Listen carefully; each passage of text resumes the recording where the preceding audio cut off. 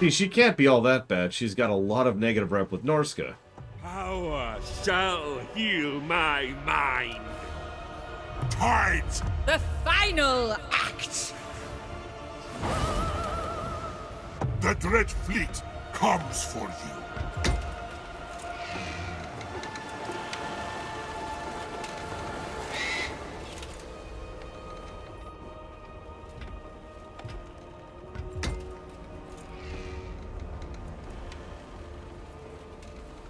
Okay. Increased reputation with the followers of Dagash. Gain war declaration missions. Horde recruitment capacity, whatever that is. Upkeep, go. I meant to check the map. Whatever.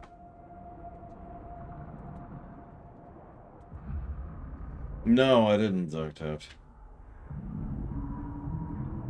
What do you want to bet it has no single-player campaign at all?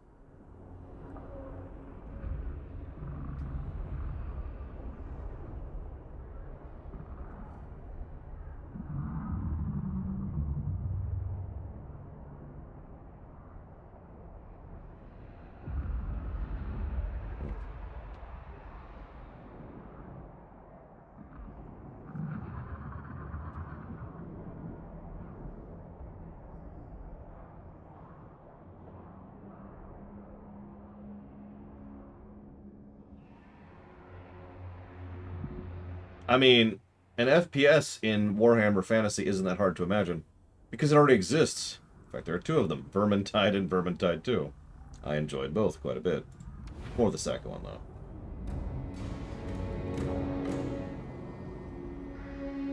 When the Dread Fleet sails, all shall know the horror that Count Noctilus brings. Wait, why are we bringing horror? Are we the bad guys? Be honest with me.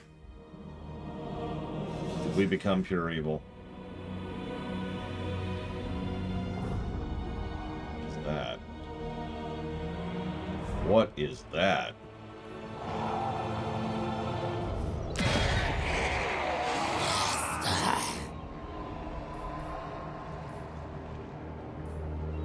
The Lagoon of Drowned Sailors.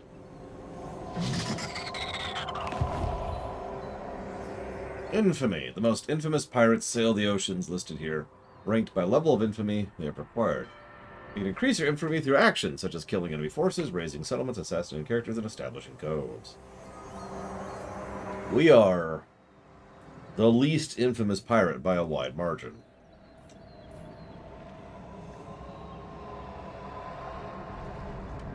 Why do I care about infamy?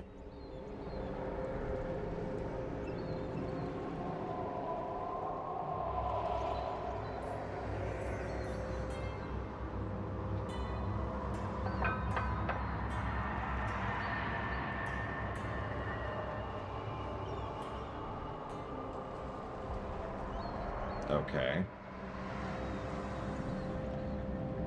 Well, we're not playing pirates, we're playing pirates, so that sucked.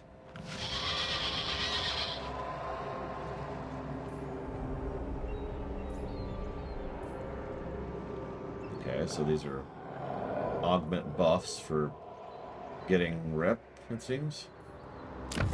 I mean, if we're being honest, Mr. Red, Mr. Red sounds like a pirate name. Or a pirate name, excuse me.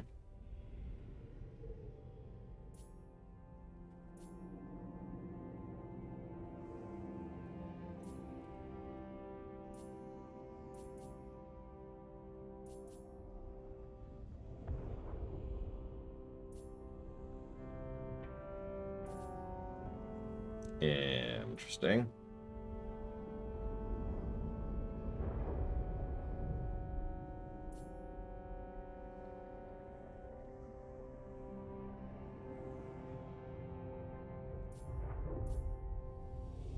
Let's go with this one.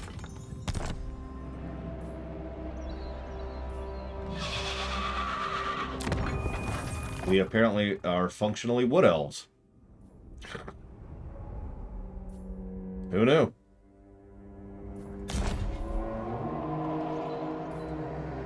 One moment, please. Something's off with my lighting setup, and I'm going to fix that really quick. Not sure when or how that got screwed with.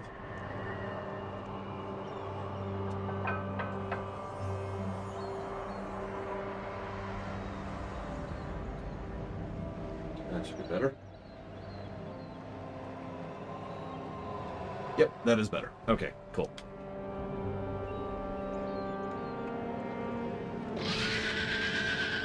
Okay.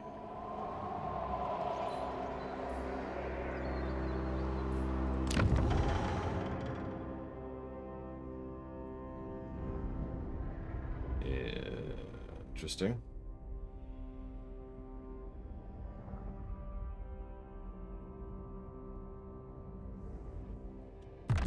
Hello, Yura. Yar, me mateys. There be a riddle. Riddle me this. Sleep is not required, for in the south there is something harsh, amidst the treasure of the marsh.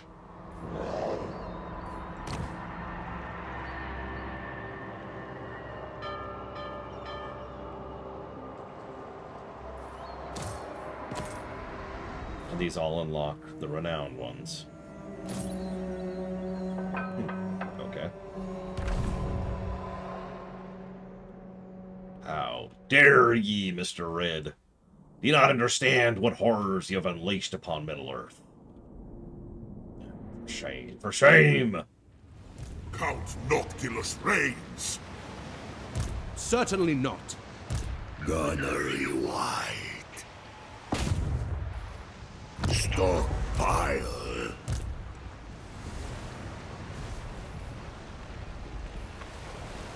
Wipe them out!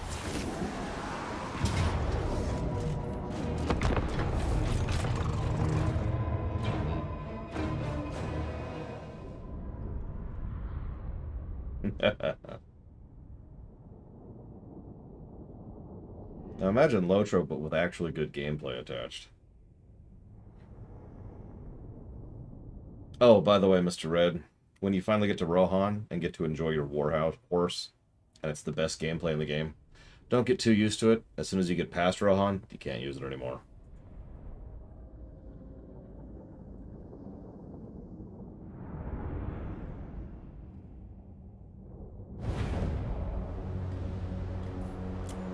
I'm not trying to say that to be mean. I'm trying to say that so you're forewarned. As you might imagine, I was not forewarned. I was pissed. It's like, alright, Gondor! Oh. Like, you can still ride around on your warhorse, which you probably should, because it's faster than your regular mount. But, like, the actual mounted combat... This is pretty. I like this. Oh, hey. We have something that's definitely not made of corpses. I don't know what you're talking about. There's no corpses. There's no corpses. See? No corpses. No corpses. It's just made of piece. It's a ship golem. Okay, real talk. If you got rid of the corpses, that would be a really cool unit. It's a frickin' ship golem. I'm stealing that idea for my setting. Maybe an airship golem? I don't know. I think that could work. Count Noctilus! Nothing, of course, Saffron. Nothing. Throw Saffron to the deeps. And Yura, because Yura spotted me stealing horribly. Make it a transformer. No, no. We're not playing the Japanese.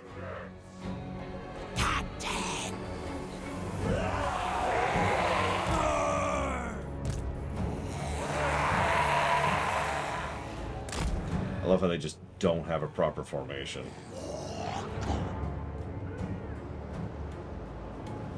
Take what you can get. Give nothing back.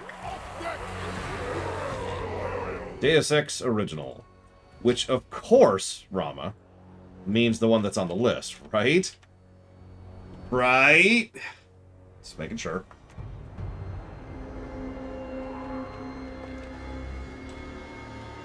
Revision is specifically what it's called. I had to double check the name.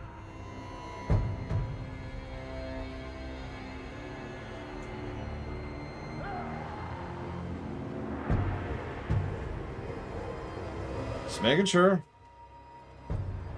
Because if you try to donate for the actual original, I would say no. There's a reason Revision is on the list and not the original.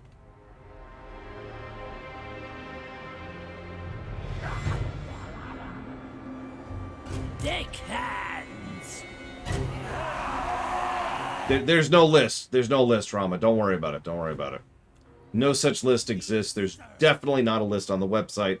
I definitely don't have a website. Never did. And I never will. Your orders? It looks like you're trash. And you're also trash. I have a lot of trash. I have a lot of chaff units here. Mortals quail. Blood will spill. Gunnery white.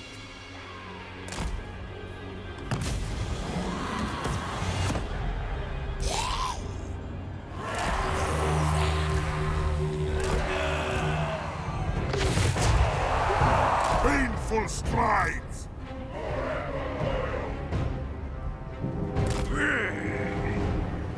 Listen, I expect my zombies to be elite, incredible units of awesome renown and skill. And we haven't had a lot of factions that are focused on that, have we? I smell fear.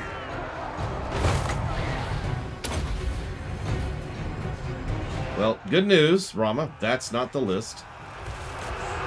Let it begin. That's what we were looking for.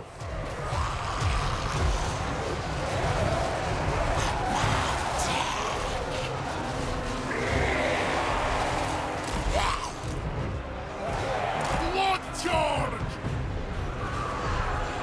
I feel like we've tried at least one faction that was a really elite, small units faction, and for some reason I cannot seem to think of which one it was. Probably because I'm trying to juggle like 15,000 things in my brain at once right now. And as we all know, I'm a moron. Inevitable death. Covering ground.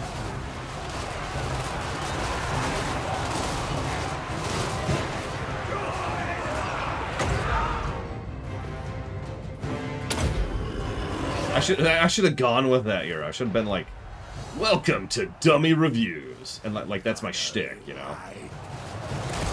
That's my brand. Gunnery mob.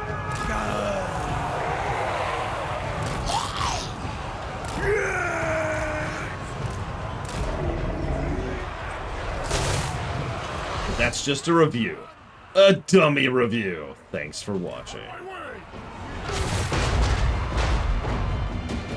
Hey, Lotario. Gunnery mob. Halt, Noctilus. Night march.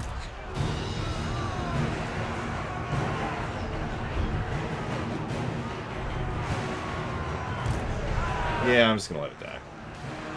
It sucks anyways.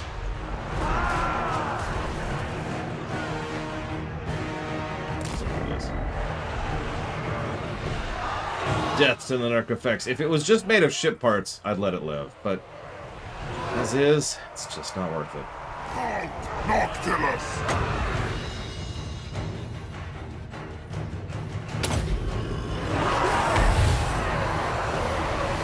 Massacre. Why are you not? Oh, you are.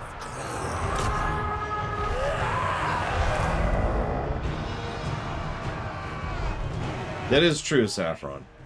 My stupidity knows no bounds, as I like to say. Gunnery white. Sea prey.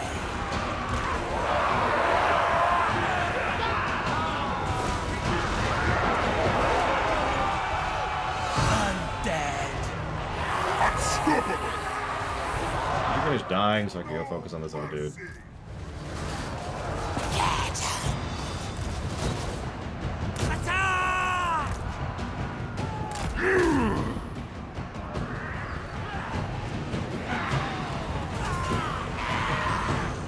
Let's see. Which do I think they would make first? In the magical land in which they will make one next. Although, honestly, my answer is none. Like, that's the real answer. Everything they've said and done indicates that they are committed to Warhammer 3 for probably about the next decade. However, let's say that 10 years have passed,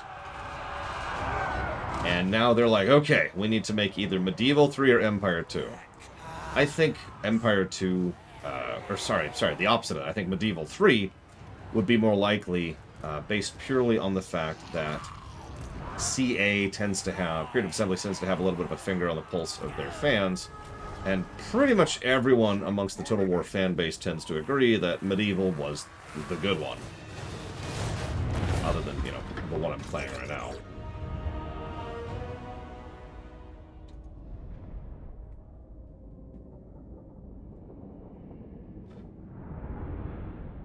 Medieval 2. Excuse me.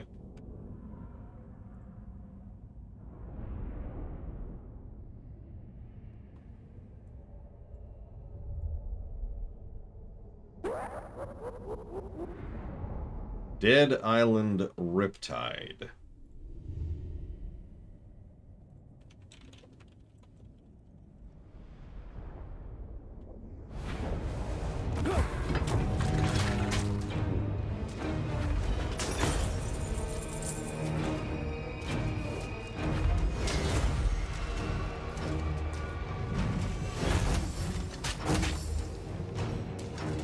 Why? If you don't mind my asking.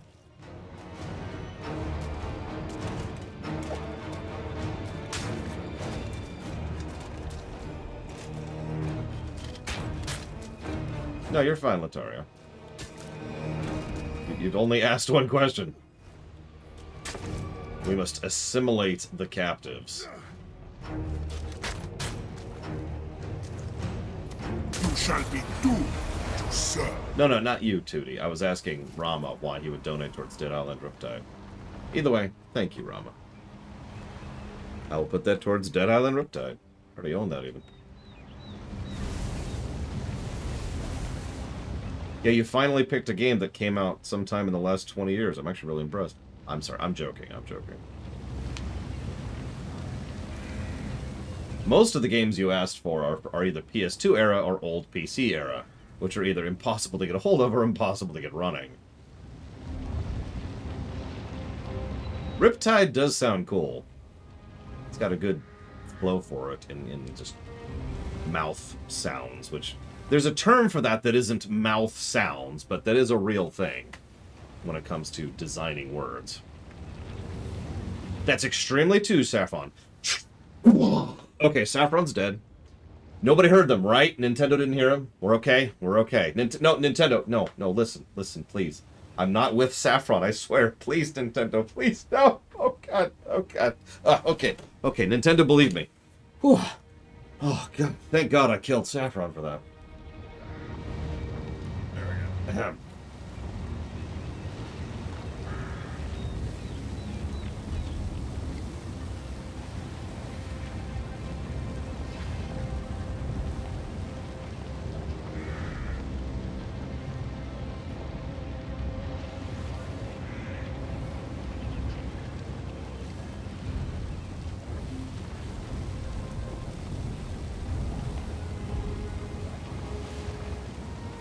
The oldest game I've done on stream? Probably Super Mario Brothers. Which would have been like mid-80s. Devour all. I might have something before that, but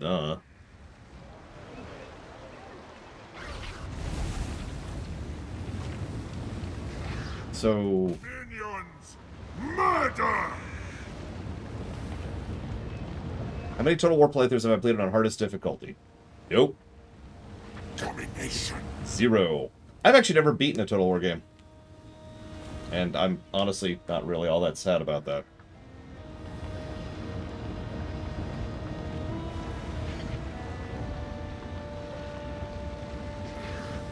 Count Noctilus reigns. Dread fleet.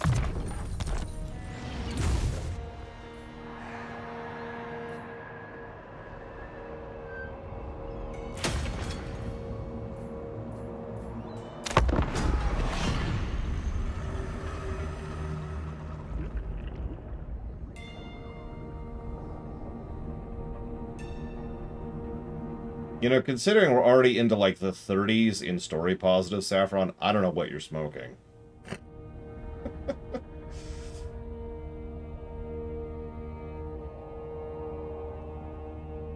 Probably in the 40s, honestly.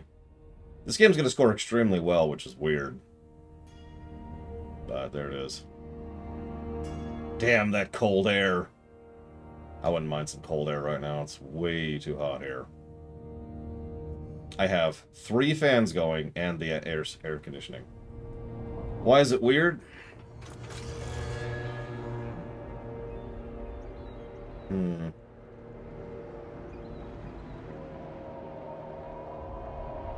I suppose it isn't. It's just, this is kind of...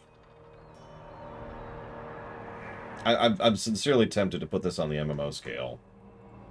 This game, along with several other games, is functionally cheating when it comes to the score. I'm not going to ding the game for it, that the score system exists the way it does for a reason, but games like this are cheating when it comes to the score. Like Witcher 3 would be another example of a game that's cheating when it comes to the score. Or,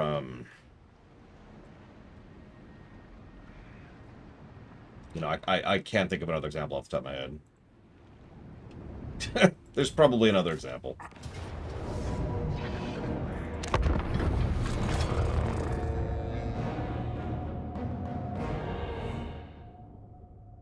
That sounds like fun, Lotario. Hi, Evo. Took me like 15 minutes to dig my way out of the snow, but I'm here. So I'm surprised nobody actually asked what I mean by cheating. What we're doing is we're reviewing 3 games at the same time, functionally. That's why it's cheating. It's like... There's not many games that qualify for that. Like I said, I can only think of one other. I feel like there's others like that. We are, for all intents and purposes, baking... Oh yeah, Hitman will be like that. We're baking 3 games into one score. Which is fine, of course. It's just, that's why its score is going to be so high.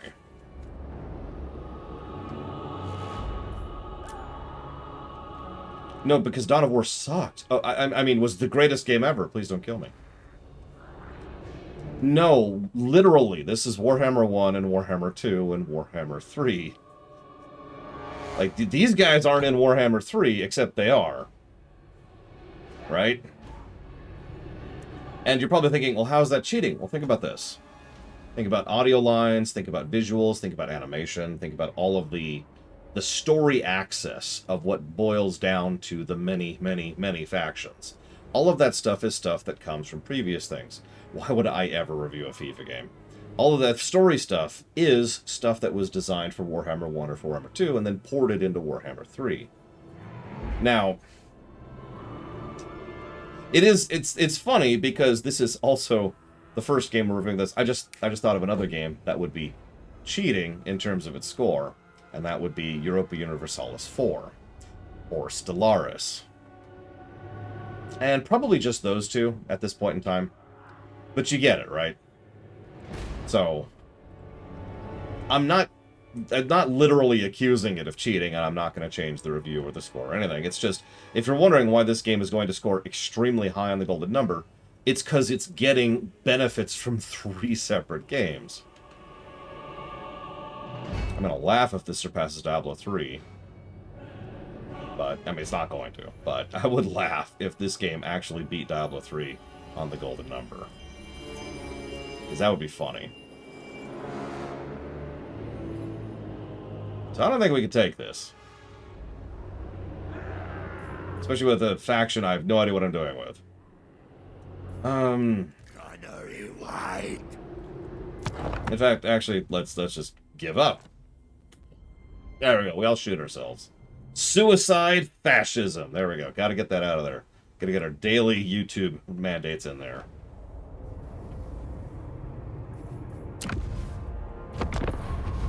Sigma's will. All fear the Pirate King. I'm just curious of something really quick.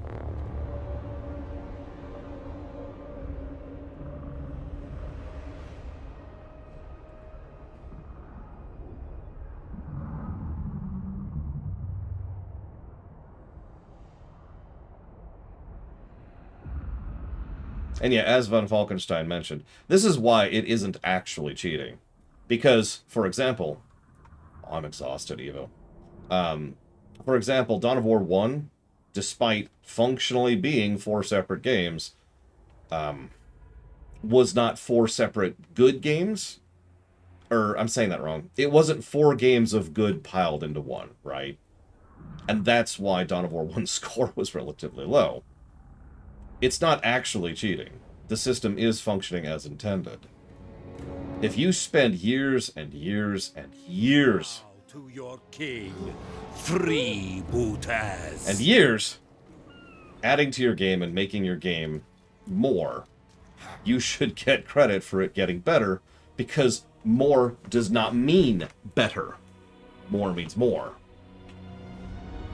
Soulstorm did not raise the score of Dawn of War 1, now did it?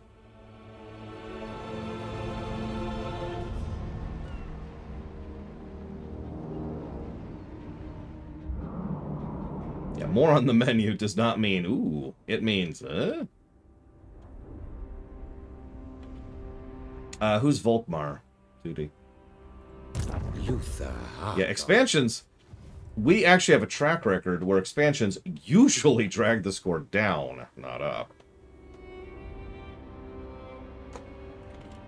Actually, hang on. Let me back out here. I know. Just give me a minute. I need to mentally reset because I got off on a completely different tangent.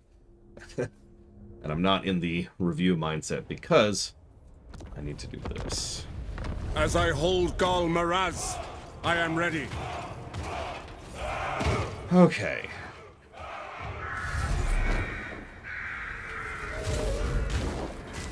I command here.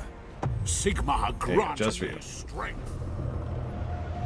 Start him up, look at him for 5 seconds, and then not play it. I'm just going off suggestions here.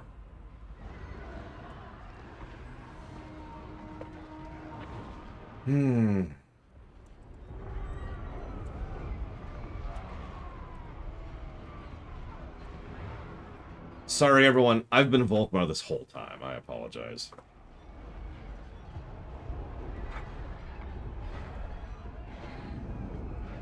I was always a lich. I mean...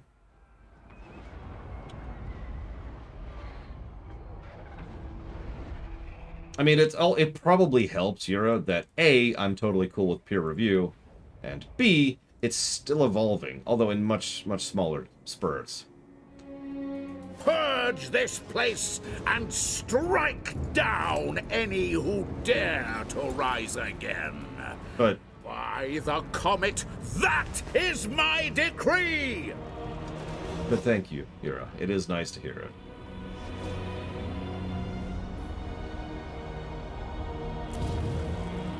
Ah, okay.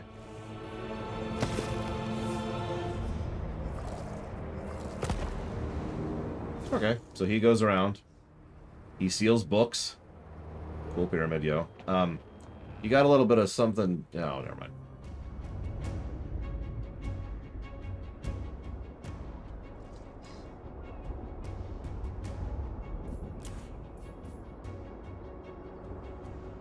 The instrument of Sigmar's will. Interesting.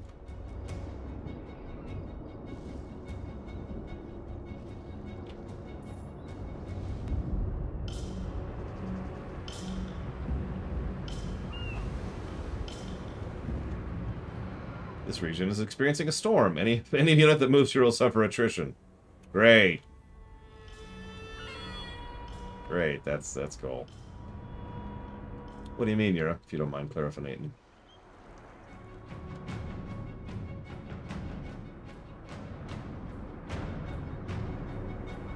Oh, there's vampiric corruption.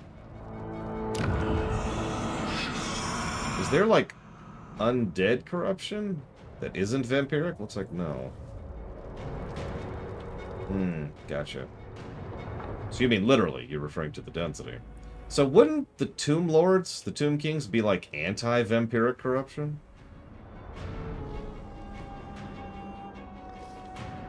Oh, they just straight up get rid of corruption. Okay. Cool, cool. Depressing. Cool. Interesting. Oh gosh, I don't know. So, all but the last one are a city. So keep that in mind, Evo. The last one is the wilds next to a cave. Now, it's a tourist attraction. So, the last one should have stuff that makes it look pretty or nice. Maybe like a bench for chilling and relaxing, you know, stuff like that. But the city is a city. Summon the Elector Counts! Alright, so let me mentally reset here for a second.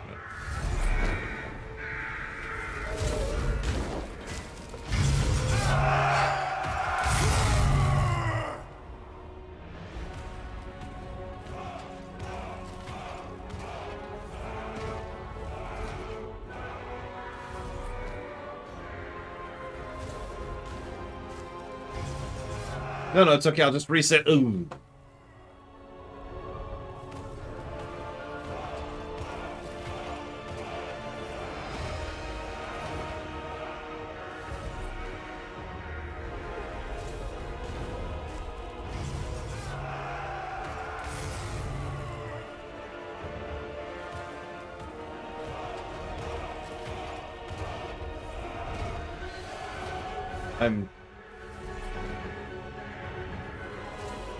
One moment. Allow me to pull up Discord. I will show you the city that you have. But don't worry. You have a very similar image. That is not a city. Do you see this one here that is labeled Elfheim? This is a city. Do you see this one that's labeled Marsh Outside? That is not a city. Make sense?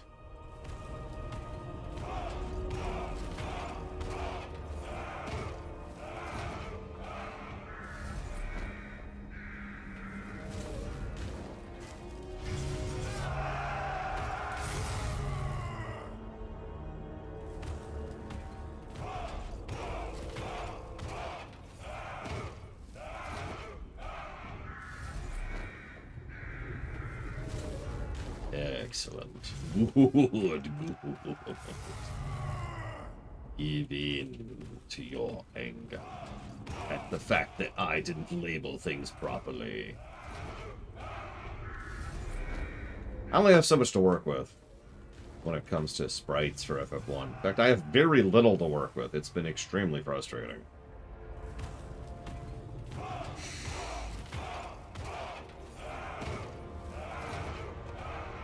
I'm sorry.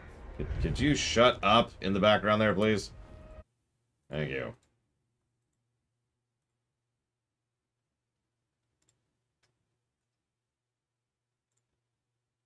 Here, have some music.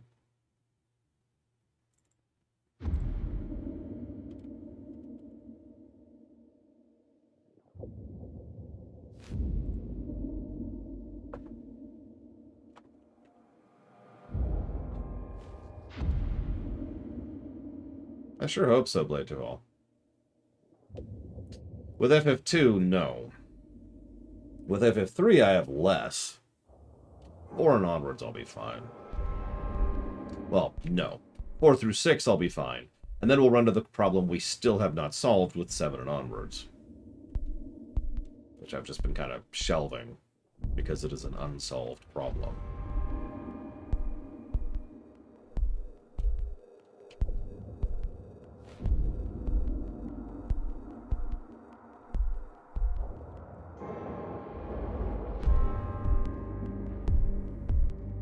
Hello, Dr. Winter.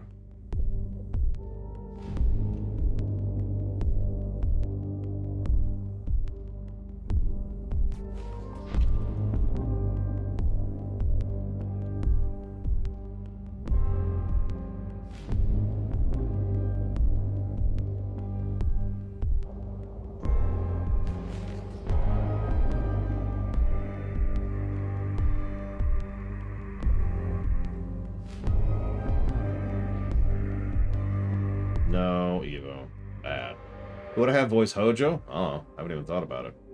That's way down the line.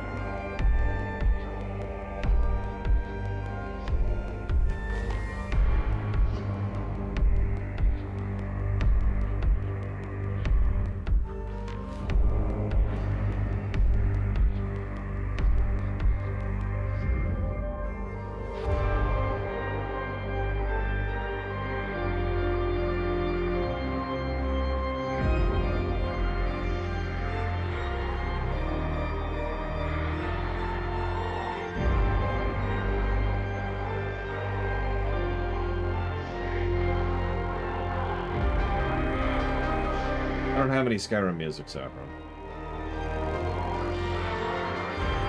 Which would probably be why.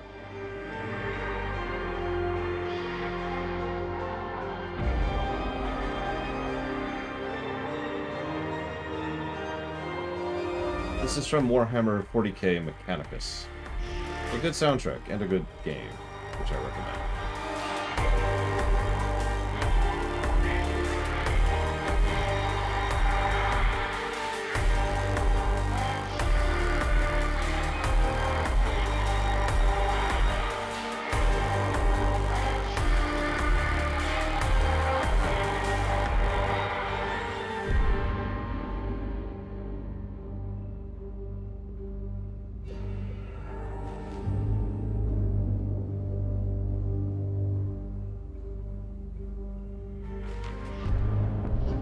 I legitimately could not, like, summon a Skyrim song off the top of my head. Like, I don't have any memory of any of them.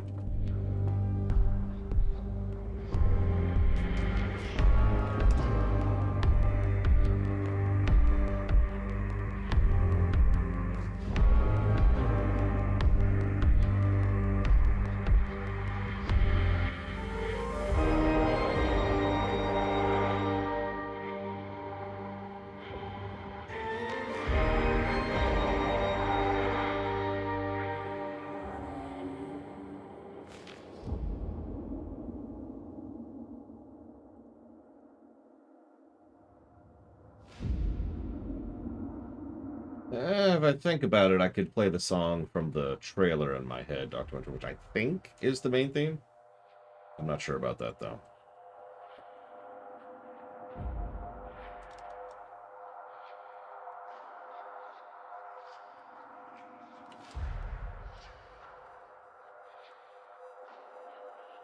Blah-da-deesh, blah-da-deesh, blah-da-la-lee, blah-blah, blah-la-la, blah-la-la, blah-la-la, something like that.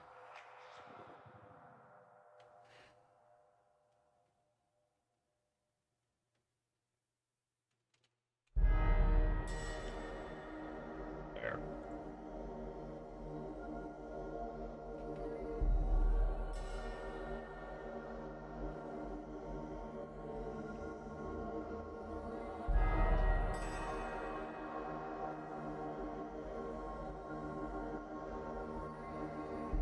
Okay. Mentally reset. Let's update the HUD.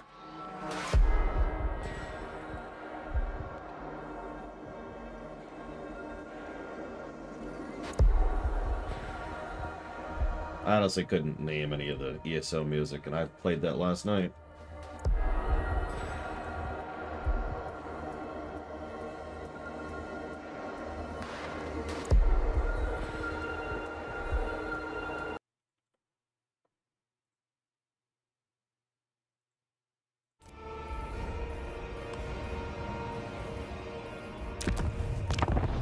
I am Prince and Emperor. Power shall heal my mind. Probably not. Wield Let's try this again. Let's figure out what the hell we're doing.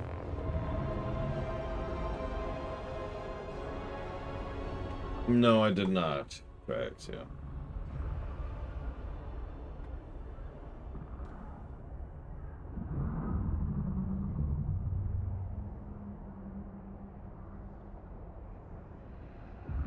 Simple. You're prince of one place and emperor of another.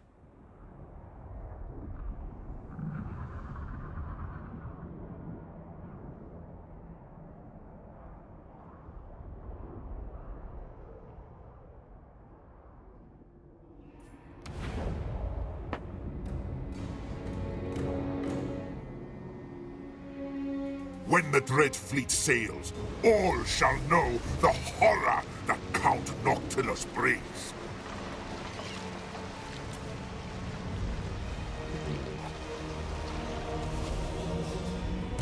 Gunnery White. Obey your quartermaster.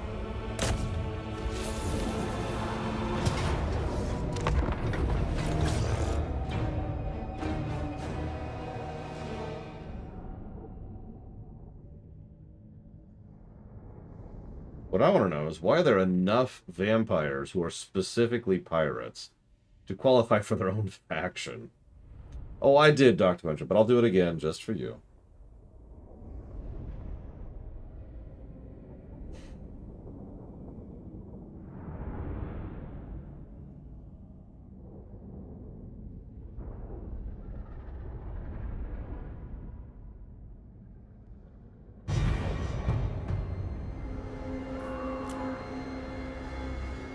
Just for you.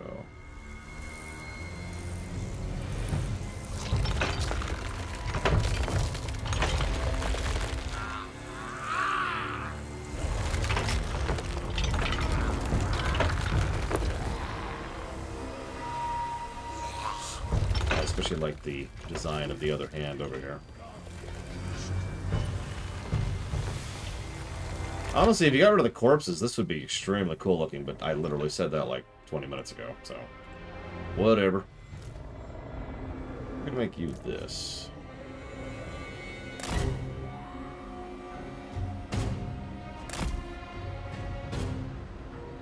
See, this is pretty, by the way. Check this out. Textures don't hold up when you get close to them, but still, pretty. Kinda ready.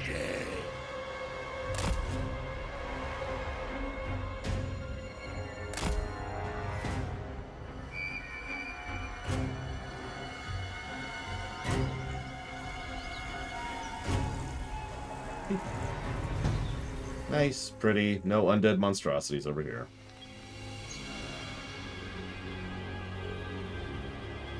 Deckhands!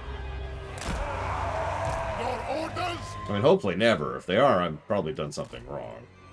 Count Noctilus! I will admit, I wasn't quite in my game, but I was having an absolutely horrific time earlier. So let's see if we can figure out what the hell we're doing. We serve.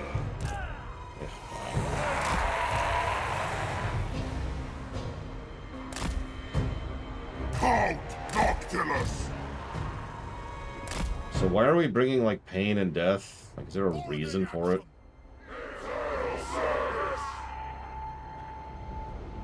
Yeah, probably the same reason things get screwed up in any game either, whether it's a remake or not. Group 3? I usually have Group 3, so I like to have general standardization so that my muscle memory immediately goes to the same kind of group. So Group 3 is usually my cavalry era, and as you might notice, I have none. Answer me, sorry. Ask me, or else, Evo! If you don't... I can't reach my shark. Hang on. Yeah! The shark's gonna get it. Don't make me shake this poor innocent shark. I can hang out here. Alright. Hey, Disco. From souls. Is that it?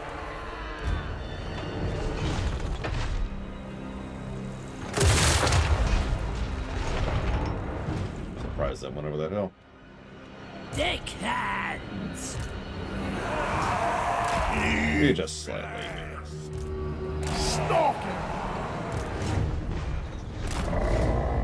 These are, of course, high elves, so if we're zombie pirates or pirates, I'm not actually sure which. Finger on the trigger! How to west! Nice. Count Noctilus! You have made a terrible mistake, Mr. Cavalry. Oh, no, they're actually disengaging. Wow, I can never disengage my cavalry. Jesus. Deckhands! The dead march! Let it begin! Deckhands!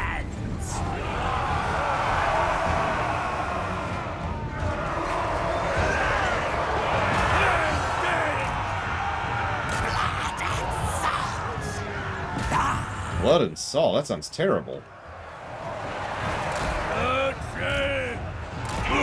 Hello, Lord.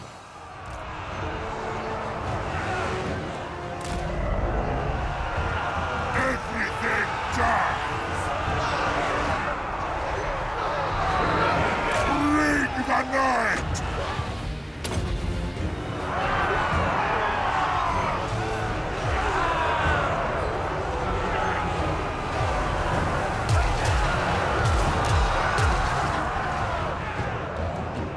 Why don't I have the naval support of, like, the Dark Elves?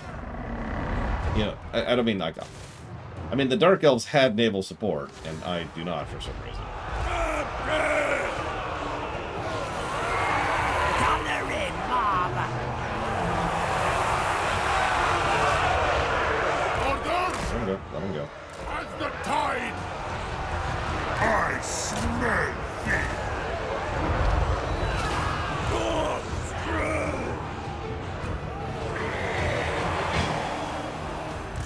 Yeah. I don't know. This faction has immediately not Tetris for me, which means I'm probably not going to push it particularly high up the list. I'm curious how I'm going to think of the Vampire Counts next, which we are, consequently, doing next.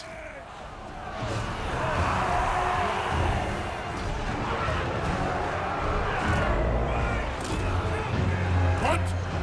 Blood charge! Charge! We act! Show us! We didn't have an arc. We had the Maelstrom thing. Thunder! Right now, the list is not on my screen for some reason. Where the hell? Oh, there it is. Right now, the list is Cathay, the Empire, Khorne, or the Chaos Dwarves. Page Master. I think I've heard of that, Euro. What's it about?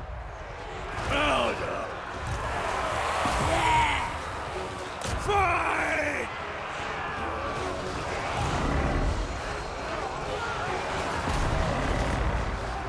Oh, and the Dark Eldar, obviously. The best faction in the game. I was telling PAX just last night how frustrating it was, how enjoyable two of the Dark Elf factions were to play as. I was correcting myself to say Dark Eldar. So I'll answer you in private, Evo. Don't let me forget. Bones and flesh. Seed friend. That sounds familiar, but I don't think I've actually seen it, or if I have, I have no memory of it. I usually have a good memory for movies, so I don't think I remember it. Carnage!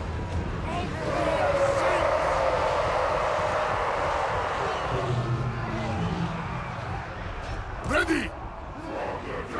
Advancing! You heard him. From the depths.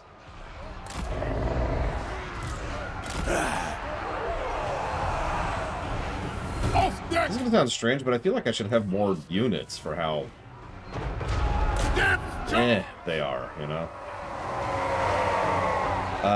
Worse in every way, Evo? That's not fair. But I've given 3 negatives to controls so far, if that answers your question.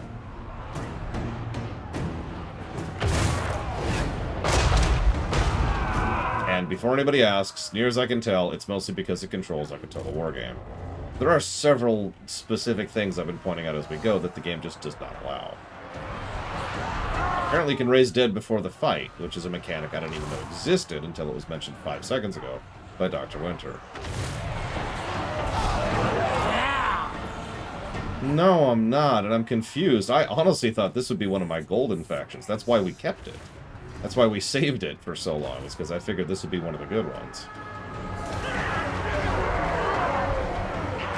Yeah, but how, Sarah? Where's the raise dead button? We'll find out in a minute. Captain.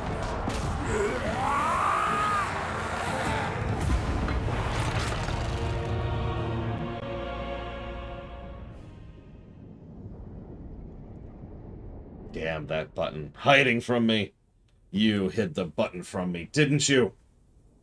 You sure? Okay.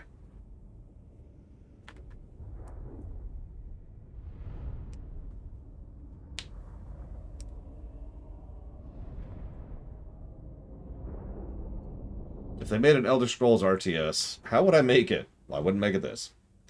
But, what faction advantage will I give each race? Well, obviously the Argonians would win every battle.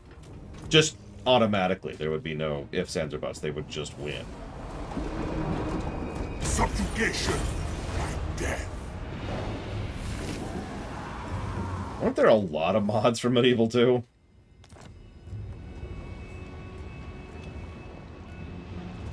Domination. The heir character from Old Warwick. I'm gonna go with no, Europe. Count Noctilus reigns.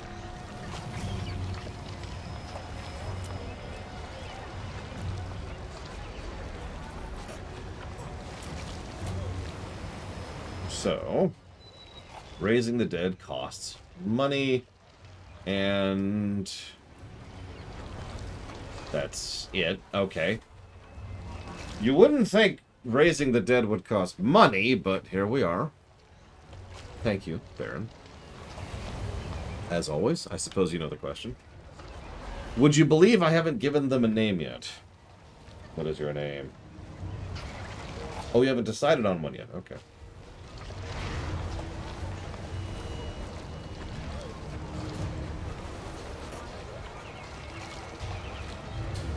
You can, although you can only put it towards one thing if you put it towards something new, Baron.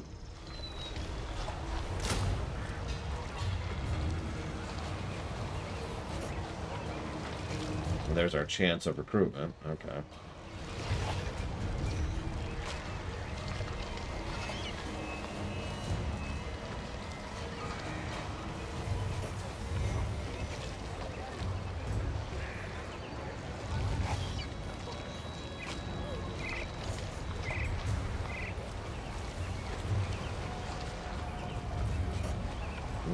Okay.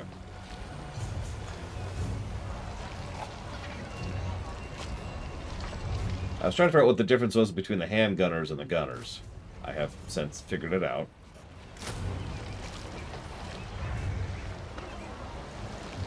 Hey, all Graveguard. Happy weekend. Hey, Hazardous. Tonight! My powers devour all. The handgunners can fight fire while shooting, or can fire while shooting. They can fire while moving. Spill their blood. Can't even attack this round.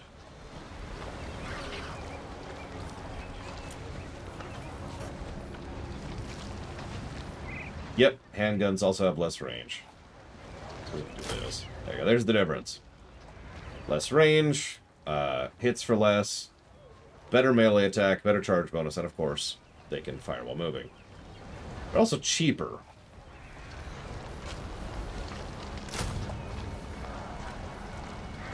Okay, sure, we'll recruit some more. Why not?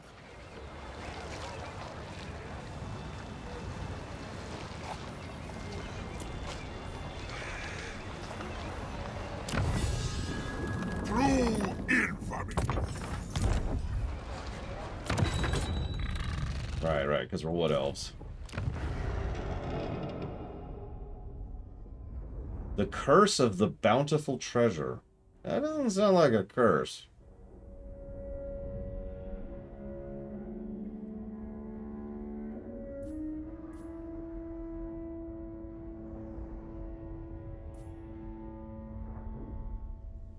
Yeah, interesting.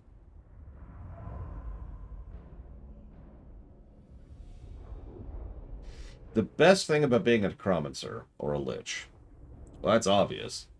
I mean, have you ever met Shakespeare? Because I have. The worst thing. I have no sense of taste anymore.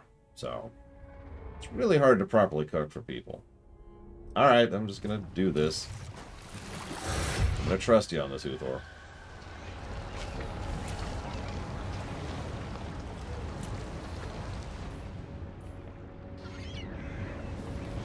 A lethal blow.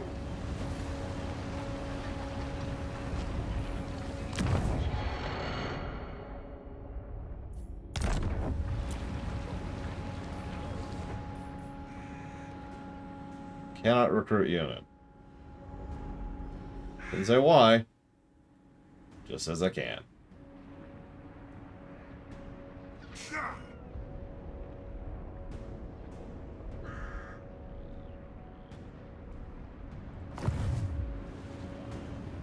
Dread Fleet Commander. Flotilla of the Damned.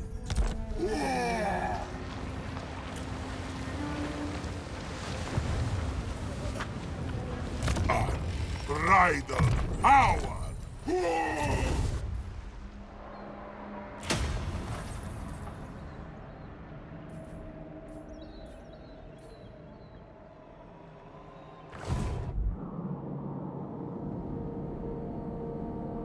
They were nothing.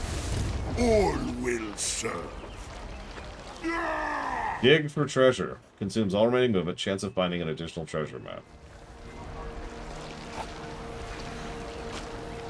Push to the river. Still can't recruit. This serves my cause.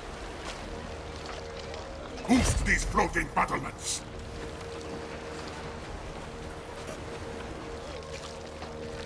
Domination.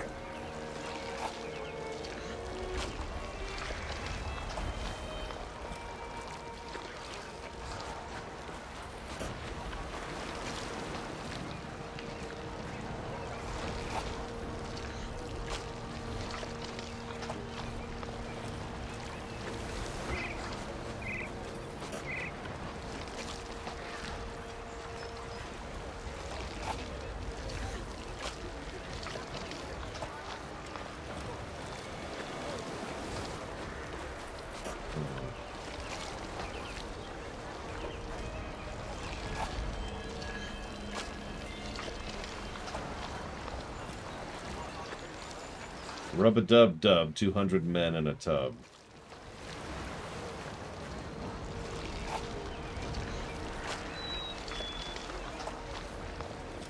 True infamy.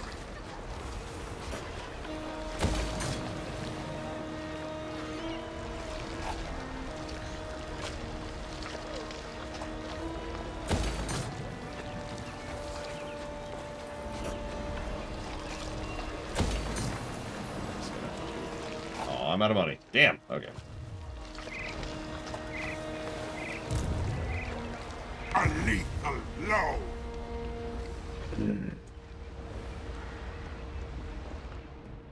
I'm curious why it started me here, since this city is probably a bit too much for me as a starting army.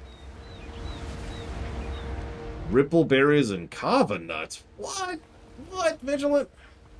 Thank you very much.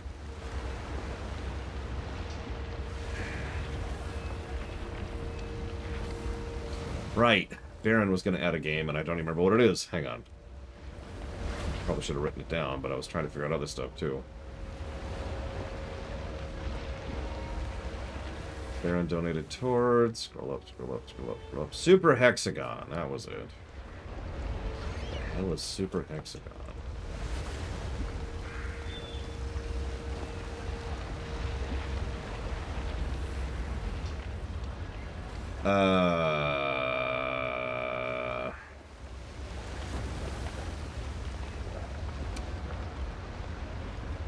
I'm gonna veto this right now. Nameless Baron. And you're probably thinking, why? Well, about 20 seconds of watching the video is making me nauseous. Anybody who has visual aid issues, I recommend not looking up Super Hexagon.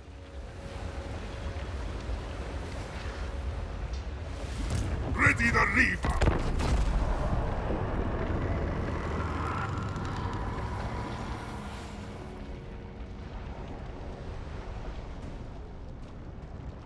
Why are we so dreaded, though?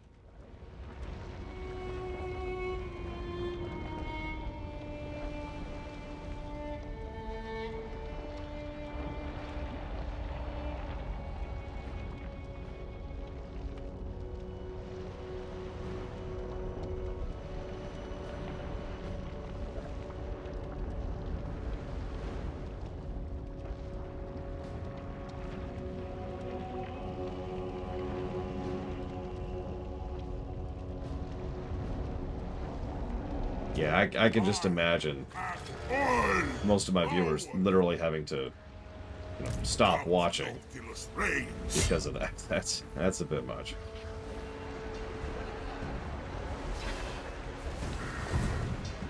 Of course, Baron isn't even here anymore, so.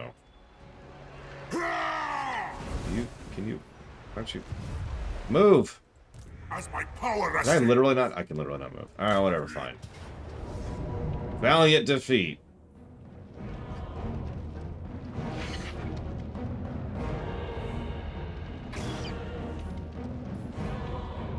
show them real fear. I mean, he probably did. Hey, you should play this game. Bye. Kill or be destroyed, minions. Clear cut.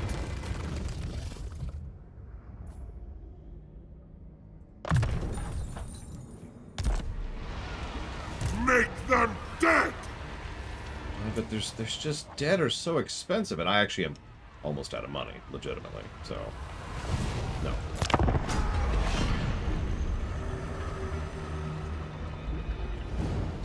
No, we're committed. We're committed to the loss. How did I come up with the idea for the first 3 human mages? Well, it's easy. I decided how many people on Earth would be capable of becoming good mages, and I decided to use that as my ratio for, magic in general, the whole setting. I came up with 3. As for their personalities... Annihilation. Well, this is probably not going to surprise you, Evo. But I started with world building. Slaughter the lambs. You gotta start with world building, obviously. I guess I can afford a few. Half. Just swarm over the enemy encampments. Sure. Swarm, swarm. Swarm, swarm, swarm. Swarmy, swarm. Death.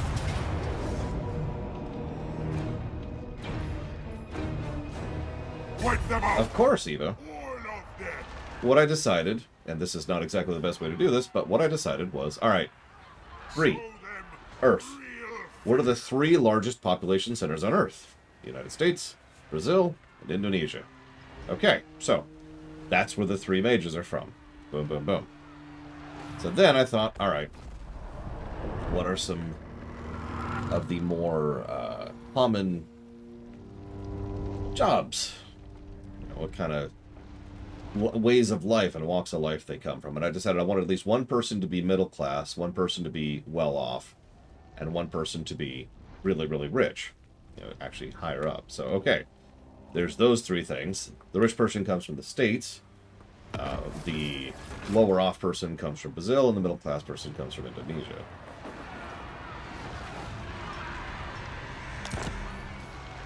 And it just kind of flowed from there.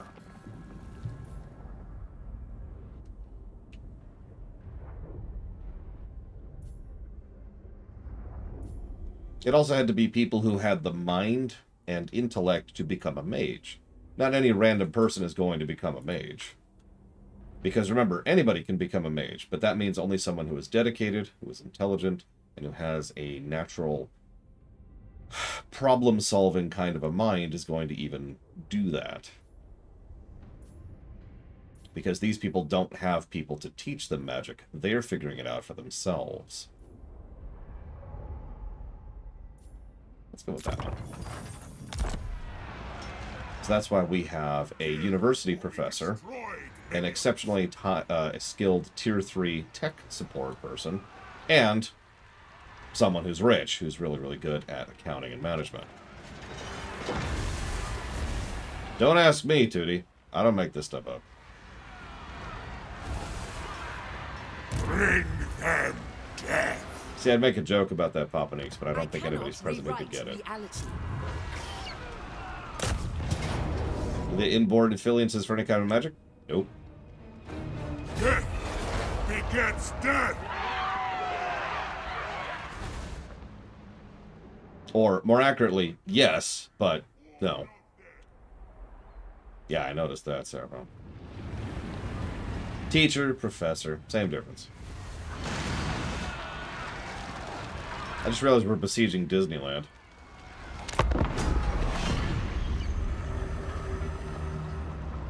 Like you do.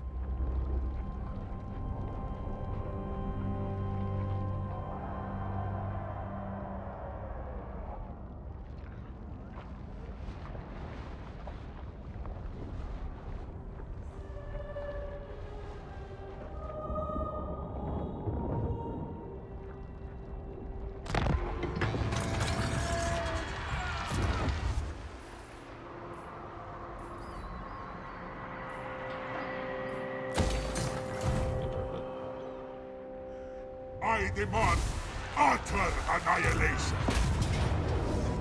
Oh yeah, they're not doing great. I mean, if they're just gonna let me keep sieging them, I'm just gonna keep sieging them. Screw it. I'm undead. I don't care.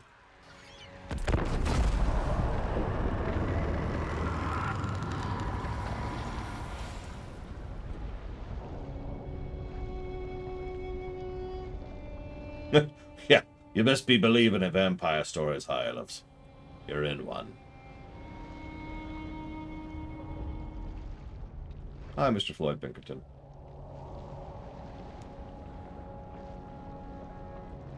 Death begets death. Sure. Show them real fear.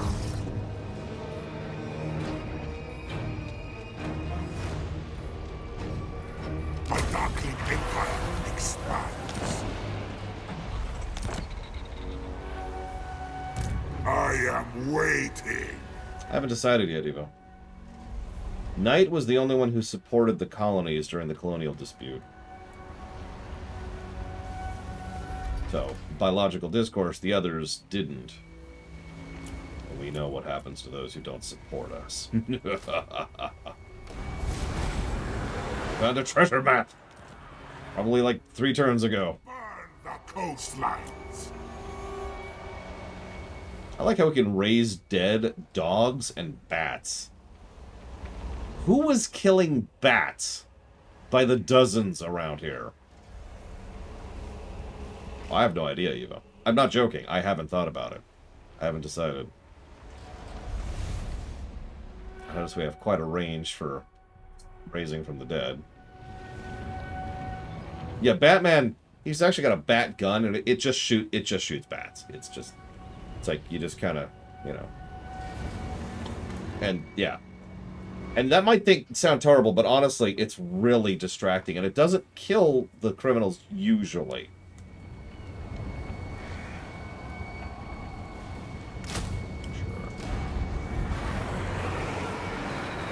Death and destruction.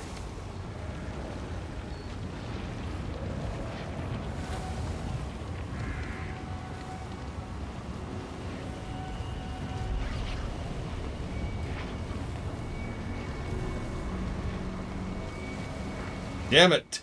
The frickin' witch doctor. I mean, I will know the answer to it eventually, Evo. Trust me. I will know the answer to everything. Darkness comes.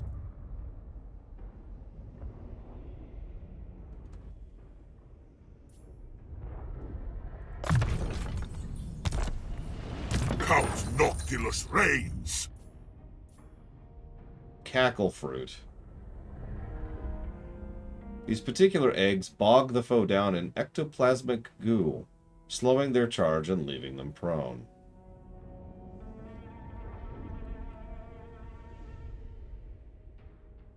See you around, Saffron. Okay, now that Saffron's gone, whew, I can finally play as the Dark Elves for our full campaign. Oh, I'm holding in on that one.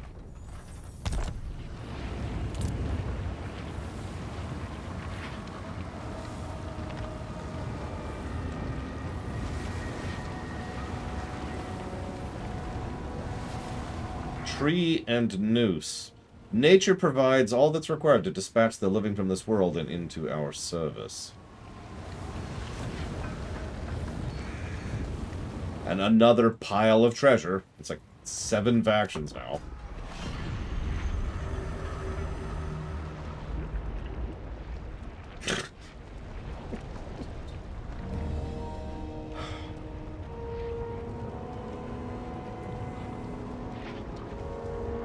We already did, Uthor. Like, as soon as we took the city.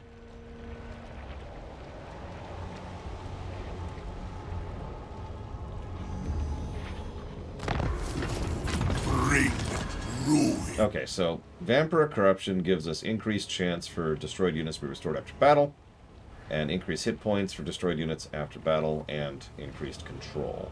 Interesting. That's okay, Uthor. I know I'm pretty boring. Sorry. Attack! Let's see how this goes, shall we?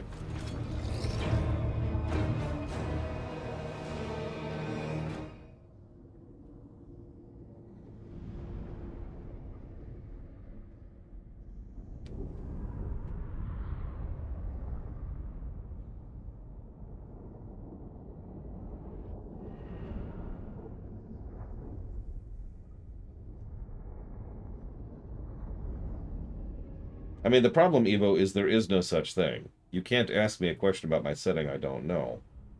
You can only ask me a question about my setting I don't know yet.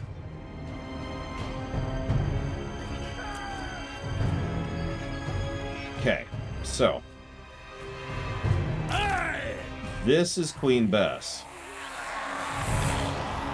That's, This is a person on Queen Bess for a bit of scale.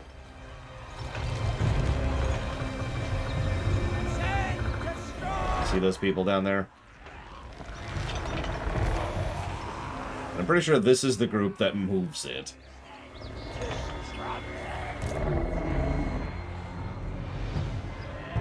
Okay. Hang on. So we've got just lots of junk here. Like, look at this junk. Let's just get all this chaff. Just get all this chaff. Honestly, just go over here. Just go over here. There you go. Right up front. No reason. I shall dominate. Charm him. You're gonna be the close support. You're gonna be the other close support. Okay, that should not need line of sight, I'm just saying. That should be an artillery. Ugh. Oh, that's dumb.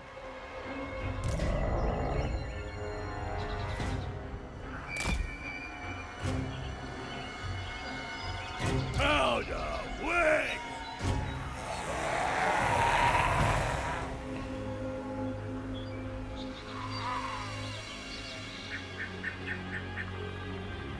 Well, since I'm about to be done with this faction anyways. What? God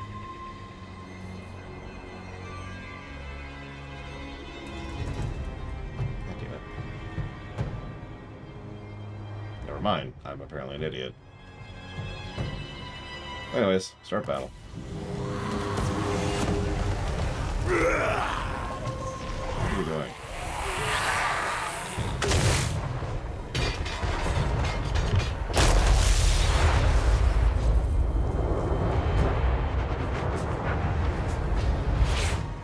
Now,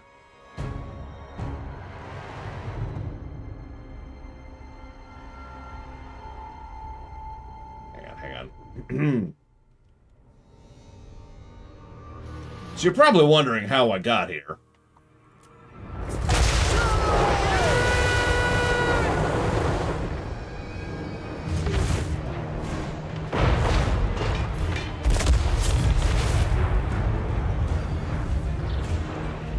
$51. Note that's before the second shot hit, so that was 51. It's only up to 69 now. That second shot didn't hit as much. What over there next?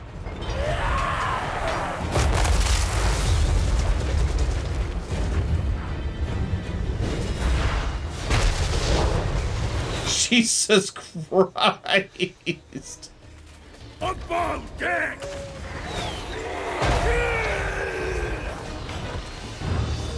Undead. Join.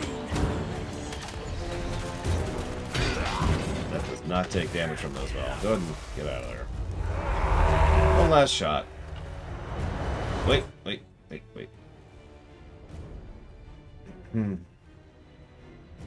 To them, it was just another Sunday afternoon like any other. The gods are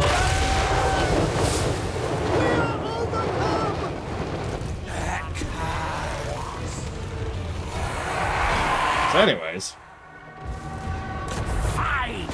so I started blasting. Fight!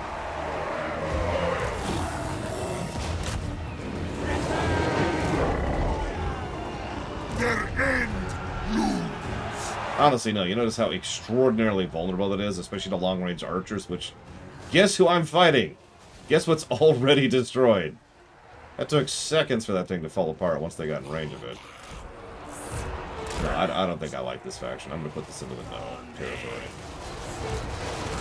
Annihilation!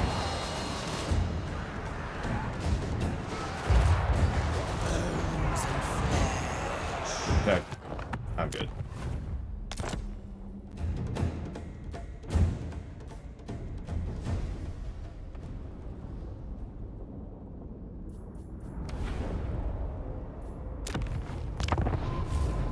Bring me to my men.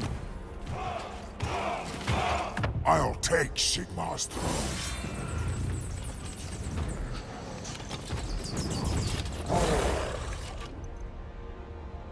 Hold on. Let us make doom.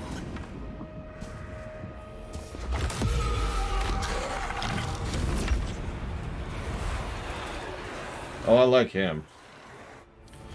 Increased relations with Warriors of Chaos, Demons of Chaos, Beastmen, Norska. Nice guy. All shall know me and tremble. Start with one blood kiss. Whatever that means.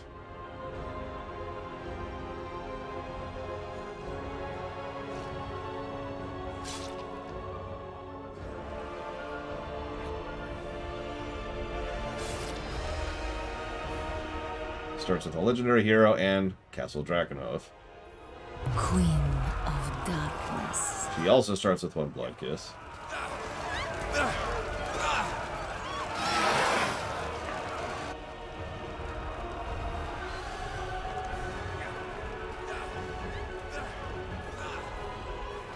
Interesting. Access to unique units. Starts with blood as a legendary hero. Wait, what? Death is only the beginning.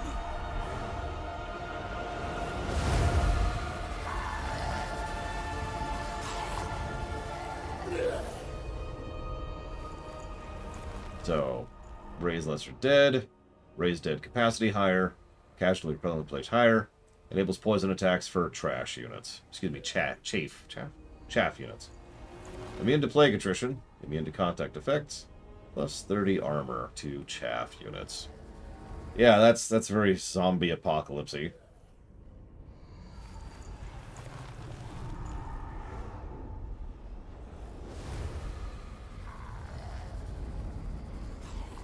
Evo, stop listening to Cord. You're a good artist.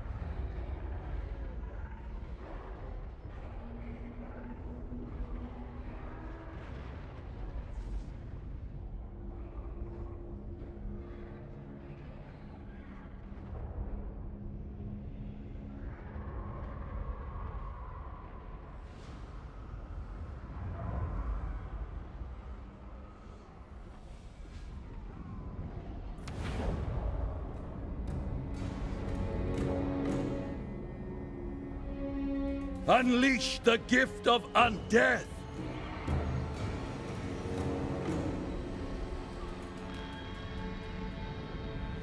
Is that where I think it is? That is not where I think it is. Where am I? Nope, no, this actually is where I think I am. I'm just a little more east than I thought I was. White King. You win. What, that, okay.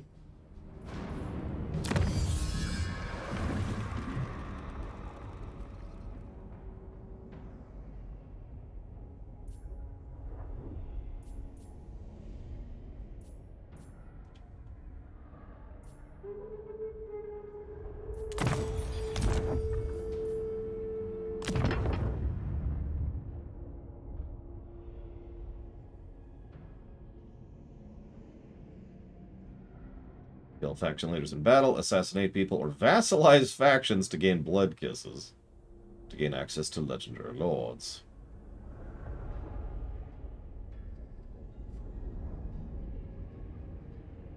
Oh, just bomb the whole place. What makes a bad writer? Like someone who can't improve, Evo? Or someone who hasn't improved? Supreme Wizard. Yeah, it's not me. Master Infiltrator. Nope. Puppet Master. Yeah, I guess.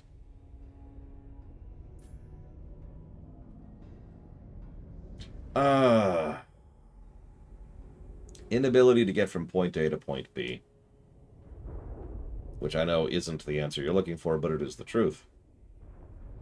It can also come from people who are just legitimately lack the ability to be imaginative or to tell a story.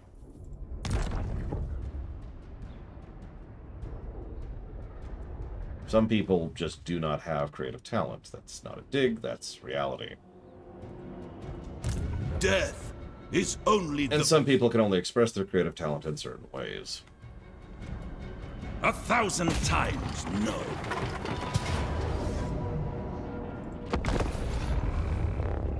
Why do I kill the Skaven of so many people? Poor Skaven. I feel bad for him, honestly.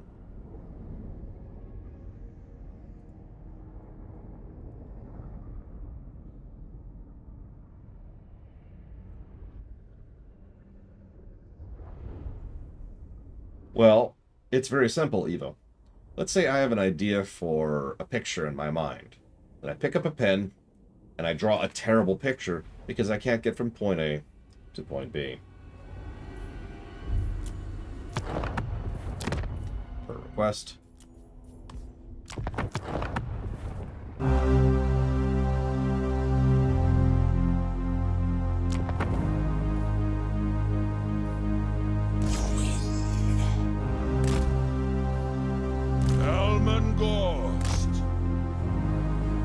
Not necessarily, Evo.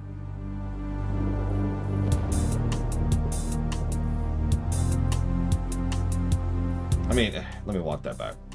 Someone who is sufficiently dedicated and invested to practice will always get better at the thing they're doing. Pretty much 10 times out of 10. Everyone can do that. Therein lies the second problem. This is a lot of chaff. I feel like I'm playing the chaff man here.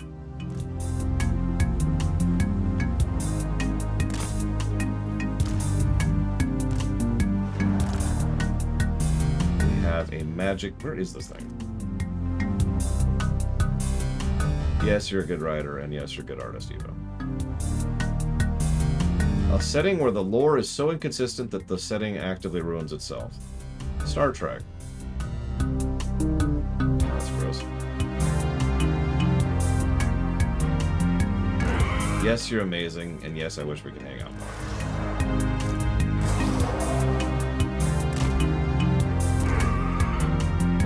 This is a hell of an uphill, isn't it? Literally.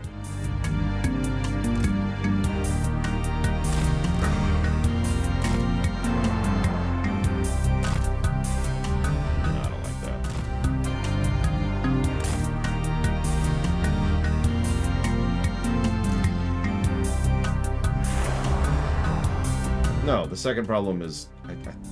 did I literally not say it out loud? Is Evo not listening to me again? Does she hate me?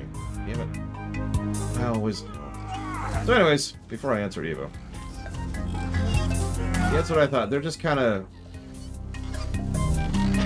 there. And he's just kind of... Yep.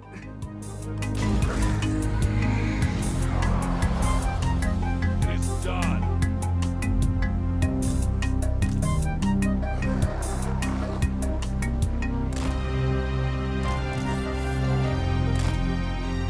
The problem here is I feel like we're running into a bit of a definition problem, Evo. So let's try it this way. Let's try using an analogy. I thought they were supposed to be impaled too, honestly, look. Whatever. What is that? What was big enough to make that? That's like the size of a frickin' bank building.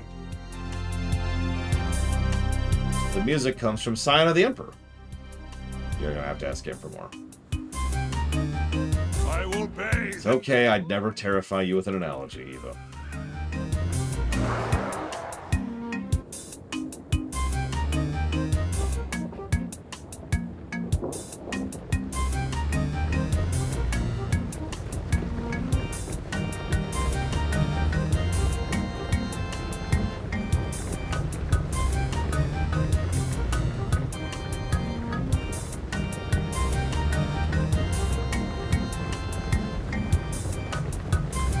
Just like watching a Justin Bieber concert.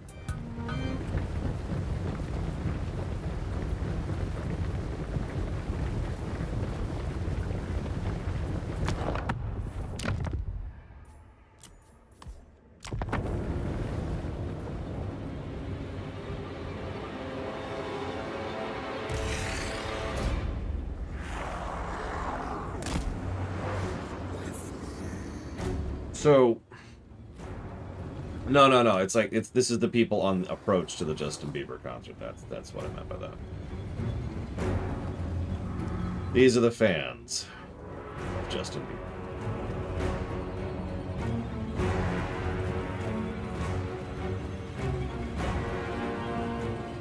Bieber. Depends, Disco, is my answer to that. Which I know is not what you're looking for. But the only other answer I could give you is to flip a coin, because it depends.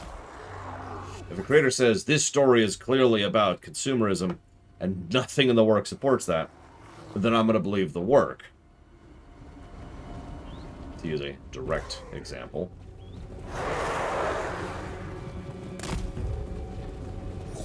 Okay.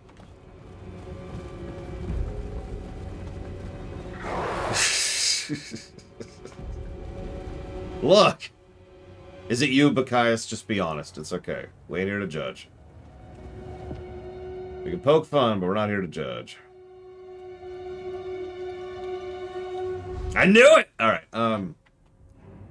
Judgment. I'm joking. I really wouldn't do that. Considering the music I listen to?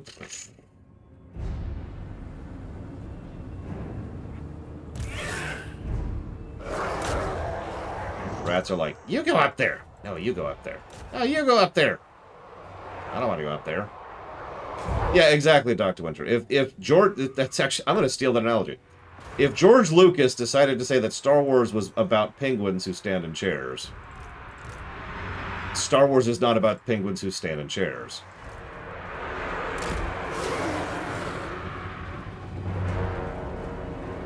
So... Unfortunately, I'm not even familiar with the specific example you just gave, so I can't speak to that. Sorry. So why would Manfred go with the good guys if he's pure evil and all that? Is it because everyone's secretly anti-chaos? Are all my dreams about to come true? Is this secretly the anti-chaos setting? Swiftly!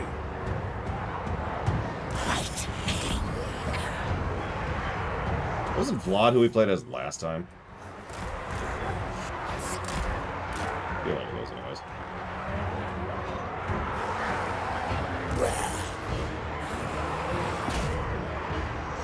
For some reason, the rats are frightened of me.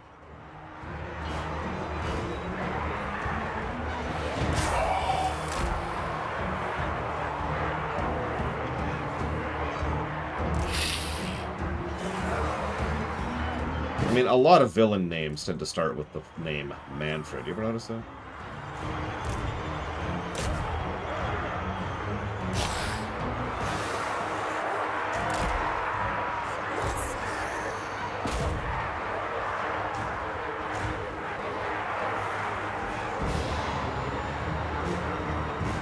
That and William. That's a different one.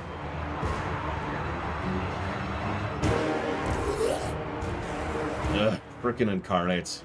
I definitely know what that means and can relate. It's an incarnate.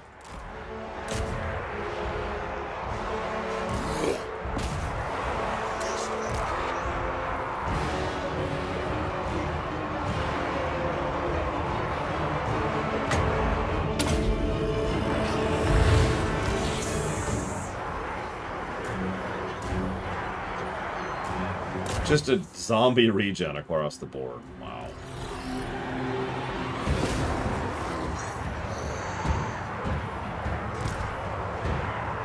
That is a fast replenish. Oh, never mind. That cooldown's nothing. Holy crap.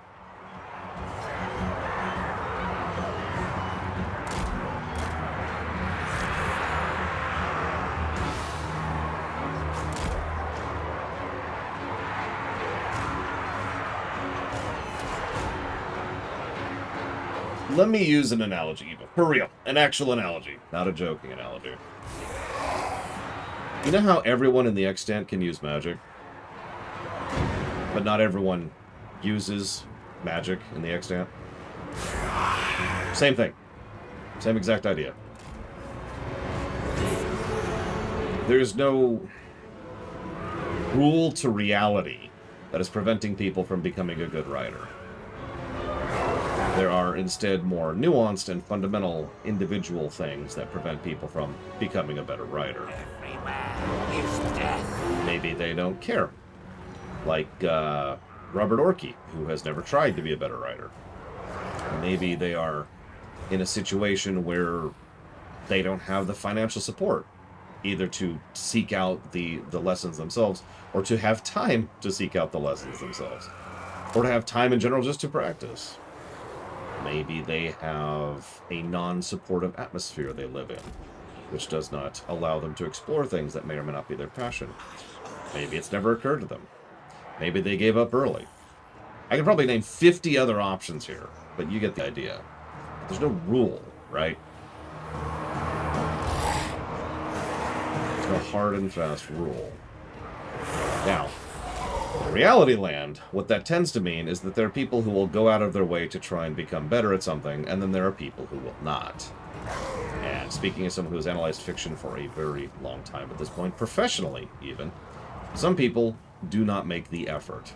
Those are the people that I am referring to when I say some people are bad writers.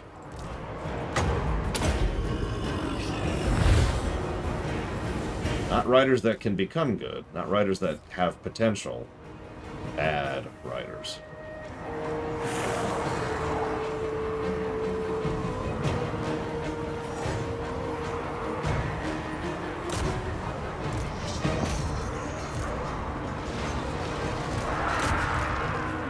Anybody could be a good person. Not everyone bothers to. Another example. Alright, everyone! Dogpile the rat!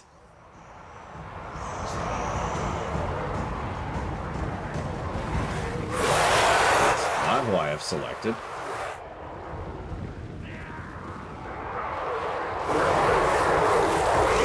Well, anything's possible, Mr. Red, but if you're in what I would call the actually bad category, then probably not, no. Can I name an example? Robert Orkey! He is the worst! God damn! Sorry. Hi. The man is a plague on writing as a concept. You know, the best part is all that awful, you know, fetid crap probably doesn't bother that Skaven at all. The best part, Loner, is you probably do. Have you ever seen Transformers 2? Revenge of the Fallen? Have you ever seen Star Trek Into Darkness?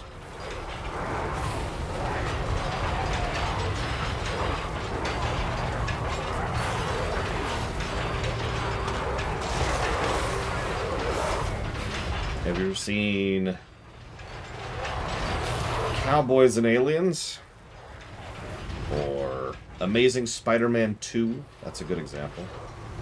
He also worked on the 2017 The Mummy. Have you ever watched a film before, Loner? Help me out here. Work with me. Do you know what cinema is? You go into a theater and there's like a big silver screen up front. Have you heard of that? It's just a brand new idea. What's really funny about Orky is he actually pulled out of being a writer in, looks like about 2013, 2014, give or take. And good. He was a terrible writer.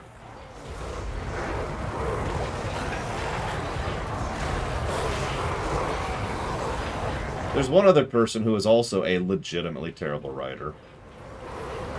Alex Kurtzman, which is a name people might be slightly more familiar with in a modern sense.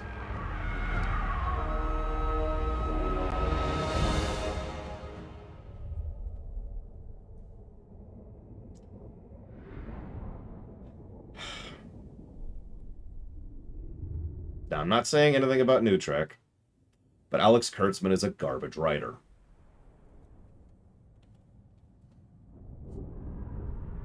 He is gutter trash. He is alongside Orky as the worst writer that Hollywood has ever put out. Now, you're probably looking at me weird like, but you just said no judgment towards New Trek. Well, yeah, because he's not the writer of New Trek. I mean, he's credited as writer, but he's not. He's been shifting over to a producer role. And for all intents and purposes, that appears to have been the correct decision.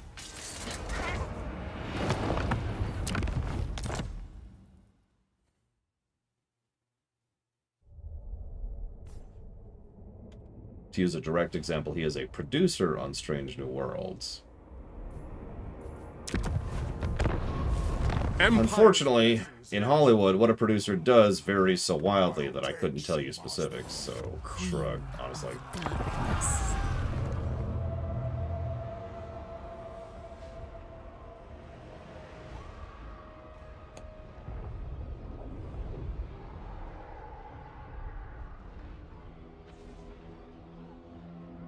I don't actually know who wrote those, Loner, off the top of my head.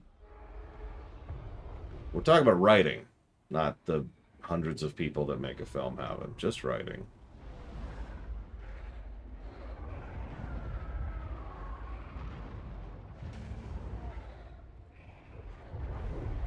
There is also one other difference between Orky and Kurtzman. Can anyone guess what it is before I tell you?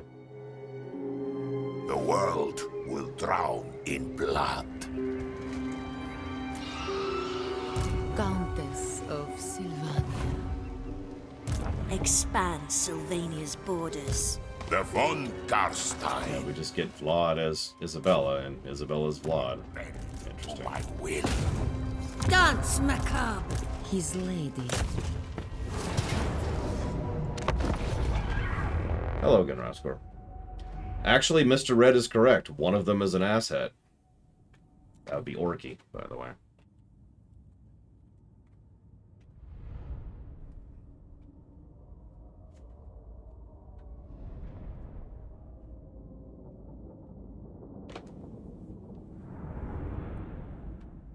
I mean, don't mistake me.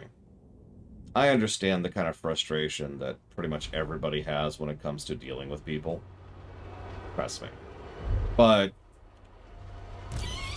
just flat out cussing out your fans or accusing them of being racist is not really probably the best thing to do as a creator. Just a little pro tip there.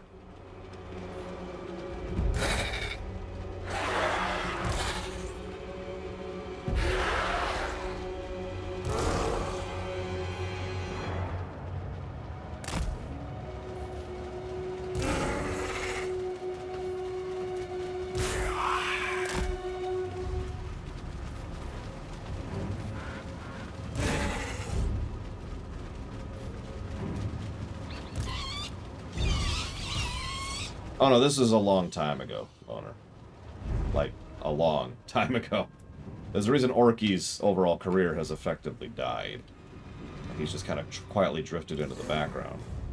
Whereas Kurtzman became the executive producer of all of Star Trek. He's actually technically the mainliner of Star Trek right now. Now, he doesn't do that, but he has that position. Biggest problem with this game?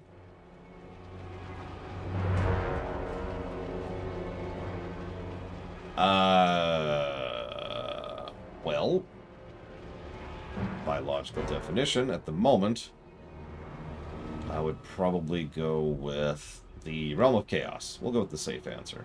Bow before me! A writer I can think of off the top of my head that people think is amazing, but are only kind of average. Robert Orkey. There's a reason Hollywood keeps hiring him, or kept hiring him. Obviously, again, all this stuff is like a decade out of date at this point. Don't want to, can't, don't think they can, hasn't occurred to them. If for whatever reason they have not, you know, the reasons don't really matter all that much.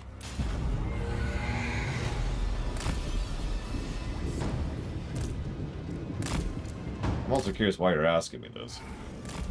Wait a minute. I knew it! It's because she thinks I'm a terrible writer, which is, of course, true.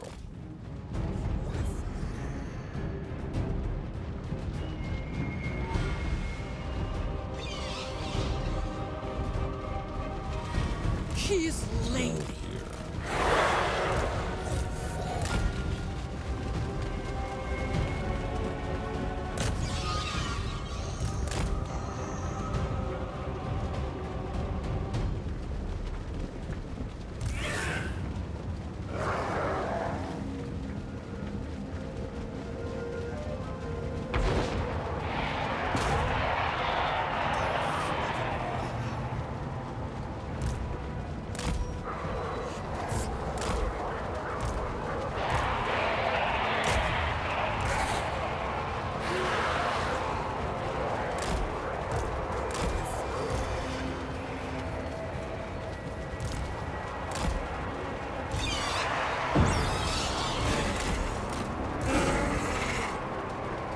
Vlad von Karstein!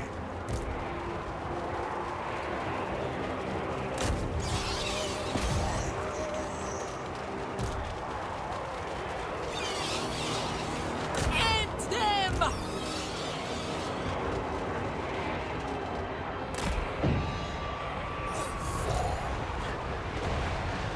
Now, how about this, Eva? We'll make it easy. There's no difference whatsoever. Kislev, I don't have an answer for that.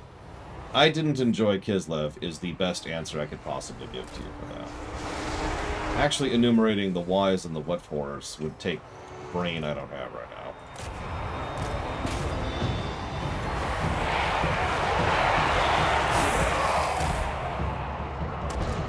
We surpass Nagash! But they didn't work for me. They're not bad, they just didn't work for me. Did not enjoy. 0 out of 10.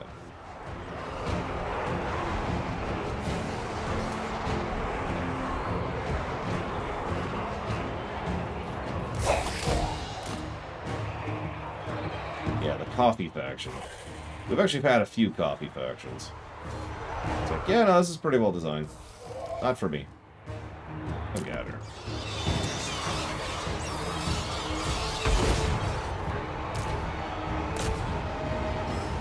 Look at all these buffs that I refuse to click. Oh man, we should totally have an actual coffee faction. That'd be kind of cool. That's what they do. What's their big shtick? They make coffee. What? Yeah. Now here's the kicker. I would lean into that, like, hard. I would make it, yes, Slanesh Cord. I would make it so that coffee is a mechanic where you can get pretty much anyone addicted to it.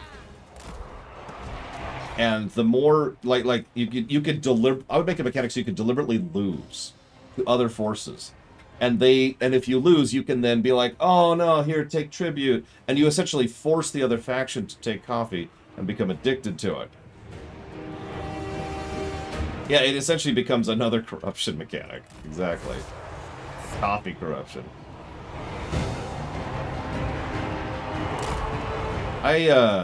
I'd be surprised if they're going to actually try to update Kislev again. I figured they would have it in a good place as is.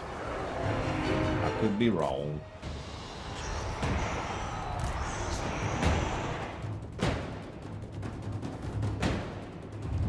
Oh, and they're dead because we killed their lord.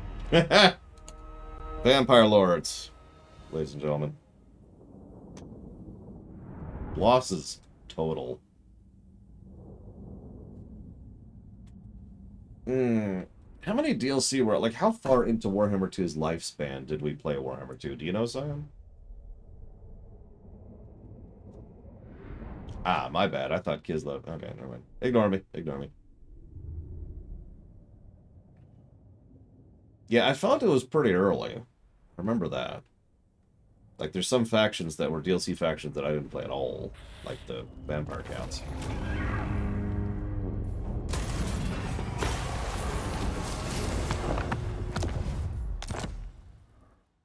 Or the Tomb Kings, yeah.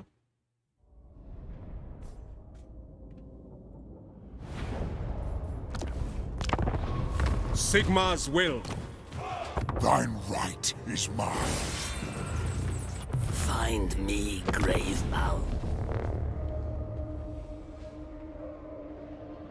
So far, none of these really play all that differently.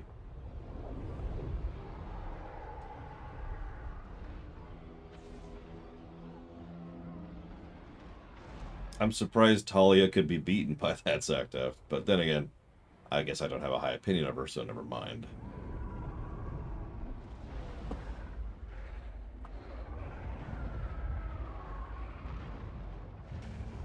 Game. Game? Okay, there it goes. Thought it actually crashed for a second. I am Kemla the Lichmaster. My destiny is my own. My destiny is to kill French people. Yes, the time is Don't right. look at me. He's the one who starts over here. Now.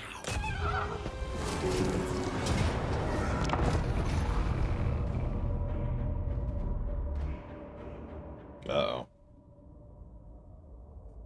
Keep spamming ranged attacks.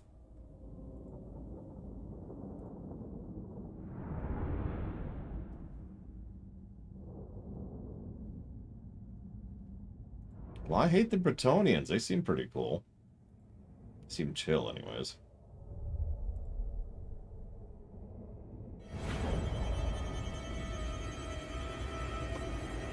Heinrich Kemla. Oh, I believe you, Bacchius. The problem is that what we're currently doing doesn't seem to be worth the time investment.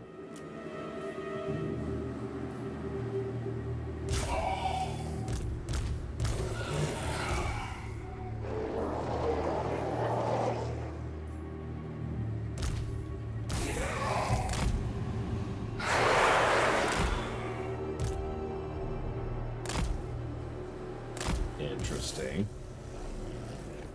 So why are we killing... Why does he not like the Bretonnians? Heinrich Kemla.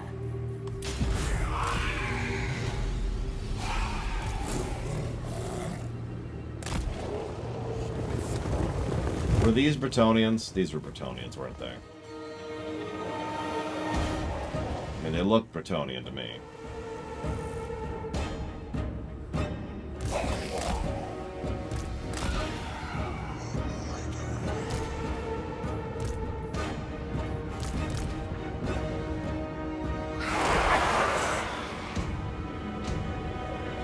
Damn them. How dare they be French? Wait, it's even worse. They're French? He's not. Oh, that's cool. Hang on. Check it out. Wow, there are 1, 2, 3, 4, 5, 6, 7. Okay, 8. There are 8 castles in visual range here. Heinrich Kemla.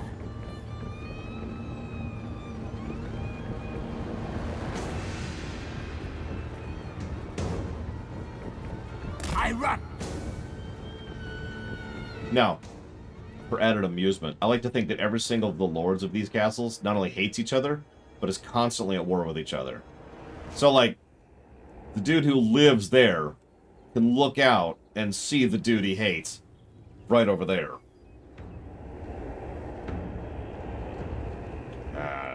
Frickin' Lord Von Klostein. I hate Lord Von Klostein. Meanwhile, over here, Lord Von Klostein is like, I hate that Lord Manfred. And yeah, they just look at each other like, oh, I'm gonna get you, I'm gonna get you. And they shout epithets at each other, but they're too stupid to understand that sound doesn't carry like that. So they're just shouting at each other, and meanwhile, the other people nearby are like, is the Lord getting into a yelling match again? Yes. Oh my god, okay. Dinkelberg!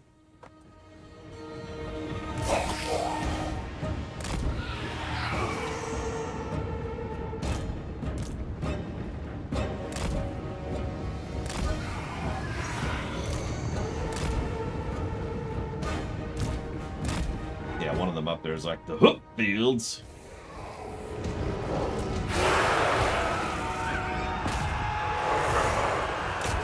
I just noticed a lot of these are peasants we're fighting. We're fighting peasants with zombies.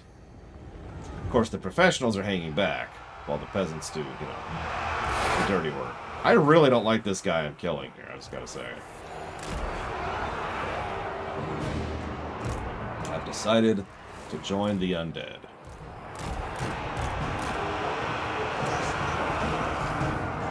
Oh, I'm not surprised at all, Zaktev. Talia sucks. Screw her.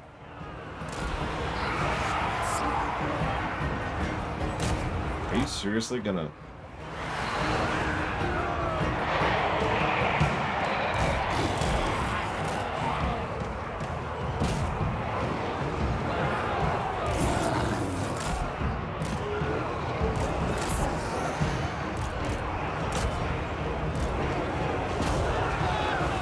Atrophy and decay.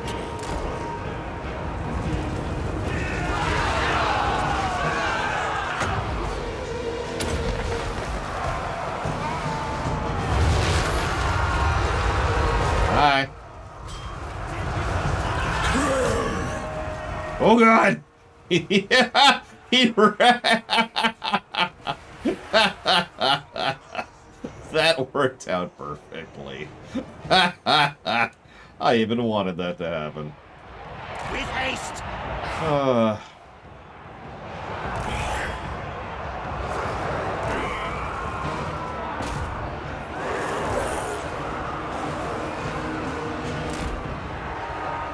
Do they even have any units left? I guess they do.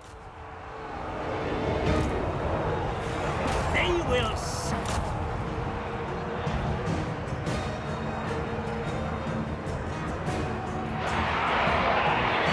At least they have, you know, their cavalry.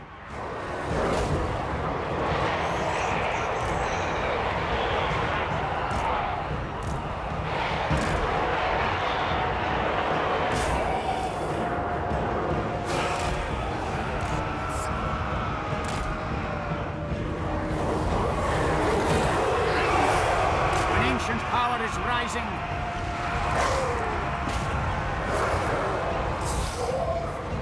Pin them down for a second, would you please? Just a second. I only need a second.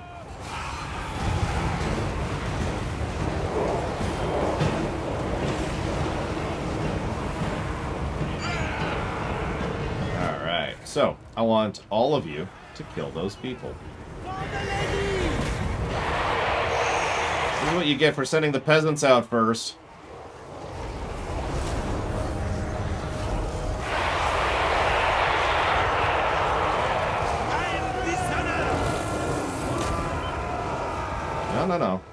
No.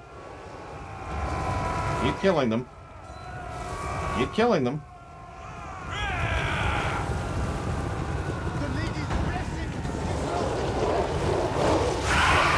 I do love French food, Mr. Red.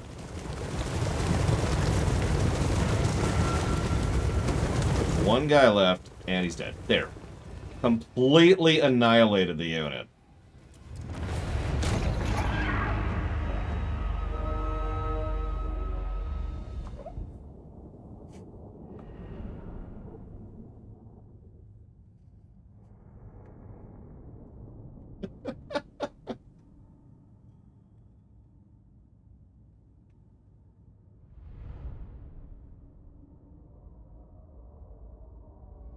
You missed it, Bregman.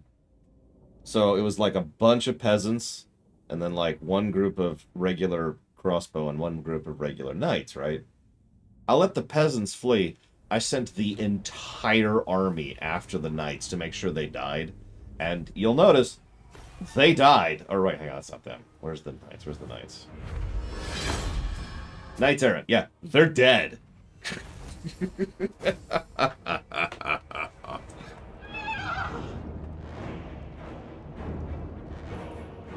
And I'll even let the peasants work for me now. Equal opportunity.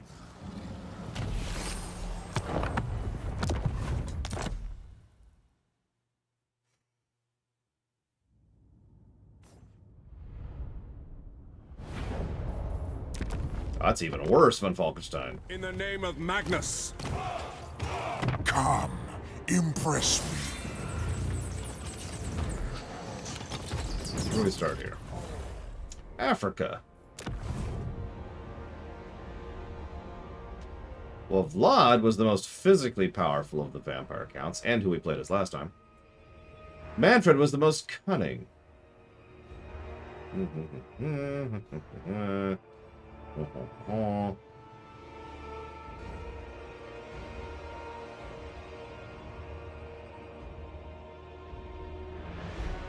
Okay. Manfred sounds like a dick.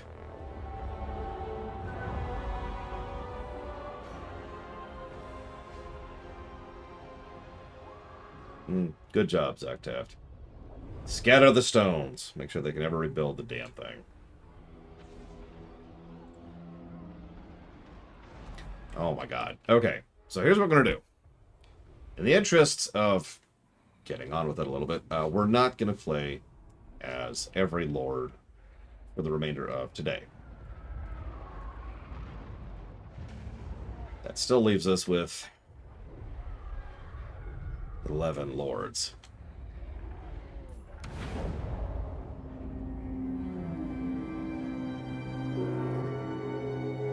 I am the god of inexhaustible blood, and I shall have my way. Isn't that just corn? Might King. I obey.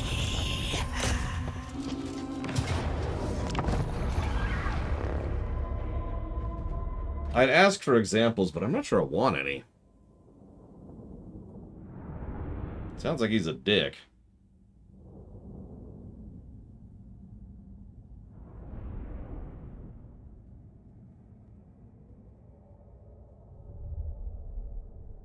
That's actually...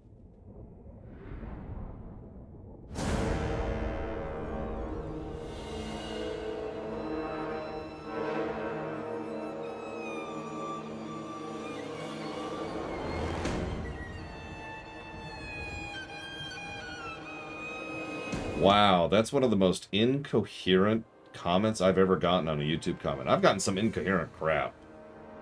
No capitalization, no punctuation, no commas, no sentences. It's just a giant bundle of text. Ranting about how terrible my taste is. Because, and, hang on, can anyone guess the reason before I tell you?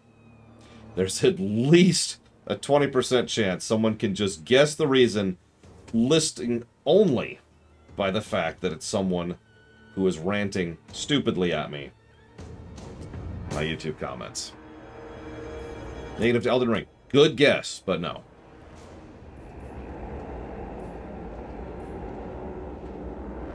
What video? No. That would give it away. That would give it away immediately.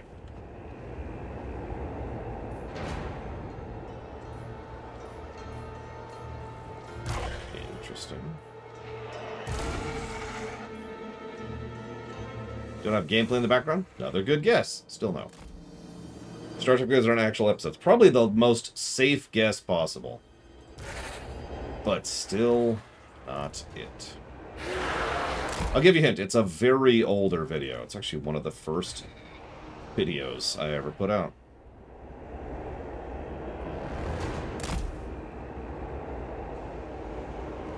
I was just sort of idly curious if anyone would guess it before, you know, I just tell you.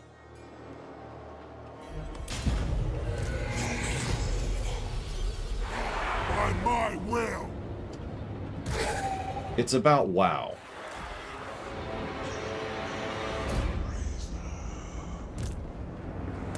Now, if that doesn't give it away immediately...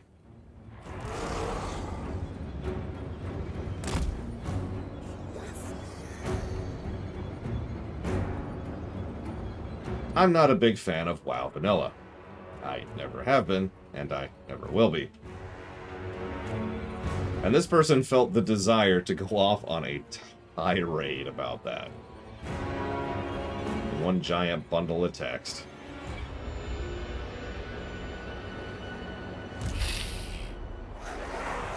My favorite part was they accused me of being contradictory. Because, based on what I said about Final Fantasy IV, clearly I would like WoW Vanilla. Hearken to mine will. Swift as death's wings. Because the fact that I happen to like burgers, or a specific burger, I should say, should automatically mean that I like McDonald's burgers. That's the connection. They're trying to say that because I like simple storytelling, I should like WoW Vanilla, which obviously has better than FF4 storytelling. By the way, not true! But, you know. White King.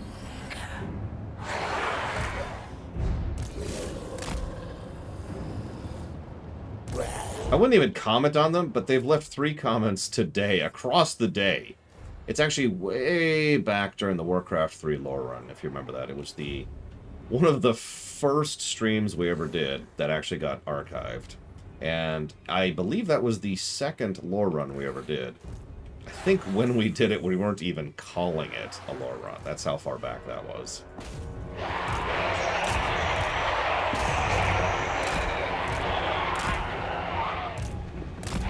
It was a very chill lore run, and honestly, kind of crap. I've considered delisting it several times.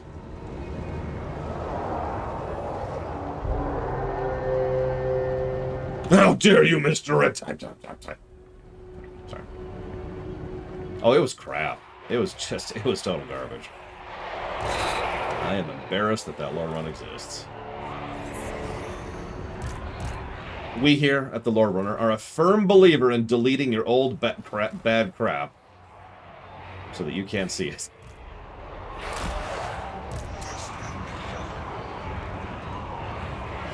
It was garbage. Complete garbage, Mr. Red. You would be better off watching the Right to Hell Retribution lore run. Now, the best part is, that's actually true.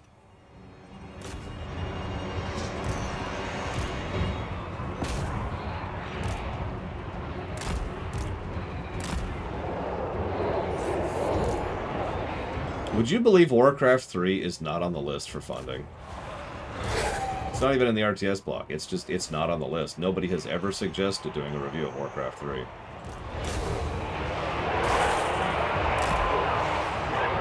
Yeah. Wild, isn't it?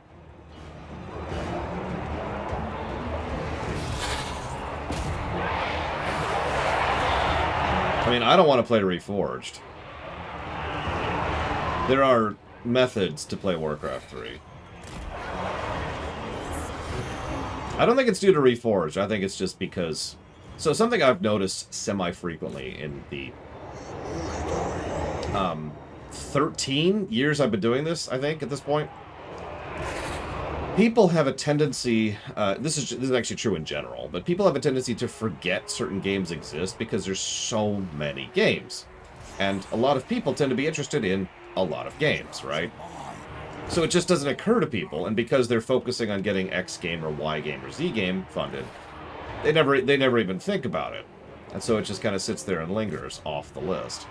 There's actually been several games over the years that just kind of aren't on the list, even though I know with total certainty that quite a few of my viewers would be interested in seeing a stream of them.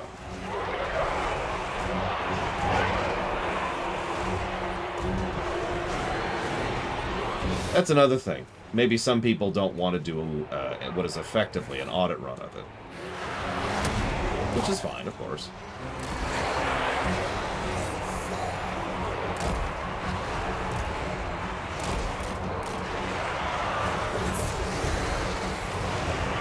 What am I fighting? Tomb King. Got it. Witcher 3 is not on the list. That is correct. And does not have an up-to-date review.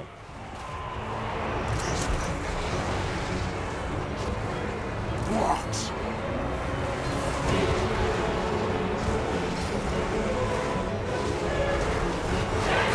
So, real answer, Mr. Red, I haven't done the tech tests to be able to give you a definitive answer right now.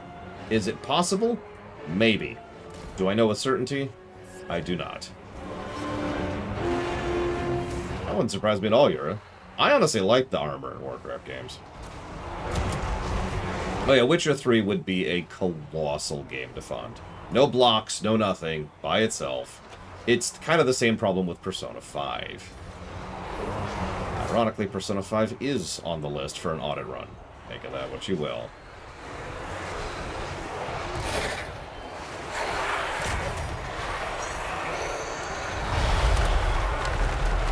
So, you, are there any... Okay, there are enemies in there.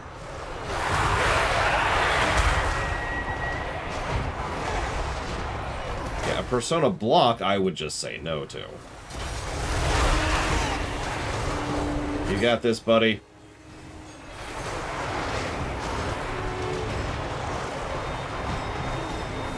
Yeah, that's when I was dying on Falkenstein. Remember when I was incapable of eating?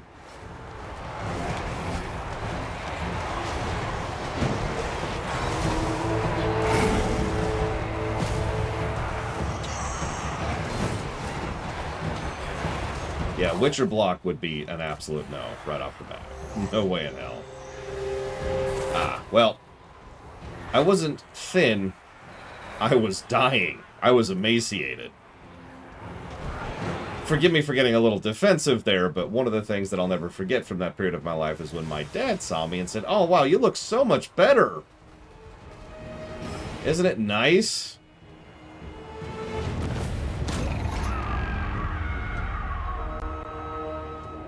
And he'll just bring it up, talk about it, you know, in passing, like, "Oh, he looked so good. It was great." And I'm just sitting there like, "Yeah. Yeah, I was dying, Dad." And when I want to stress this, by the way, because I know I speak hyperbolically a lot on purpose. I'm not joking. I was actually dying. I was slowly rotting away. He didn't know? That's a good question. So first of all, yes, he absolutely did know. But second of all, he was actually there for one of my life-saving surgeries when he made one of these comments. So, yeah.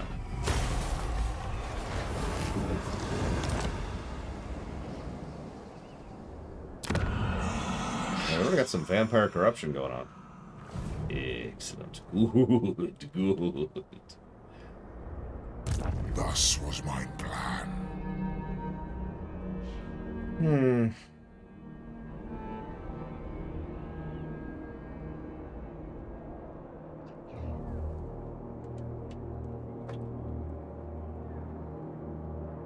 He was there for the surgery, but he made the comment prior to the surgery, like Kimano. I mean, we kind of did that last time, Dream Whisperer, if you'll remember. We just gave ourselves a Doomstack persona and used it to obliterate most enemies in the game. And we had a guide for all of the relationship whatchafigs on the side. So I suppose the answer to your question is yes. Yes, we would.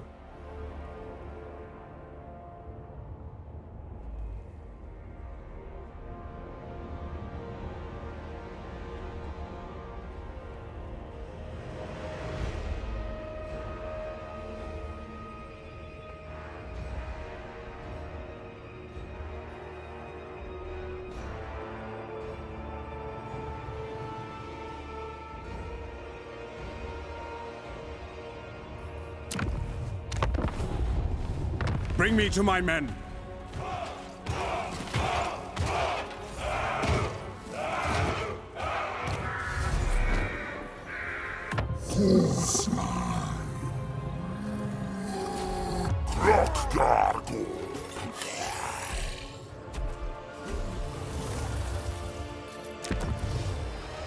Africa.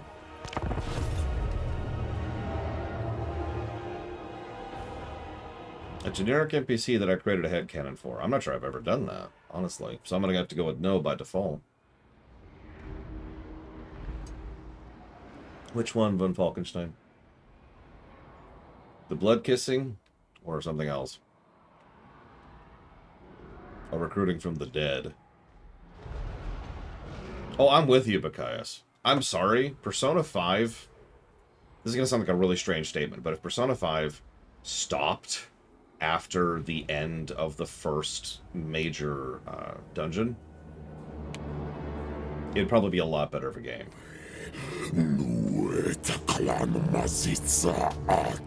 And I know that would be chopping out like 100 hours of gameplay, but the bloodlines.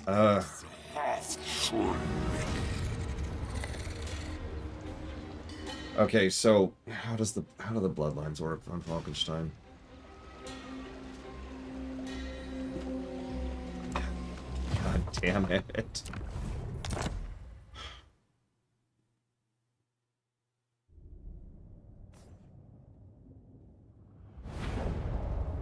That's true, Dr. Winter. I didn't think that counted since those aren't, you know, individual NPCs, but you're correct about that. As I hold Gal Maraz, I am ready. Vampires. The world will drown.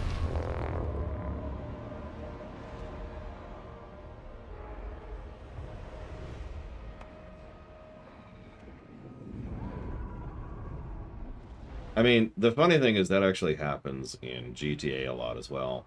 They will lunge to get out of the way, but thanks to a bit of a programming error in a lot of the earlier GTA games, they will specifically lunge in front of you.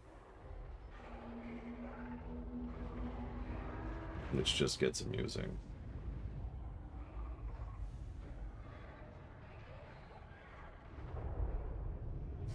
You know what's nice to see is every time I see some jackass comment on my YouTube comments, I then see some other person who just says, "Hey, thanks for the chill stream." The world will drown in blood.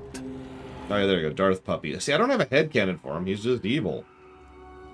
There you go. Darth Puppy, though. That'll be my answer. Alright, bloodlines. Explain, please. I'll wait.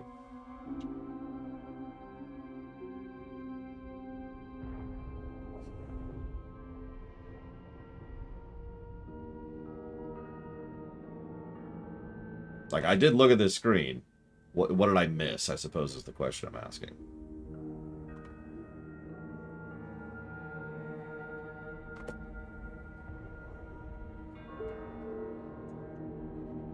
Okay, so you invest blood kisses into them. Yeah, okay. I'm sorry. I'm sorry. I'm sorry. My automatic assumption was that I missed something here. It sounds like I didn't. So, okay, cool. I didn't miss anything. That's actually good to know. That's a relief.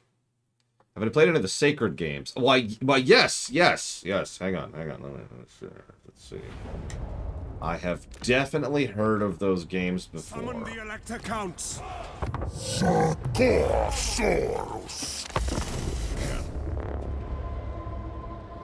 Sacred video game.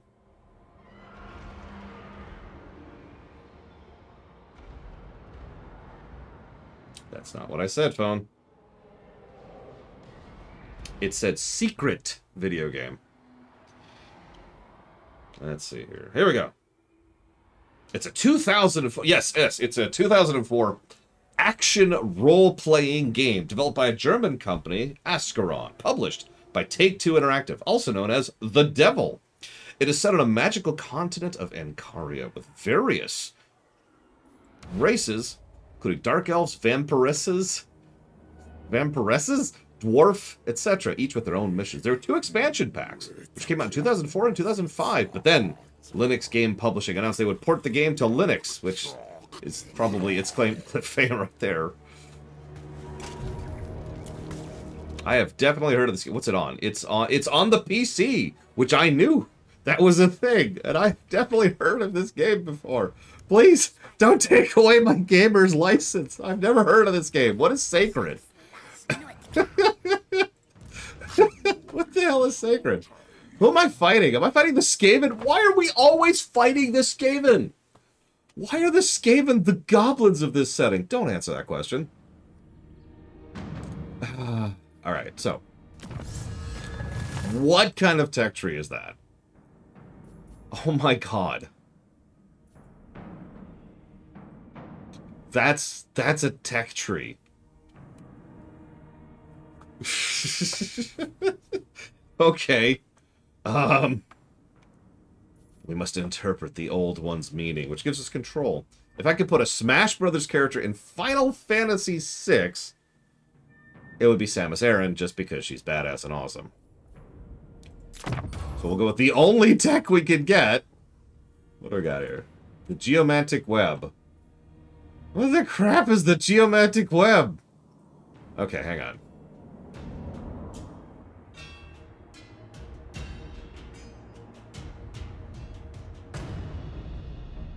Okay, a settlement must be linked to another of equal or higher strength if it's to operate at maximal potential strength. The color of the rings determines the current strength of the web. A pulsating ring indicates it's not operating at maximum potential strength. Upgrade the strength of the web and nearby settlements in this case.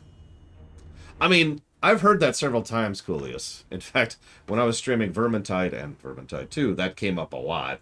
And frankly, I believe it. Have you seen some of the bonkers levels of technology the Skaven have stumbled into? I have insufficient funds. Yep, just like in real life. I'm too poor. Perfect. Yeah, they have nukes! They have nukes! Alright. They have figured out rocketry. And I don't mean like shooting rockets. I mean the math and science behind ballistics. or whatever that's actually called, which I believe is just called rocketry. Or rocket science.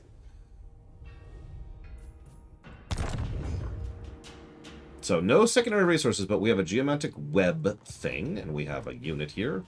I'm curious, I wish Huthor was here, because then he could answer all my questions. But for now, we're just going to go fight someone and see what happens. That's a thing. Our first, that's, okay.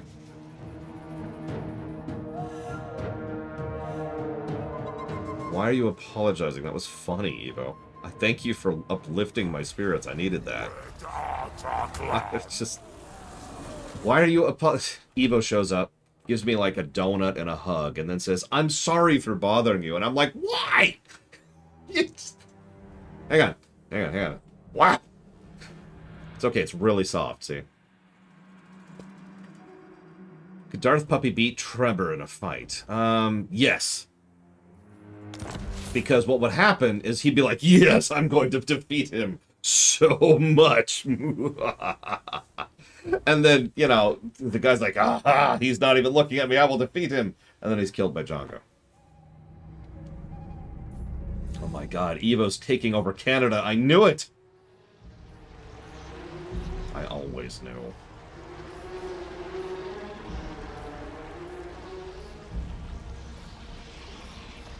Come on. There we go.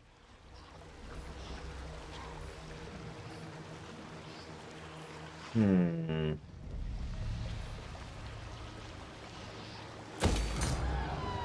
my god, I knew it, Evo. No, I legitimately have not heard of Sacred, or if I have, it hasn't left an imprint on me. I do apologize. There's your real answer. It's a video game series. Hang on. Let me... So... It was developed by Ascron. It was published, the Linux version, by Linux Game Publishing. It was designed by Aaron Jungerberg, Michael Batty, Franz Stradl, and Hans Arno Wergner. It was a commercial hit. 2 million units. That's actually really, really, really well. That's insanely good sales figures. It spawned Sacred 2, The Fallen Angel, which takes place in a fantasy setting. And then, Sacred Citadel, which did not do well. And then Sacred 3, which was met with negative reception.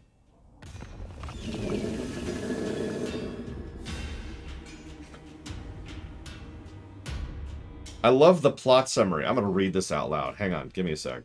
How's our sieging going? Keep sieging, keep sieging. Yeah, this is a go. Enter. Teraphim, guardians of the legendary Heart of Encaria, and their sacred bond between its people have kept the land at peace for centuries, but they've long since been forgotten. Lord Zane, ruler of the Ashen Empire, has allied himself with demons, striving to open the gates to the underworld. Bound together by the chains of this evil empire, a resistance of heroes was forged. That's the plot. Or rather, that's the plot summary. Now, I think if we really worked at it, we could come up with something with slightly more generic than that. Hang on. Okay, so there's ancients who've been forgotten. We got that. There's an evil ruler who's in charge of an empire, who's allied with demons, who's opening the gate to the underworld, and as a result, a bunch of heroes band together. You know what? No, I'm not sure we could get more generic than that. I think we did it. Good job, everyone. Let's just go home. We got this. Oh, Loner's right. We did miss one thing. Actually, two things, because Rascor's right, too. So first, 10,000 years ago is when the seal to the demon world was sealed, and the only thing that can win is the sacred shark, which is what the game is named after. This is the MacGuffin. There you go. We did it. Okay. Ooh.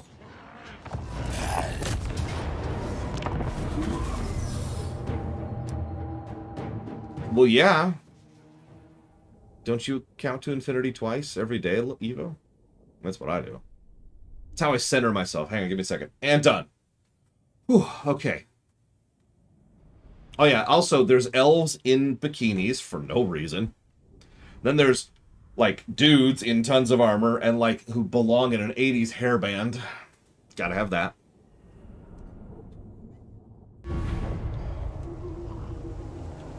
Alright. Skaven! What do we got? What do we got? I don't even know what my units are, because this is my very first battle with these people. I really wish Huthor was here to explain why he recommended this as my first Lizardman group. I suppose we'll never know. Dude, the thing Takoida linked me earlier had some original pictures of some of the original art books for Warhammer Fantasy. It's very 80s is how I'm going to describe that.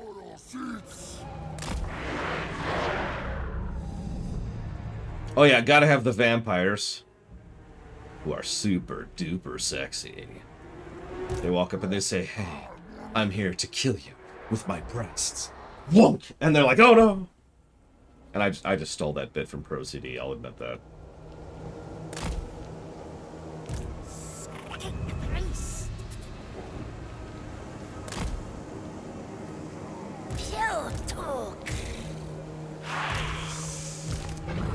We also apparently have that.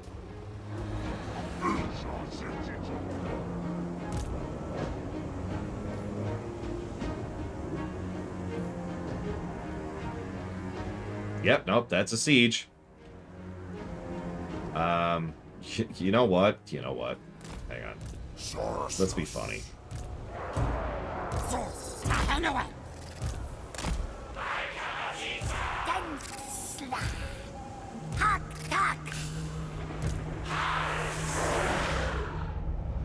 I actually am hoping I'll like Lizardman. I've been looking forward to playing this Lizardman for a while. I just kind of wish I knew what the hell I was doing here. Should I be worried about that?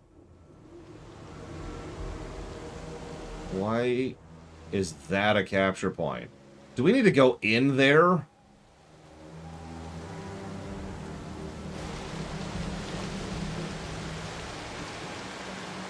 Okay. We go now.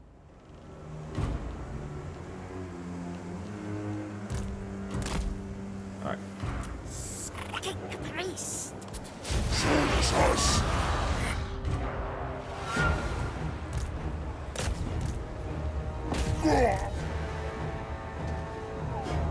Maxes!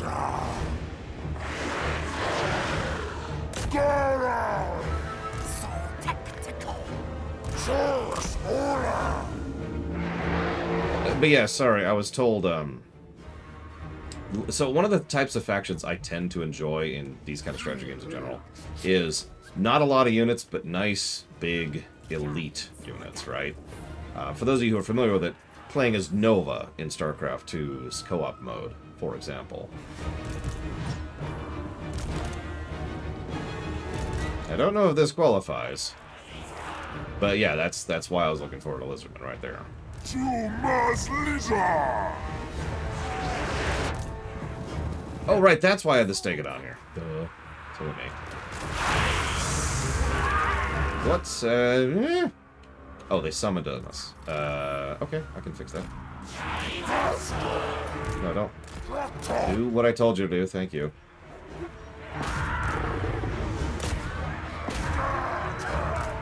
You stay here. Yeah, no, sorry. I've fought this Skaven like a dozen times, and every time they summon units on me, and every time it throws me for just a second.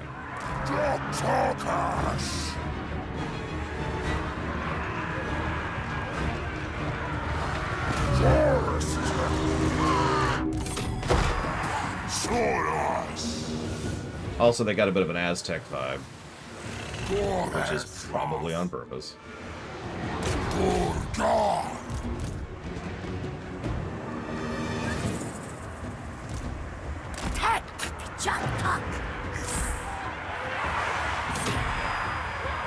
I like how this is the spot they defended the most. Down here.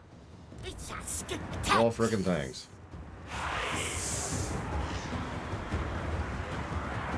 It's attack. It's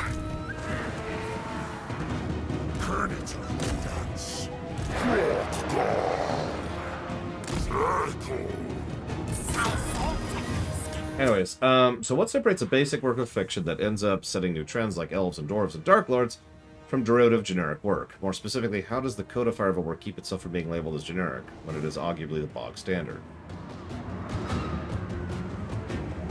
I mean, I'm not actually sure I understand your question, but if I am understanding it correctly, you are quite correct. Bullet point syndrome is exactly it. Allow me to use a food metaphor, as I am so often fond of doing. Burgers. What makes a burger? Bread, meat, bread, and some fillings, right? There you go. Boom, there's a burger. So, what's the difference between a good burger and a bad one? I think it's just breaking that thing. Look at that. Almost did as good as Scarbrand on that.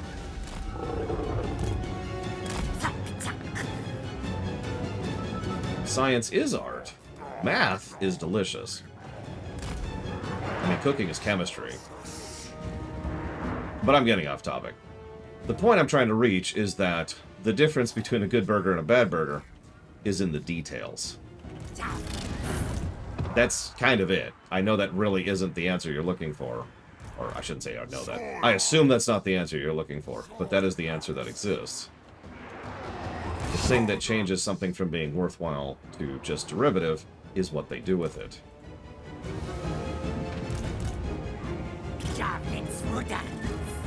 Now, you might immediately turn around and say, well, what makes Sacred 3's plot so, you know, boring to the point you're making fun of it? Well, that's easy. I have no idea because I don't know what Sacred 3's plot was. What I was actually making fun of was the fact that there was just this tiny little summary on Wikipedia. In the interest of fairness, Sacred 3 might even be a damn good game with an excellent plot that surpasses Final Fantasy VI. It probably doesn't, but I don't know that. I have no way of knowing that. I'm just poking fun because I've been in a very bad mood today. I was trying to improve the overall atmosphere and tone of the moment. Sounds like? Well, I want a burger. No. I am very not okay with just spending money right now, so no.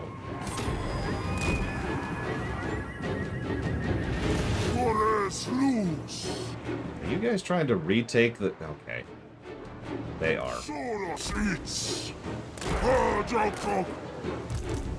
Burger. Burger! Oh, sorry. Sorry, Yura. Sorry. My bad. Another thing, too, if we want to get into the interests of details, it should probably be mentioned that most video games do not have a good plot. Even video games that have a good story tend to not have a good plot. That's normal. For whatever reason, and I've theorized about this before, but I don't have a really good answer for this, a lot of games just don't focus on plot. They focus on character, they focus on world building, or they focus on scenery, which is, you know, usually down to the individual moments of fun. I'm sorry, Scion. I'm trying my best, I swear to God. I am a professional, I swear.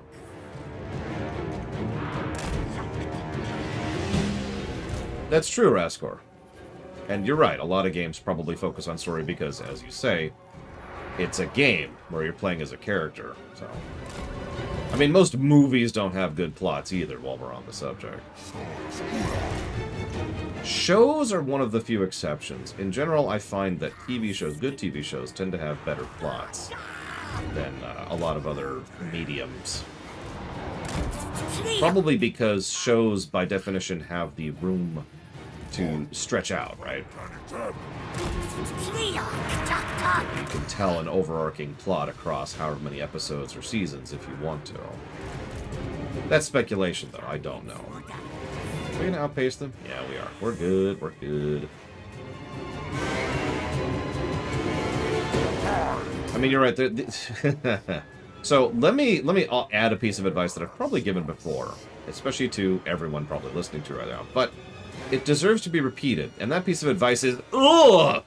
No, but the real piece of advice is that there's a really big problem some creative types tend to have, especially writers.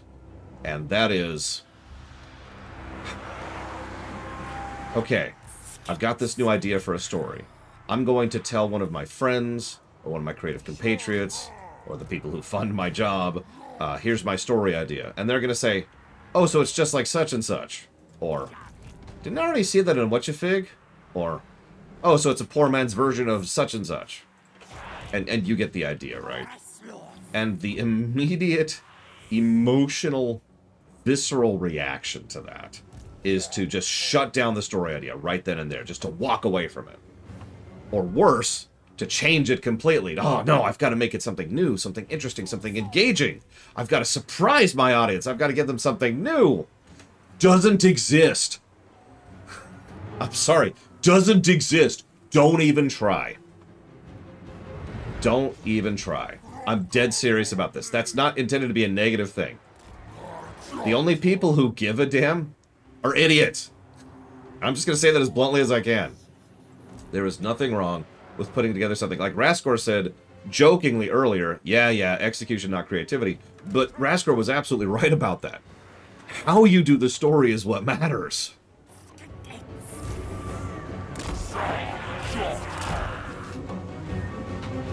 Goes back to that burger example.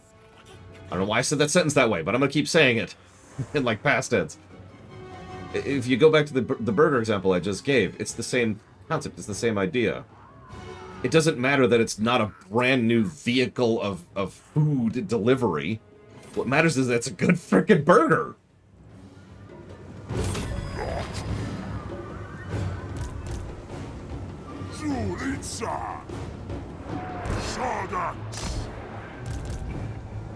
But anyways, a little bit of advice. And you're probably thinking, wow, Laura, you're so wise and great and awesome. And you're completely wrong. But I do want to share where I got that idea from. Because it wasn't actually from writing strictly. I got that idea, that thing became learned unto me because I've been GMing since I was like 10.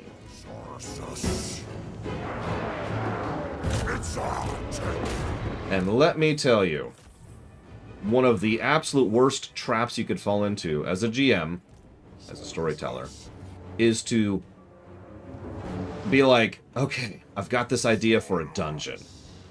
or, you know, a plot, or a quest, or an NPC, and then to think, oh no, they're gonna know what that means, or they're gonna guess that, or they're gonna think it's from such and such. Oh god. And then to immediately destroy your own idea because you've lost all faith in it. Now, obviously, I have not always been capable of defending myself against that. I am speaking from very personal experience when I say, do not fall into this trap that I have fallen into.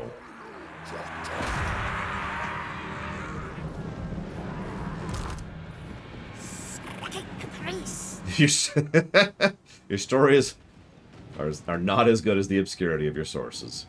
Very good. Very true. Very true. Stop moving. Now you can keep moving. You stop doing what you're doing. How are we doing over here? Slow moding is what we're doing. Why are we? Oh, I see why.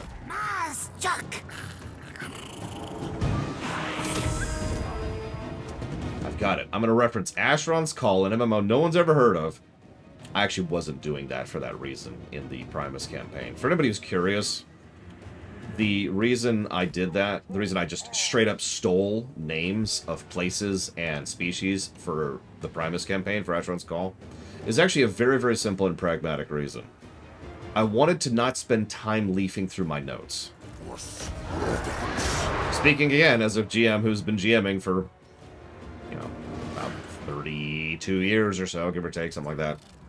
One of the things that will absolutely destroy the momentum of a D&D session, or any P&P session, more than anything else, is having to pause to peruse the books. Trust me on that. It's one of the reasons I've come up with several ideas that I posit to other people several times. Like, you know, make sure you... Like, if you're a spellcaster, have a cheat sheet. You don't have to have every spell. Just have a cheat sheet that gives you some of the basics. Or make your own. If you're the GM, have a little bit of like well, again, a cheat sheet. And quick notes like, okay, NPC's location, NPC location. So you can just reference it real quick. As a player... Try to think about what you want your next action to be before it's your turn. You ever wonder why combat takes so goddamn long in P&P? It's because a lot of players will not actually think about their turn until it's their turn.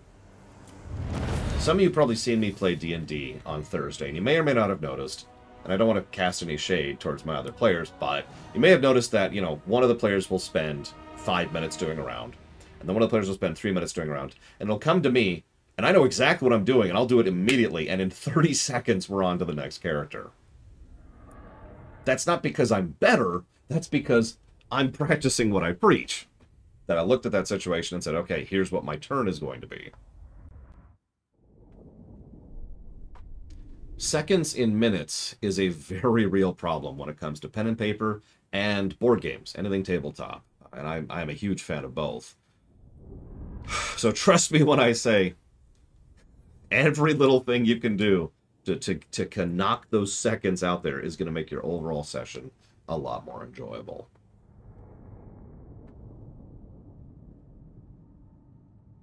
Yeah, just every round, just pause, and then pause, and then pause. Wait, is it my turn? Pause. No, don't do that. Don't do that. That's just boring. So I'm already liking lizards. I kind of expected I would. Let's go ahead and move on to the next. Hi, friend Doka. There's a name I have not seen in a while. What's going on? So that was Krokgar. Now we're going to play as Nakai, it looks like.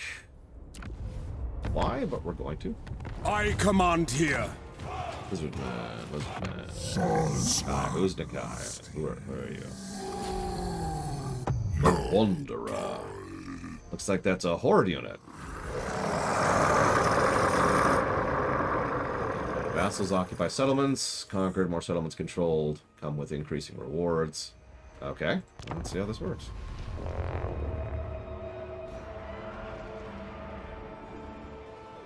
And now Evo's giving me money in addition to making my day a better place. You realize that after I take over the world, Evo, I'm going to owe you, like, I don't even know what. Like an all-expenses spa treatment mansion. Just to be like, here you go. Be happy forever. But I don't want to be happy forever. Oh! You don't have a choice anymore.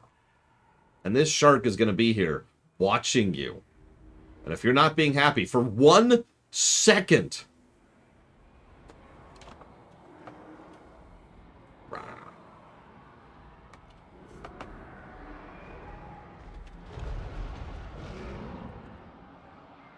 Here, look. It's really cute looking, actually. Watch. Right. Yeah, I don't know if you can see because I got all the stuff on the screen, but it's got the mouth right there. It's actually really cute. Hey. Ahem.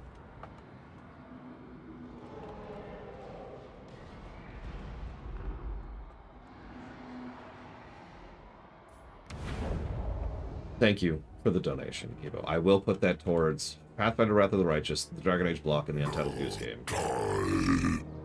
Like he said. Alright, so. First of all, let's see how horde mechanics work. We have an interesting starting setup here.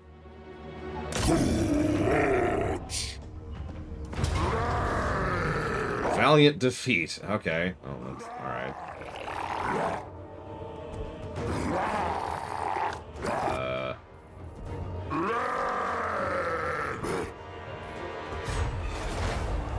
Where are we? I guess we'll find out in a second.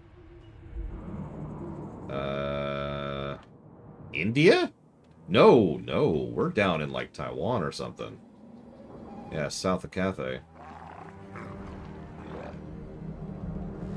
Interesting.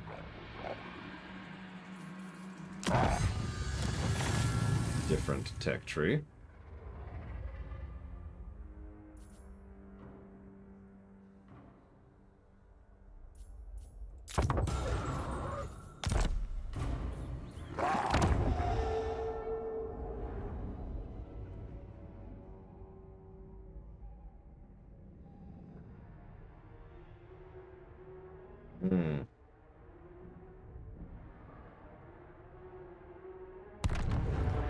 We have Old One's favor now.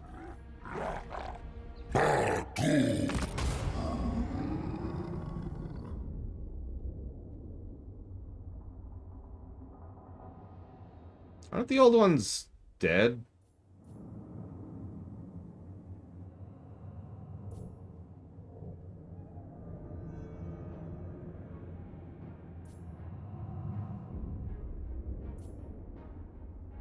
Well, I will admit, as a decades, career, whatever, tabletop player, I like to strategize. I like to tacticalize.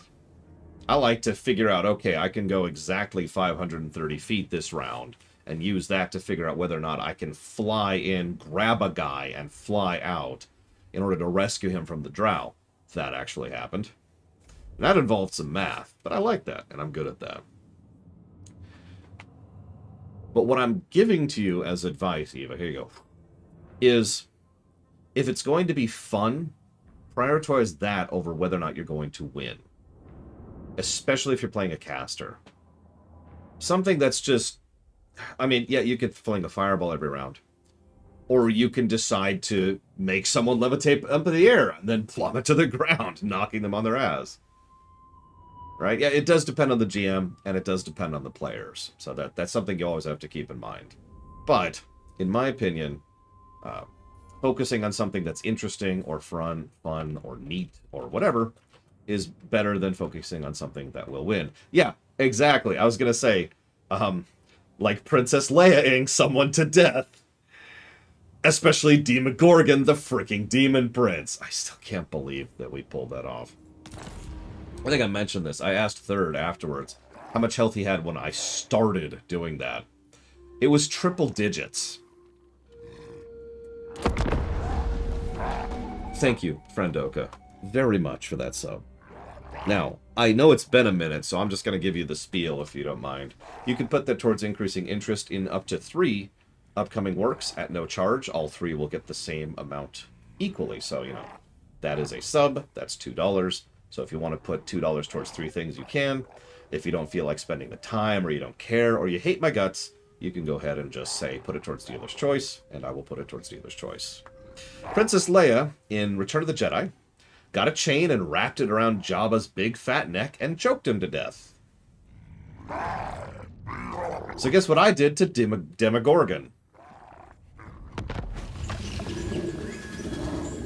Now, it took a couple of turns, and I was being fully supported by the entire rest of the team and the local NPCs. Like, this was definitely a group effort. I'm not trying to take credit. But we all agreed it was sufficiently amusing that it was worth the expenditure. And that's my point. When you're playing tabletop, let's be clear, we're there to have fun.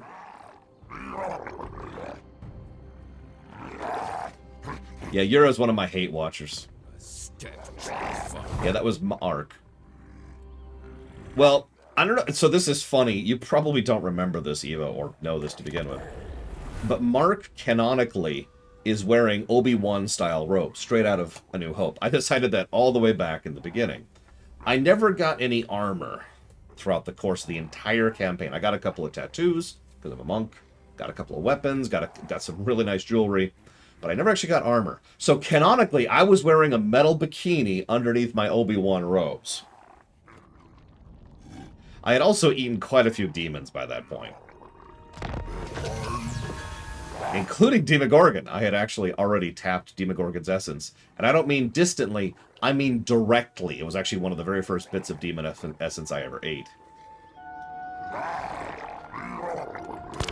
So, Stellaris is still on the list. Correct, friend Doka. It is something that we could do a proper review of someday. Yep, a bikini, dwarven, demon hunter, all.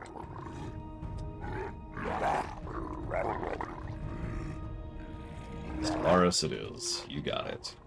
Thank you again. How's the siege going?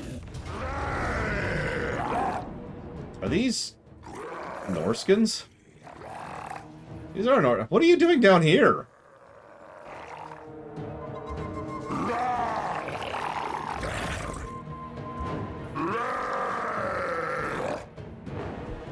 No. So one of the rules for the plural voting, Disco, is that I can't split anything. So let me give you a couple of examples. Let's say you put something towards dealer's choice. I only get to put that towards one thing. I don't get to split it. So that's example number one. Example number two, let's say that someone donates and doesn't put it towards anything at all. Those always get kind of baked back into dealer's choice, which, in that case, once again, can only put it towards one thing. Third example, let's say you decide to donate towards three things. Bob's Mall Adventures, the Barbie movie, the game, and Dealer's Choice. What I do is I erase that one. Doesn't exist at all, and instead just these two games get donations. Does that make sense? I don't get to double or triple dip. And you might be thinking, that sounds unfair to you. So the original reason for that, the original purpose was to not completely kind of... What is all this? Is this DLC land? This looks like DLC land. The original idea behind all of that was to make it so that you, as a group, would have more overall power in terms of determining what we stream than I would.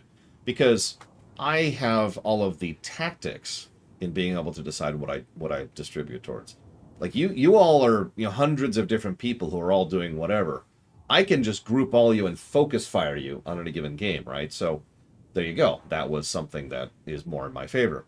However, Savacom helped me with something, and now I keep track of all my patronage, too. You're probably thinking, what does that have to do with anything? Well, let me just pull up last month's patronage sheet here really quick. Give me one moment, please. Here we go. March. That's what I wanted. So the first thing I'm going to tell you is that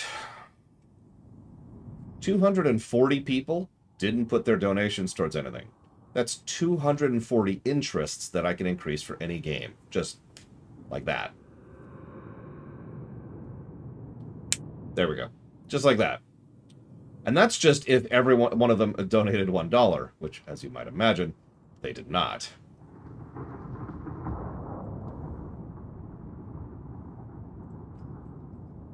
I don't feel like doing the numbers right now because I don't remember how to do that quickly, but this is several $100s worth of donations, too. I mean, geographically, this is basically Australia, for all intents and purposes. Especially given the size of it. Because, like, India is right here. Which, apparently, India isn't very fleshed out either. So maybe it's partially India. I don't know.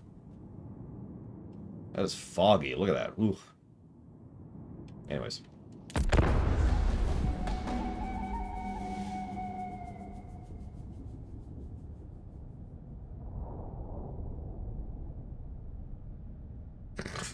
Krygon Jin. I like it.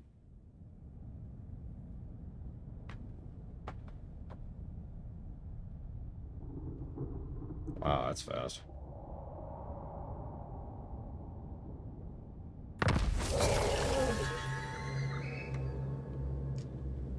Okay. Yay.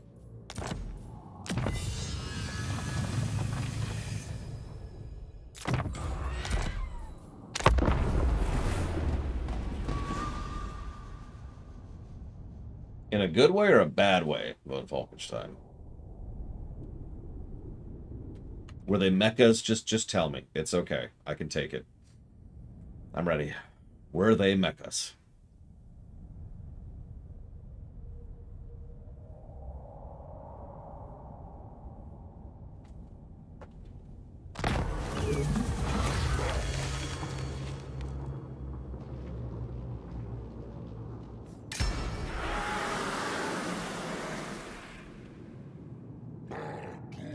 Apparently ends over here.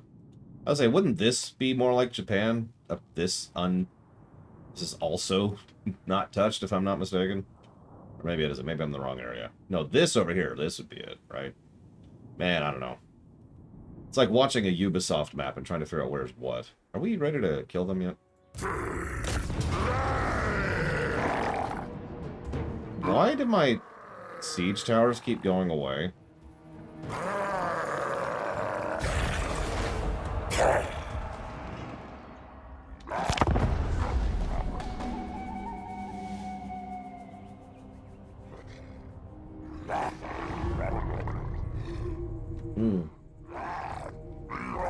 Here's a question. What would you want most as the next DLC?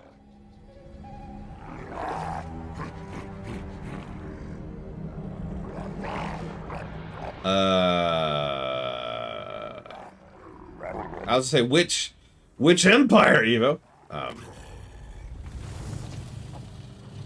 Please don't kill us. No. A real mercenary faction, so not the ogres, in other words. Do we have any siege towers? We do have siege towers. Okay, never mind. I'm just blind. Ignore me.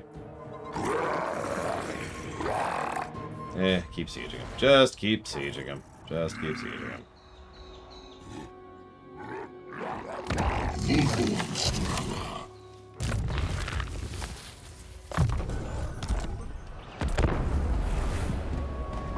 More Kislev.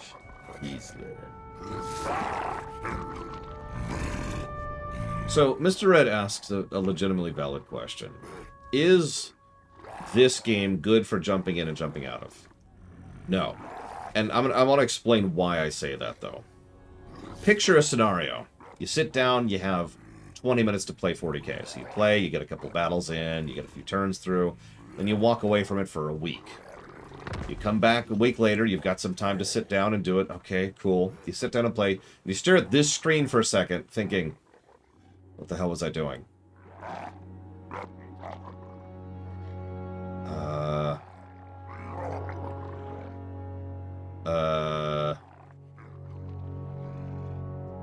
Right, okay, I was attacking this place, I think. Hang on. Is that what I was doing? You get the overall idea. No, that's not the... So we're just gonna do this really quick. Okay, so we can gift to any of the peoples. Ah, good, it does show it here.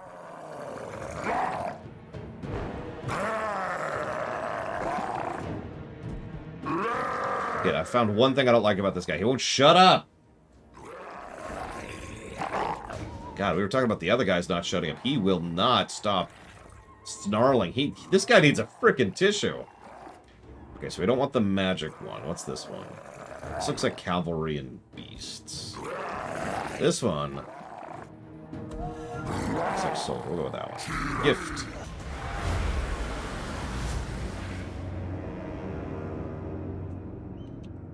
Okay, he stopped snarling. Never mind. He immediately started snarling again.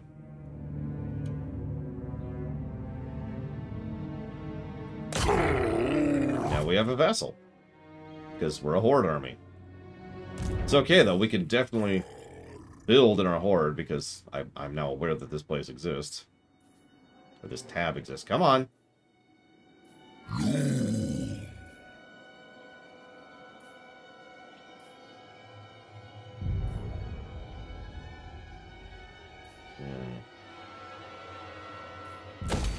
I can already feel like this is not going to be the lizard man for me. Oh, geez.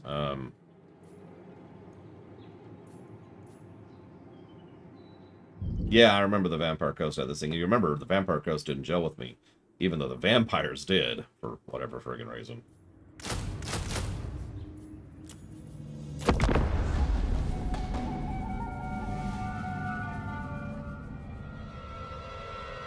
True, von Falkenstein. It's just something I have seen in a lot of people. Not actually myself, but in a lot of other people.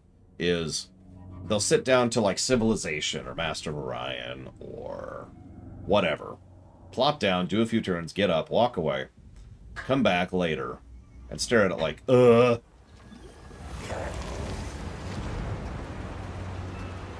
Destroy the interlopers.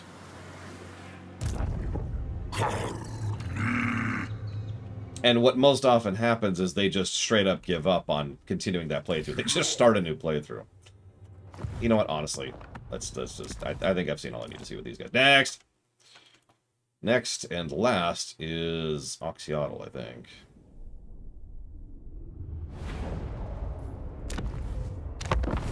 As I hold Gal Maraz. Right. Take us. Right. No. Yes.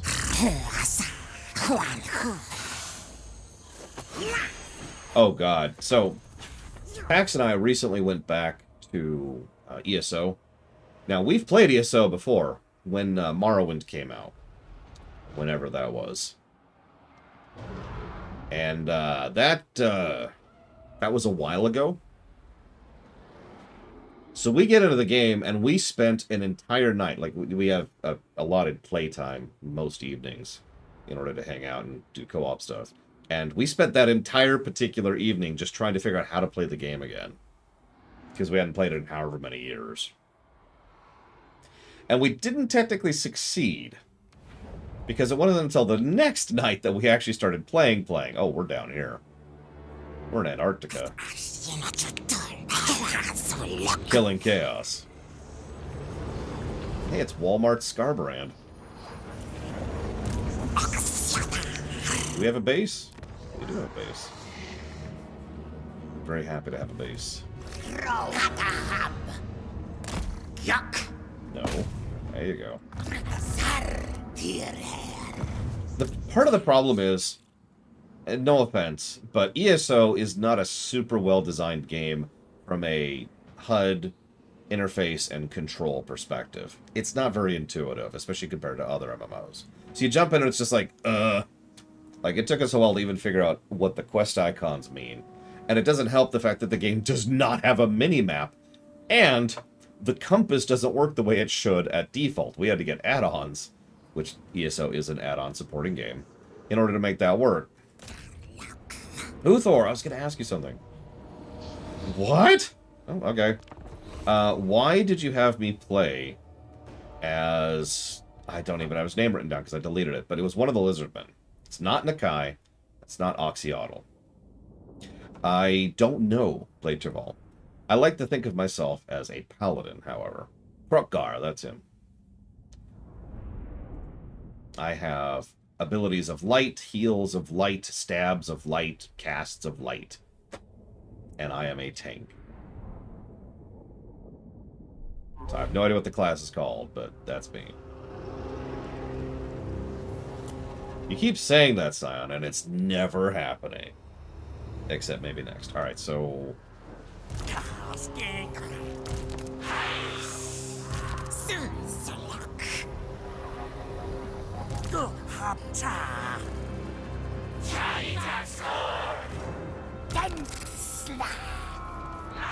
I'm also a tank in real life, even. This is a very strange setup.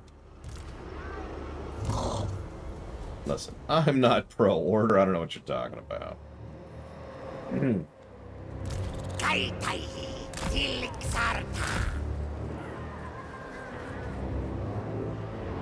Oh, he was supposed to be default? Gotcha. What's this guy's special mechanic? Other than, like, lots of deploy. Oh, right. Okay. Well, in the interest of getting on with it, let's just kind of bounce out here. Hi, J. Palmer. Listen, Evo, I know you're pro-chaos. It's okay. Unlike some people, I understand that chaos has purpose. Within reason. Empire's blessings, yes.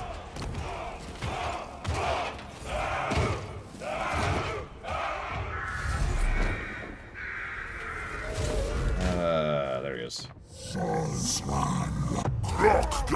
Saltic! Is this the guy? Yes. No, J. Palmer. I'm admittedly speeding this up a bit because we wasted some time earlier. And I've just decided we're not wasting any more time. We're done with time wasting this. Just go. I could have actually finished going through if I hadn't wasted time. That's on me. Moving on.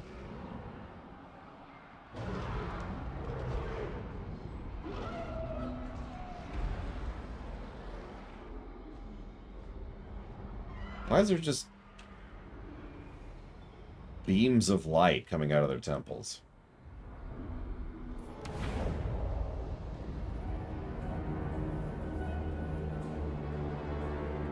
Milka nuit unka quid atra.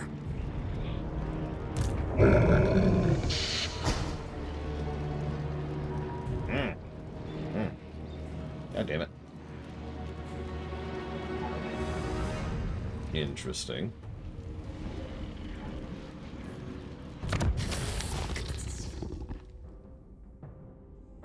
Go away, please. Thank you.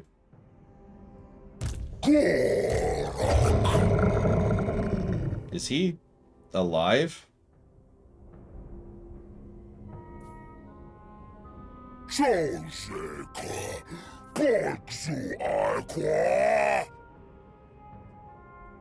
I know that's a slightly more complicated question than it probably should be in this setting. Yeah, he is 100% not animated. He's literally not moving. That's very strange.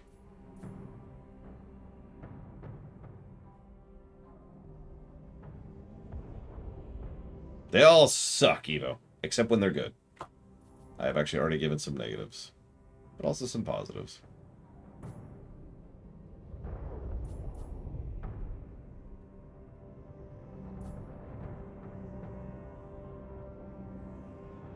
Wait, so he inhabited his own corpse? Am I getting that correctly?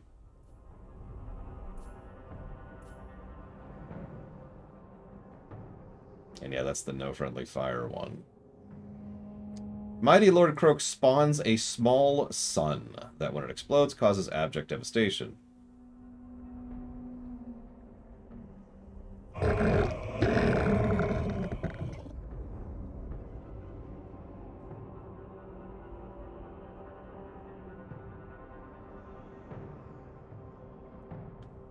Interesting. You eat much, eat some.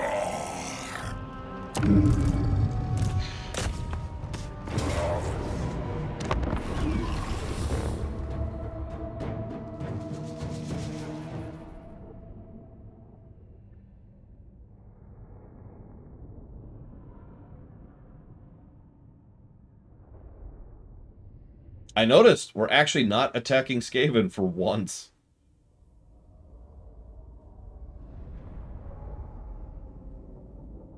I'm pretty sure with the Age of Sigmar stuff, that's all been thrown completely out the window, Permeus. Ignore the fact that there's literally a chain sword in this game. I don't think it's canon anyways.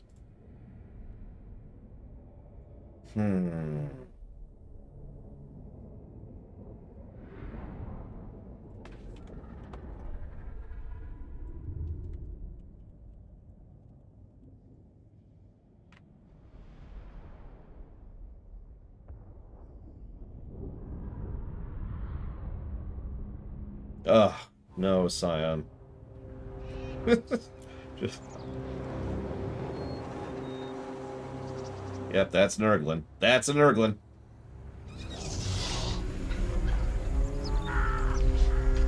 Well, he's kind of animated. His body isn't moving much, though.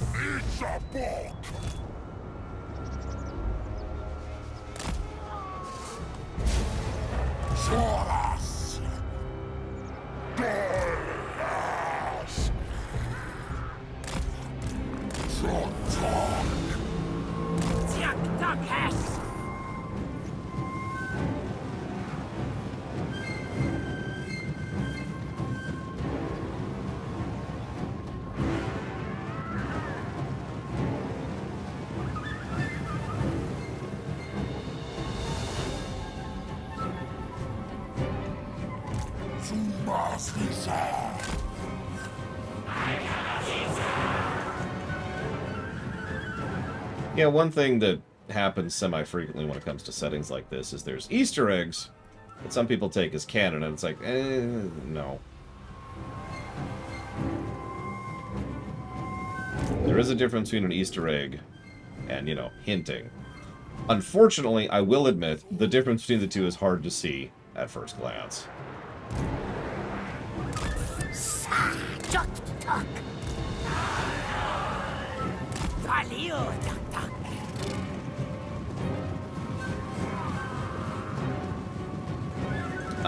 Probably not, Evo, no. I can't even think of, well, more than one song that would get a positive in that game, and that song is the menu music, so I don't think that counts. Yeah, exactly, Raskor. Like I said, sometimes the difference is, And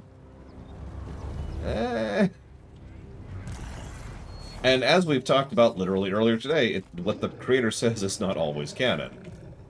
Well, I'm saying that wrong. Doesn't always make sense, is actually a better way to phrase that.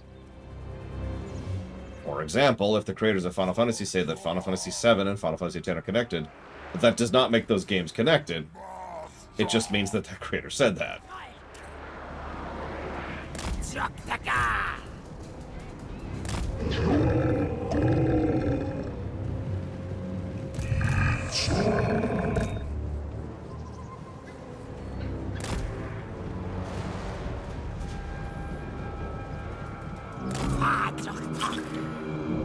Delicious pizza.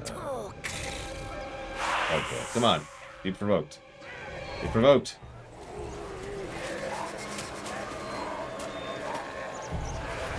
Oh my god, Huthor! What are you doing here?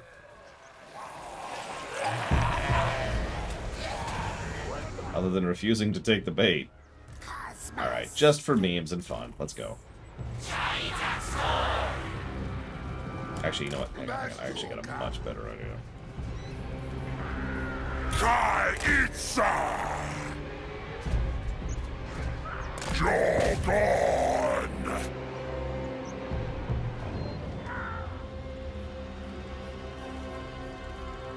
He's having trouble even getting out there. It took too long. Wait, no. They're turning. They're turning. Come on.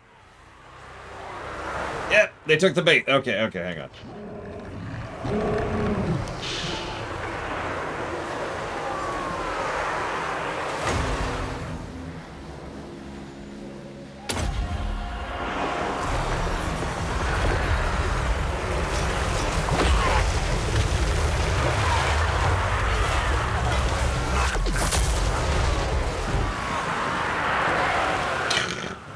Jesus. Oh, hang on. I can do another one. Immediately.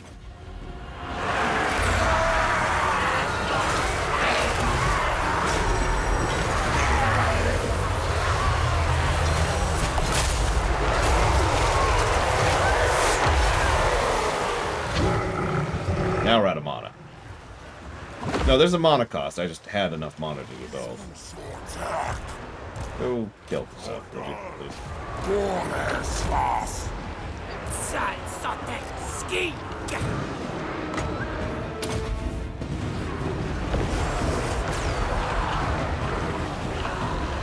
Healing going on.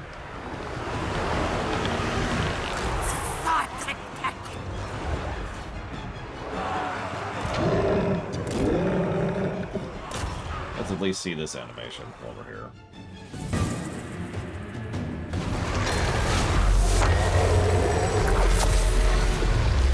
Interesting attack animation. This mask pops up for that.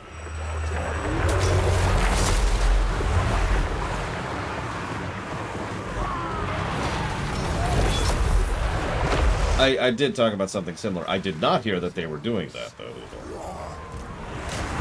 I mean, honestly, if they need to steal my ideas to make some good game design, do it! Put it towards Mass Effect Andromeda, then. Oh, right, I mean, sorry.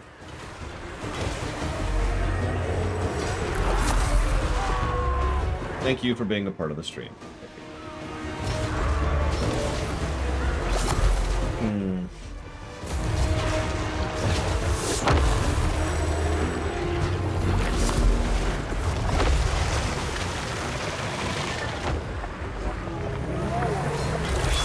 Are we seriously just sitting here trying to kill this one dude?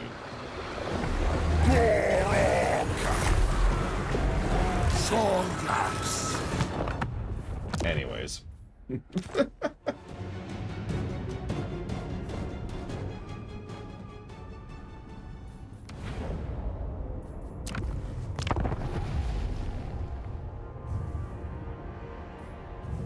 In the name of Magnus. No one controls Warlord Queek. Actually, no. Let's do... Sigla does not serve.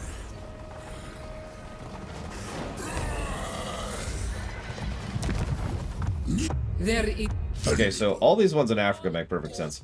What's that doing way up in Alaska?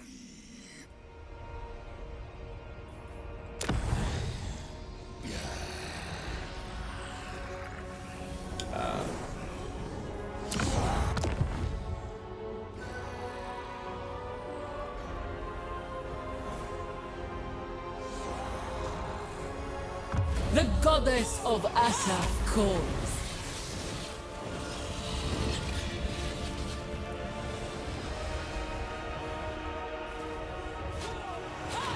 Nagash, your servant calls. Increase diplomatic rep with the vampires, reduce diplomatic rep with the Tomb Kings. Hi, Vancini. No. That's my answer. Oh yeah, by the way, do you like Earth? Like, you can tell it's Earth, but, I mean... My personal favorite thing is the fact that North America is this tiny little spit of land. Like, it's absolutely minuscule. And Europe is, I think, at least a third of the landmass of the entire planet. Which makes sense, because I've seen the original Warhammer Fantasy maps. The original Warhammer Fantasy maps. And guess what they were focused on? I'll give you a hint. It was Europe.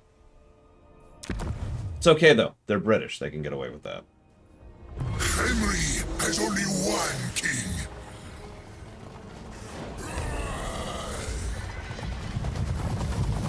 So, very high leadership aura. Good replenishment rate, good recruitment capacity.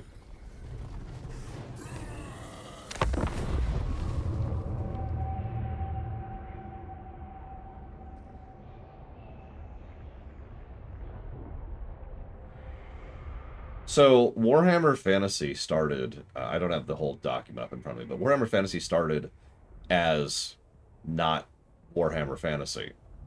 It was Europe. And they started replacing some of the European people with races and groups literally inspired by Tolkien, by Lord of the Rings. But there's evidence that the stuff outside of Europe was just like, Arabia was just there. There was just the other places on the world. And because of the fact that so much of the original Warhammer designers were history geeks, a lot of this stuff was based on and built on real-life Earth. Now, obviously, it's a very stylized take on that. Anytime you hear me talk about something like being up in North America or the Canadians is the den of evil, I'm mostly saying that tongue-in-cheek jokingly. You know, to put this into basic legal terms, nobody would accuse this of being a rip-off of Earth, because they clearly did their own thing of it, right?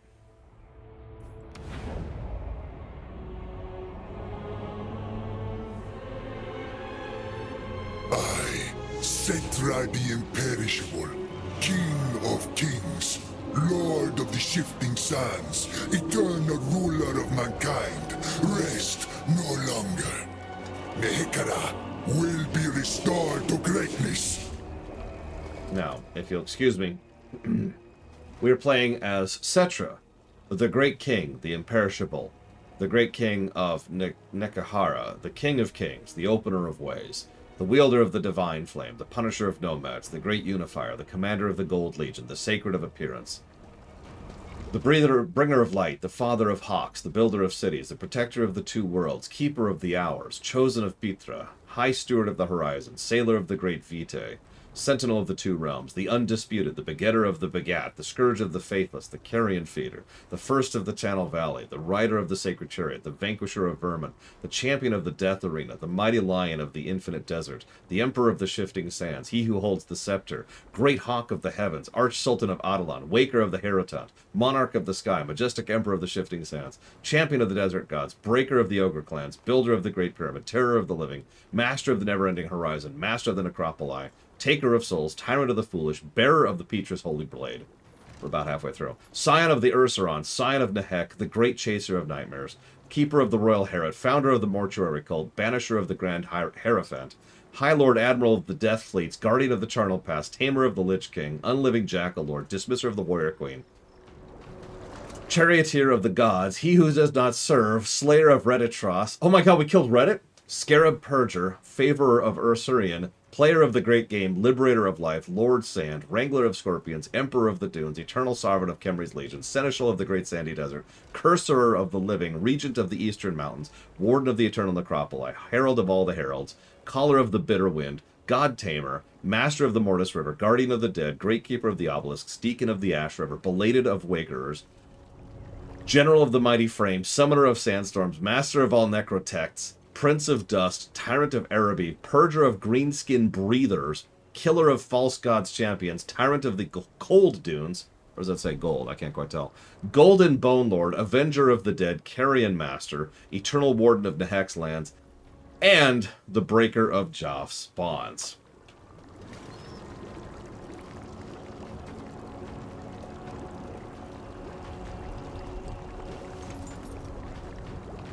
Okay.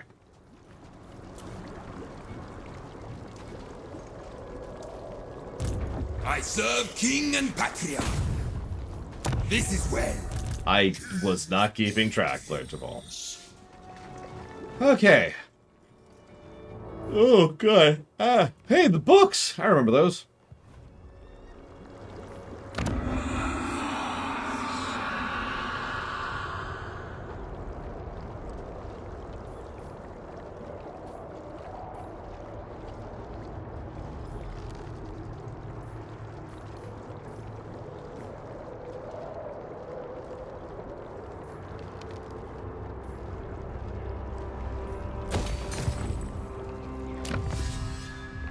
That's an interesting tech tree.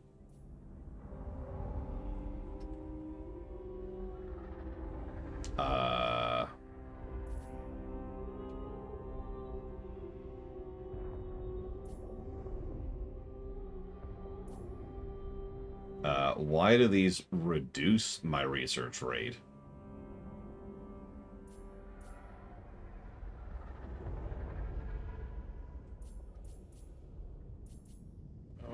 Okay.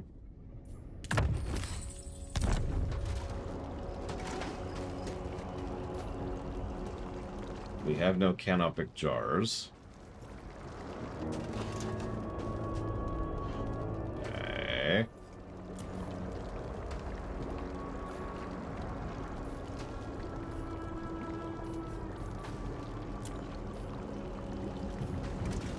Parched desert heat. A lot of people have rights, I've noticed.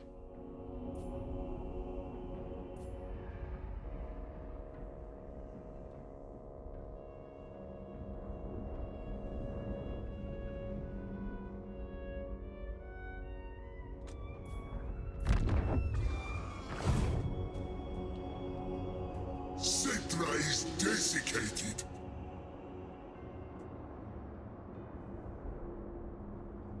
Okay.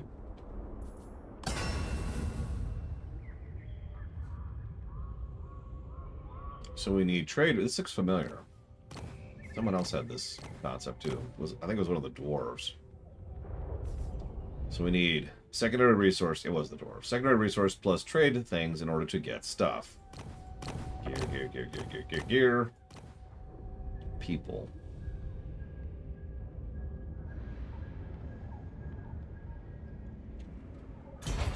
Interesting. Bow before your king. Who are we fighting? The Tomb Kings. Why are we fighting? Okay.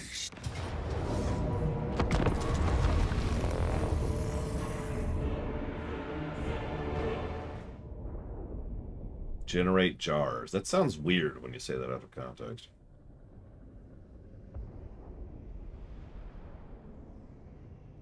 Listen, Scion. I don't know what you're thinking, but we're not playing Warhammer 40k anymore, okay? So we're not actually playing as the Necrons, right? Mossy boulders? Oh, that's pretty.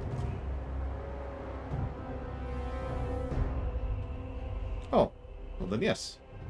More mossy boulders.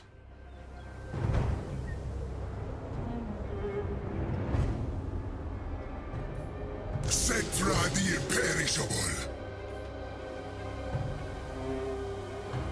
Okay. There's a caster. Son of Henry.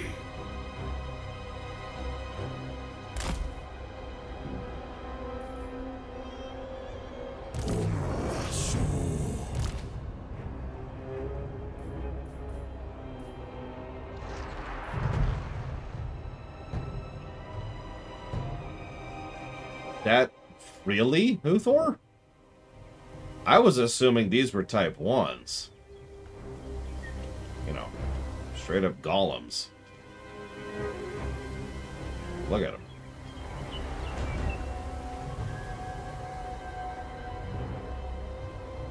See you around, friend Doka. Hopefully.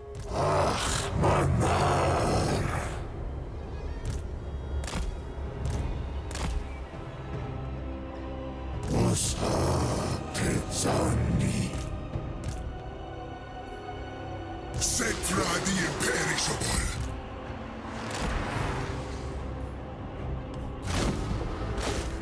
Now I'm getting conflicting information. Bow to me. I don't know what to believe in. This is well. Why would my own viewers lie to me?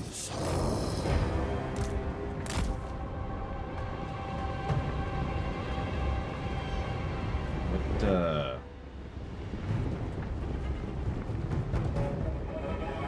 those are passive abilities. Type 3 is a sentient sapient being. That's kind of the distinction. Permeus.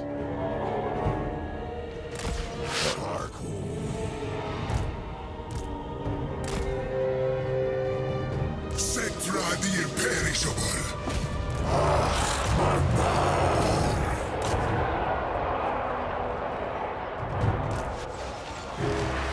King of Henry.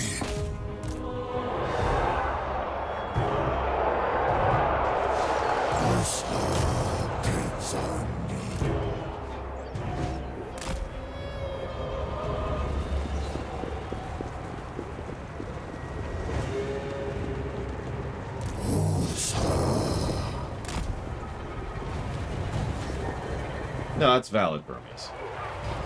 Type 1 is construct, type 2 is natural, type 3 is sentient and sapient, type 4 is perfect.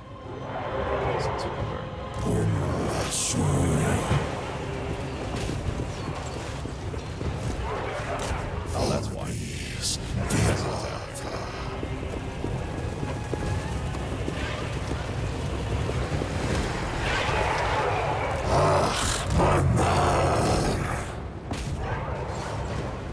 Do they even, like, have morale?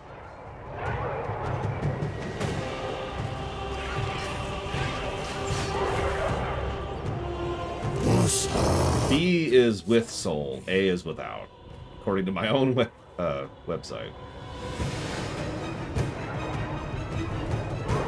You know, Von Falkenstein's yelling at me for some reason. What did I do, Von Falkenstein? Jeez. Don't yell at me, man.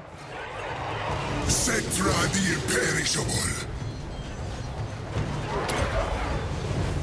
Of course. Does not harm friendlies. King of kings.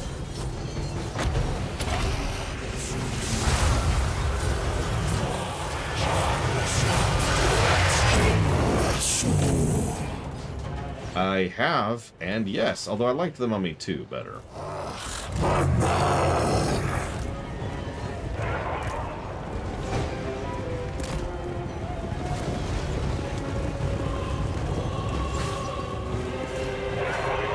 In Shuda's Blood and Teeth, there's a guy who spends like 2 solid minutes reciting all his titles to a very bored orc.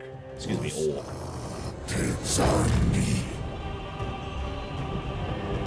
Look, that CGI rock skeleton is extremely stupid. Or rock scorpion or whatever. But I still like that film. It's just a generally good film. It's lighthearted and cheesy and focuses more on being fun than anything else. And it has a number of actors who actually know what the hell they're doing with each other and have good chemistry. You know how important that is to me.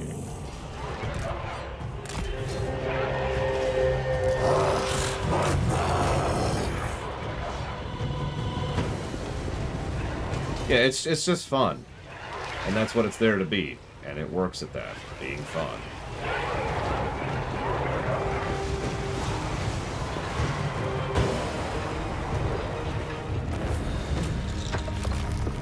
Yeah, good fast food. It's fast food, but even amongst fast food, there's good fast food and there's bad fast food. Fun fact, CGI Rock Scorpion is in another RTS, which is weird if you think about it, that he's in 2 separate RTSs. Like, same genre and everything. This one, and, can anyone tell me the other one?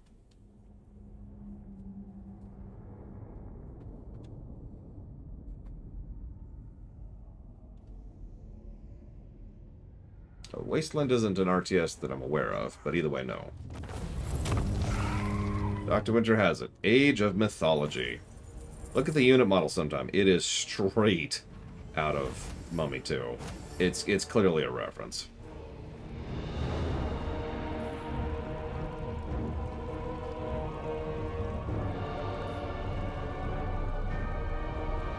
Interesting. Entomb them all.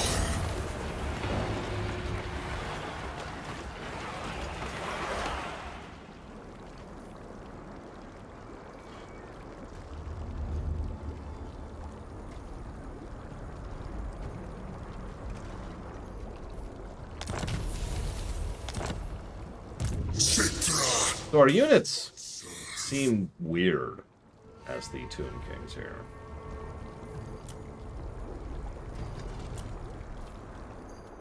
Like, hard to make heads or tails of weird. No. It feels like we have nothing but chaff.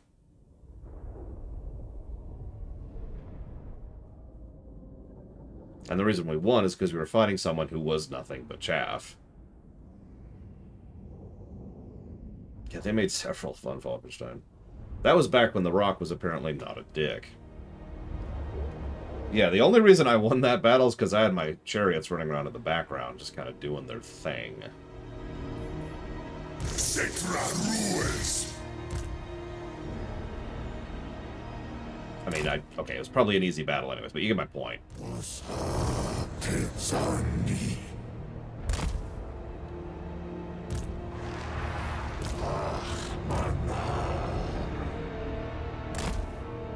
Yeah, even these chariots are just skeletons.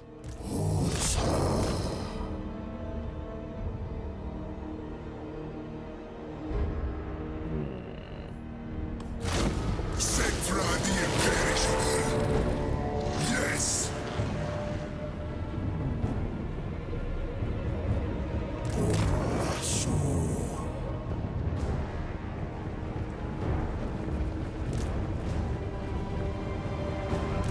I'm going to deliberately send these archers out to die, or these skeletons, excuse me, out to die, because I'm curious of something.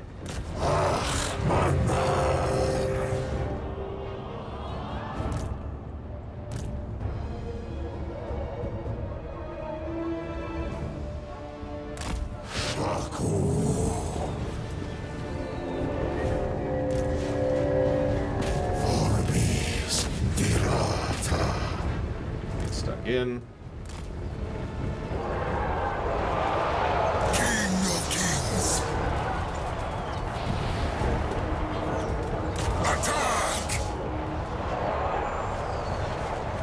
Feel better, Evo. If I missed any questions, I am sorry.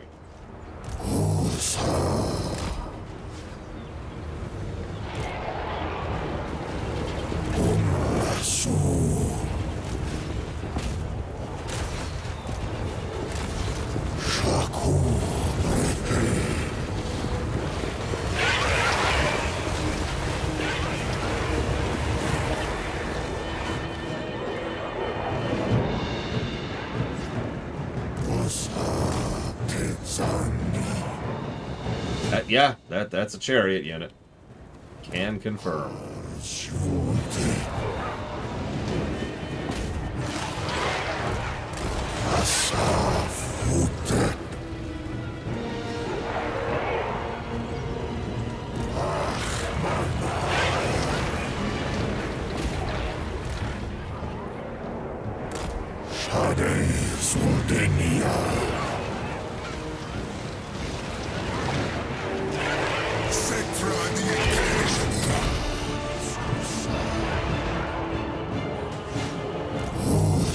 Chariots for days, yo.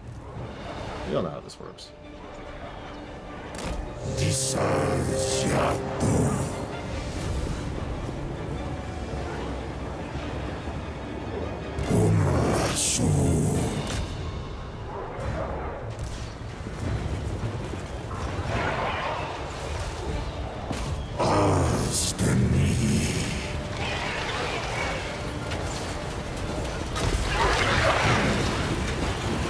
Yeah, I didn't think that would get very far in that cluster. I was curious.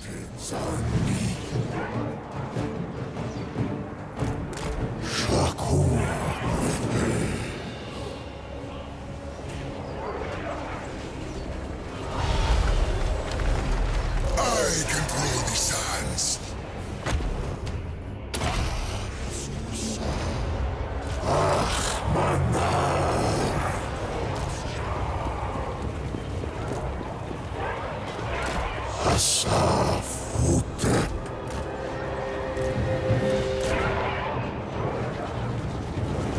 Yeah, I kind of want a unit to die, so hopefully those archers will die back there.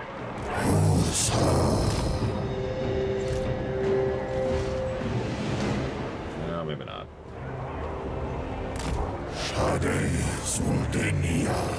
Nope. They're falling apart way too fast for that. And they're gone. Jesus.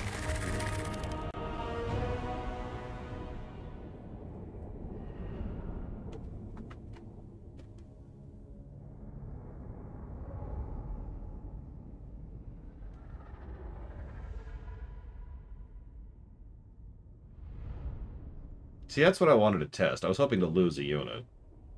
Because, well, what I'm curious about is a mechanic, which obviously I can't test, so I'm just going to ask this out loud. So let's assume that my archers did die. They're dead. Oh, no. But I have a unit cap already set of 2 archers. So I could just make the new archers, like, immediately, right?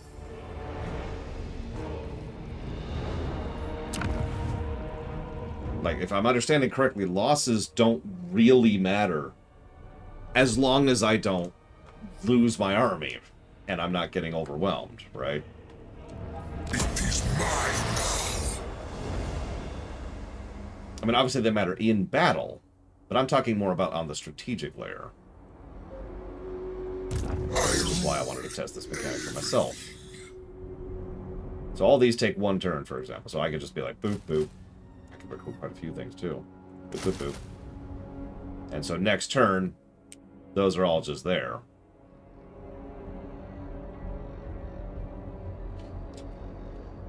Interesting.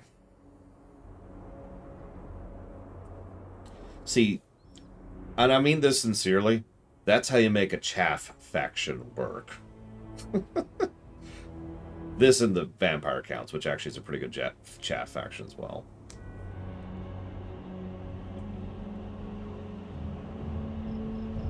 Okay, that makes sense.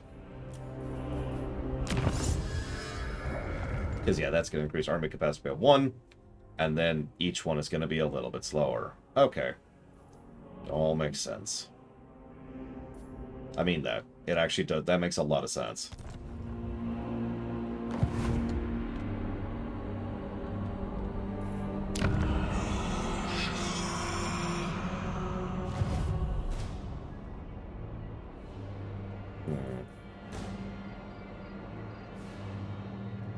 I was going to say, this seems familiar, Scion, because we've played Chorfs and Beastmen before this. Go figure.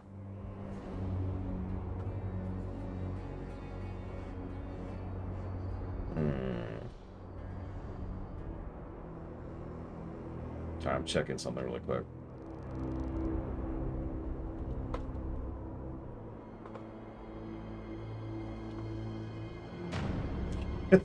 That's exactly what I was thinking, too, Dr. Witcher. Just have a giant ball army just following you around. Reinforce. Alright, go distract them. What?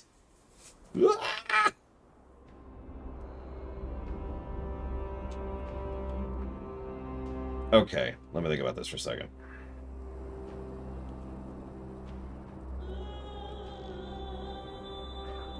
That's honestly really well balanced and awesome. That's multiple positives. That might be one of the most interesting factions I've seen so far overall.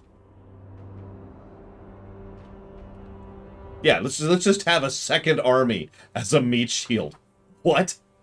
Now, to my great dismay, I think I will not put them in the will definitely play list for our final playthrough.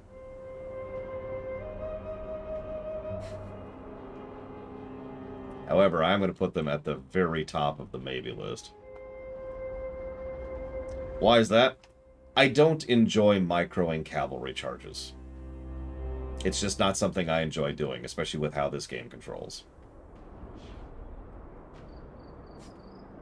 I can do it, but it'll go old fast. Still, that's a well-designed, interesting, and fun faction. That's cool.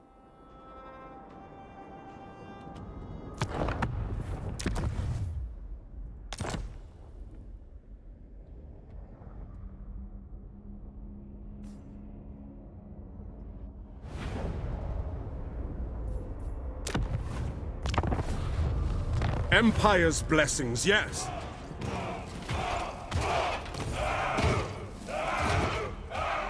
Who's left? Ah, okay. Well, we already played as him, so why don't we try... We must preserve this world. So there's Tyrion.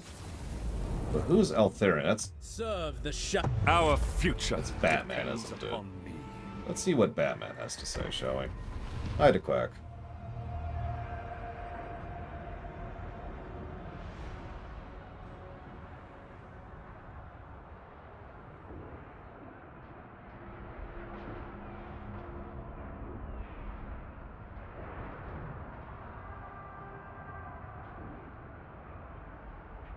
Yeah, absolutely, Zachdeft. I mean, let's phrase that correctly. Let me say it correctly. If their decision to rebel is not well done in the game, then the game gets the negative for it, right? If a book explains it better later, that's cool, but it doesn't make the game any better.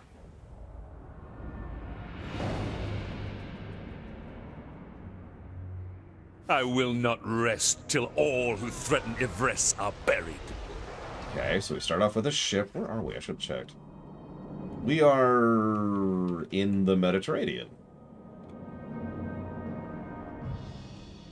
We start off with some... Prince. Oh, we don't actually have real ships. We're just... Yeah, okay.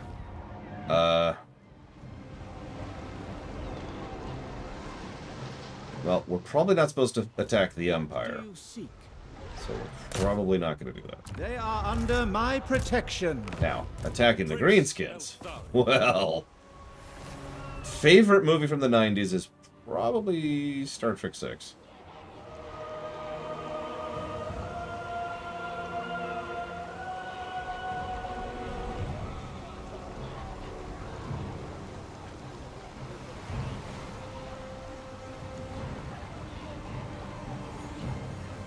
What? Okay, hold on. So there's the court. Yep, okay, cool. There's the rights. Cool. Sword of Cain. Don't care. What is this?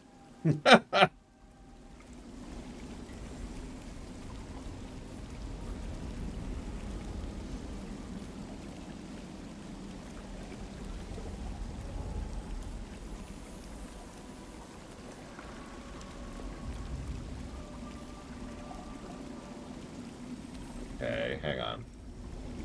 So our secondary resources, Warden supplies. Supplies are gained from... What do we say? Okay. We can do... Ah, here we go.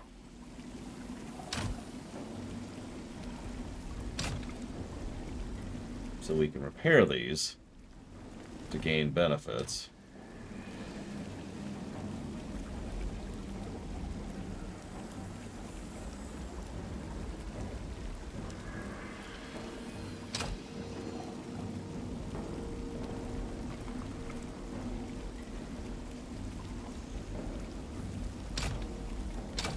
Hold up. Do we have a town? We do have a town. 1 billion miles away. High Elven Archmage. And we start with 2 armies?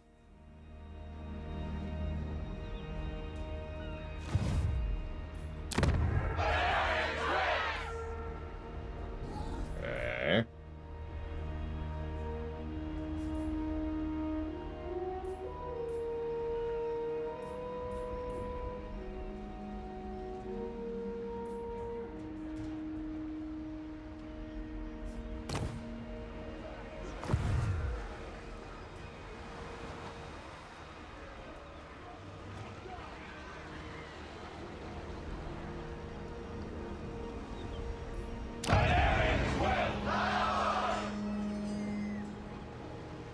When you say a choice, do you mean like a natural choice where you could just pull resources from one to the other? Or do you mean like a pop-up window shows up and says, do this or do that? Do you have to pick? Because most of those seem to have 2 choices when I tend to see them. The Grim Prince. Well, see, I assumed you just didn't have a starting town, because quite a few of these factions, not just the Horde ones, start without a town at all. And usually you start right next to a nice conquerable settlement, right? And hey, look what's right there. So I sort of assumed that was the thing. It didn't occur to me that this was actually ours, because there's been several factions who start with lots of line of sight for places they don't own. The Empire was probably the best example. The entirety of Germo France here was visible playing as Franz.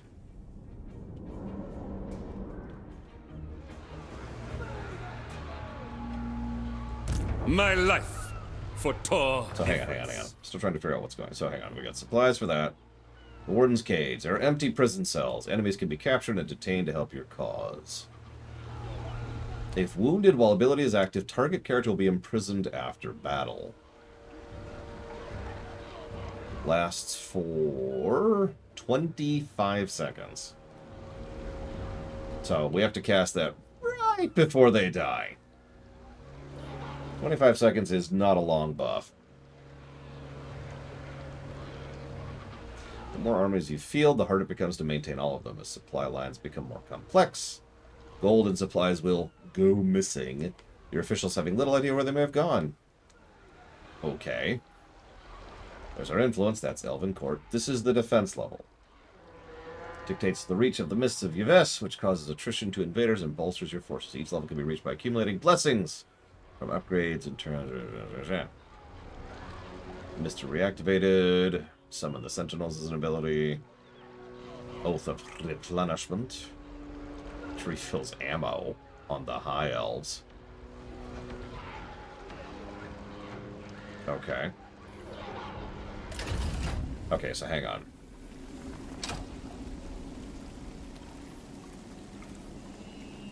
Unlocks a building chain. Unlocks a unit capacity for a certain unit.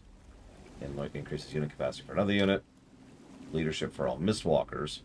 What are Mistwalkers? Duty is purpose.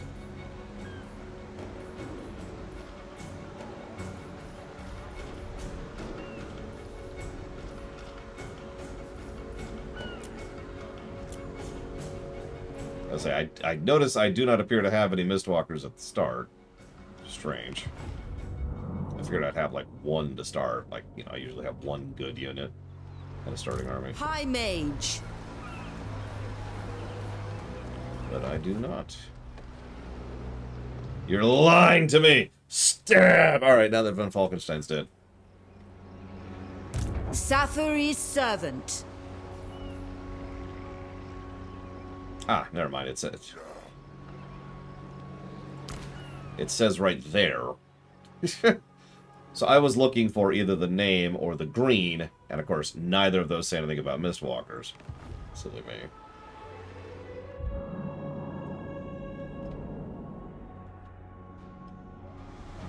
Remain And vigilant. that would make you one as well. Okay, so now that I know what a Mistwalker is, this makes my Mistwalkers better. That gives me blessing and influence. That gives me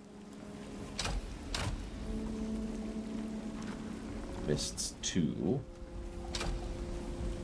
Interrogation Chamber. Ladriela's blessings increase. Battle Tamara must stand proud. That was literally a misclick, but whatever. I can hold 2 prisoners now, I guess.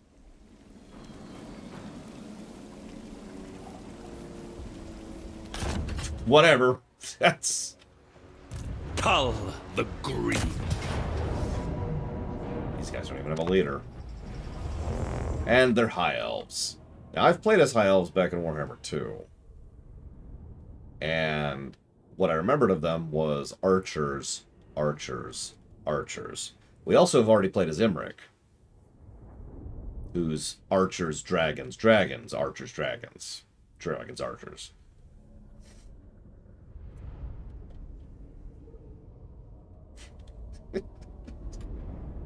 Dragon archers? Archers that shoot dragons. Just, and they're like, well, I did like the Dark Elves mechanically. That wasn't really my issue with them. Oh, nice. We got one of these wonderful little ballista things, too. Orders received. Archers! Look at that freaking range. Hang on, hang on. Watch this. Look at that. Can almost reach them from the start. God, that's bonkers. Alright, what are you? You are a spellcaster. Ugh, I spit on you. Death to spellcasters. There's the warden cage. I do not need him set. Okay, so this is actually an important quality of life thing. I do not need him selected to cast Warden's Cage. Command me! I also only get one use per battle. No mana cost, no cooldown, I just get to fire at once. Loremaster of Hoeth! In Moranian's name! Well, no, I saw Scion. 25 seconds.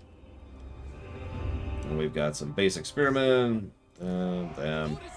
So here's our Mistwalkers. Let's take a look at these guys. Not forget, and we never forgive. Well, they're not as colorful as Bretonia. Or the Orcs, for that matter. It's okay, they'll be blinded by the light dangling off our armor. Okay, real talk, I do actually like that aesthetic. Make fun if you will. They are uniform, but that looks cool. I wouldn't mind having an army of troops that look like that. Avenge the fallen! Yeah, it's very Lord of the Rings elf, and honestly, I like that aesthetic. Shrug, you know? Eagle Claw. As you say. Within reason. Serve the king! We're just gonna sit here and pepper him for a minute. So, in lore, why is he down here? Like, a freaking continent away? He hates orcs. I mean, that does sound like Batman. Now that I say that out loud. Eagle Claw. Can you focus on them, please? Glory matters not. I follow my vow. Assyrian guides us.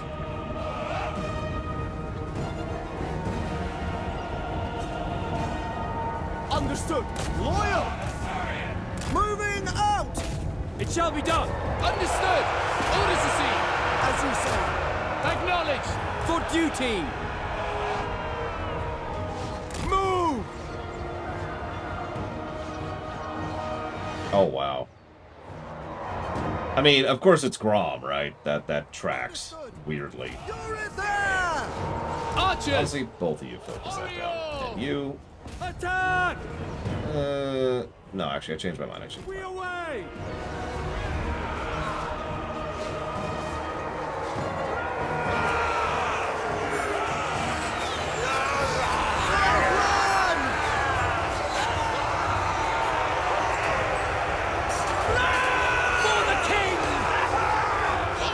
Best, as we all know.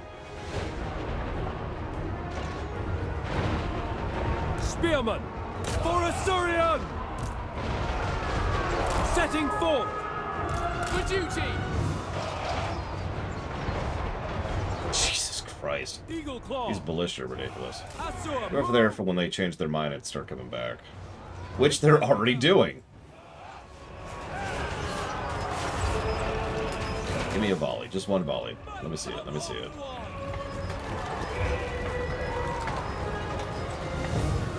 Just the one. No joy. Eagle Claw. Forward! Loyal!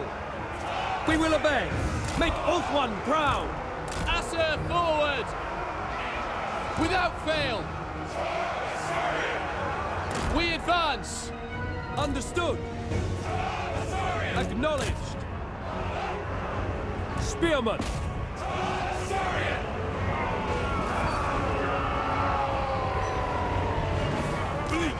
but unyielding.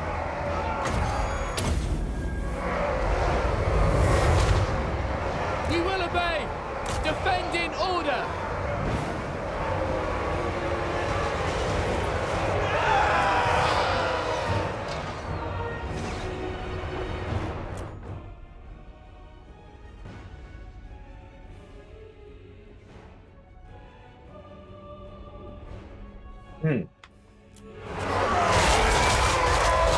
The first volley was better. Oh well. Spearman, swiftly! Eldarion! Archers!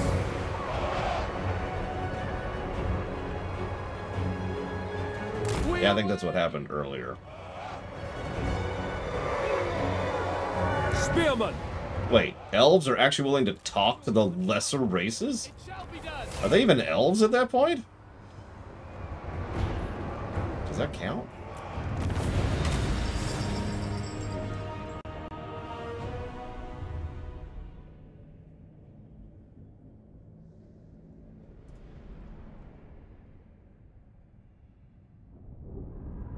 I mean, I joke.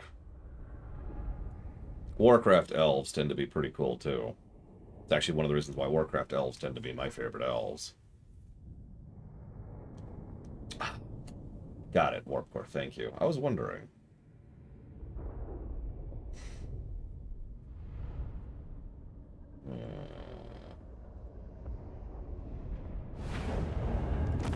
You know what? Okay.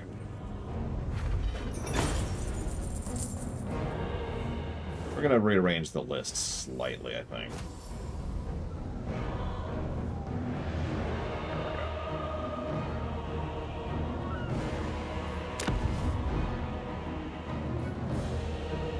I like the picture for loot and occupy. I claim this for Morania. So, you have encountered new lands, but you also have your home of old. Do we trust the council to take care of your vest while you're away, or should you maintain full authority? Gain 25,000 gold and 5 turns of plus 50 growth. Or, increase a lot of influence, increase home defense, keep your vest. Okay, so this isn't the choice I thought it was, which is good. Because I was going to say, that's one reason I wanted to push for this. Because that was going to be a negative, if that was the choice I thought it was. But it's not.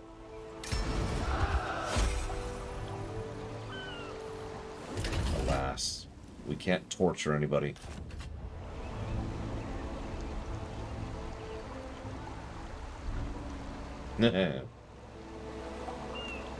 So what I thought was it was a binary choice between staying or leaving, which I'm explaining wrong. I thought it was a binary choice between pulling back or going out. In other words, not being able, like, pulling this army and sending them all the way back home, and or losing the army in exchange for focusing back on Atlantis over here. Here. And it's like, alright, this is your campaign now. That's what I thought it was. And you can see why I would think of that as a negative, especially since it's like... but why?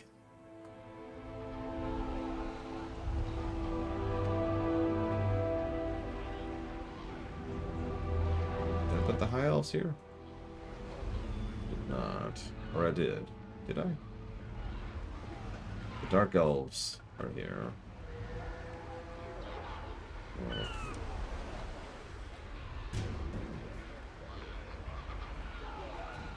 There's the high elves. Okay, I did. That's what I thought.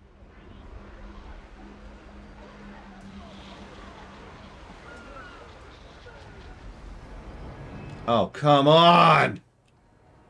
What are you people doing?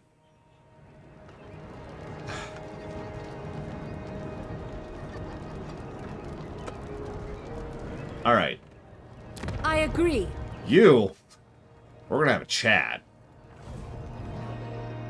And I know who's right here.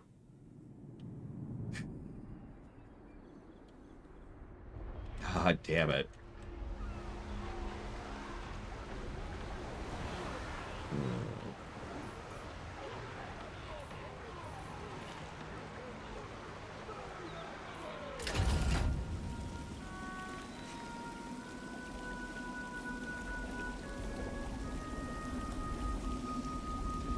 So what do I get out of imprisoning somebody?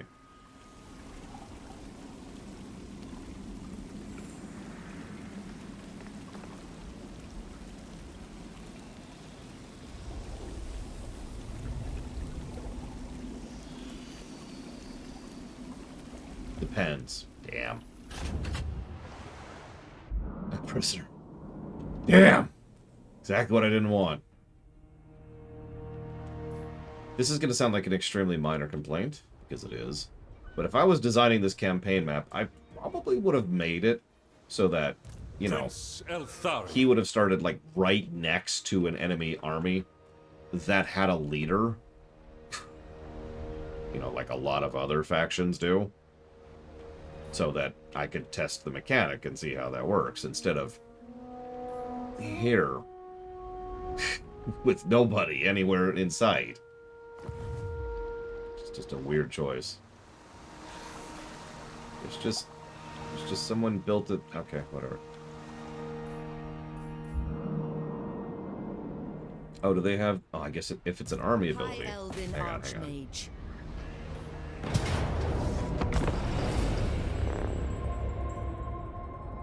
This is going to sound weird, but I thought of that as an army mechanic, not a faction mechanic.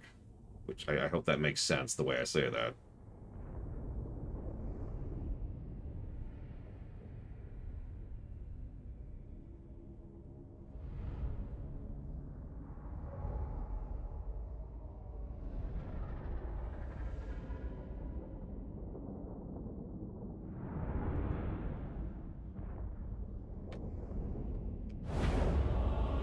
Yeah, exactly, Lo. But nope, it is right there. Okay. Alright. Not as good of a setup. Illyrian Reavers! Orders received! Without fail!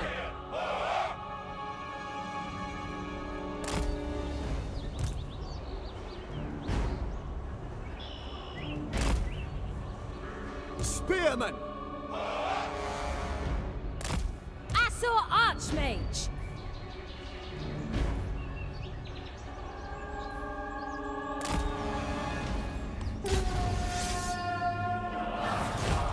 Is what plus worthy?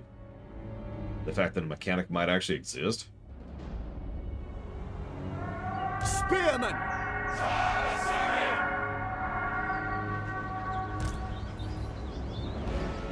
No.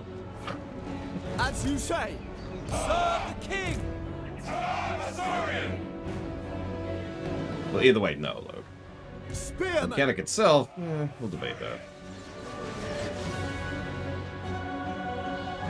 Asa, move! Asa, advance!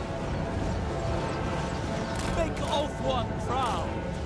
It will be done. To the fray! Death to all! I was actually wondering before. For duty!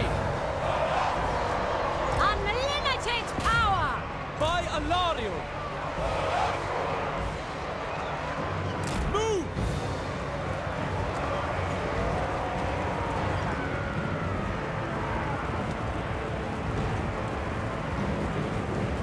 Defending order!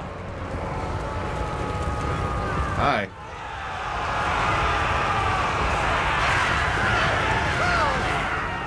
March!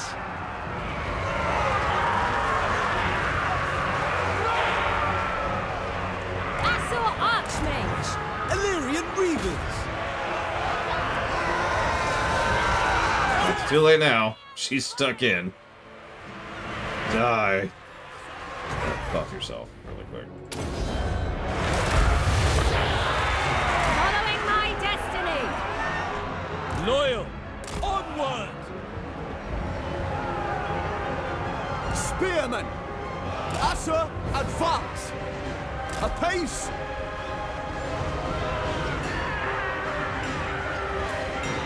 Illyrian Reavers! Setting forth! Spearmen! She cannot get out of that nonsense. Spellcaster Supreme! As you say! Forward! we go!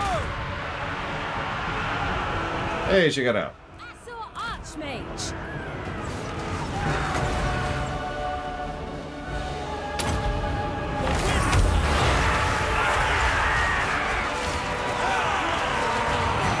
Illyrian Reavers! Advance!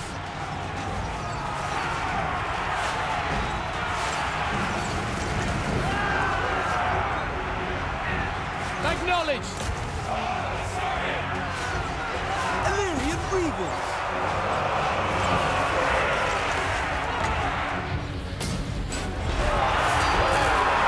It will be done!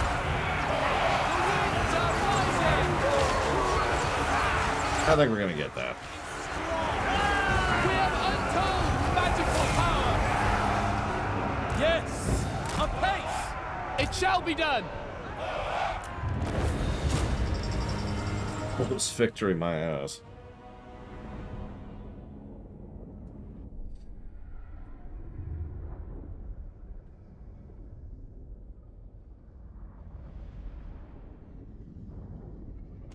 Yeah. Ladies and gentlemen, we got him. Yay!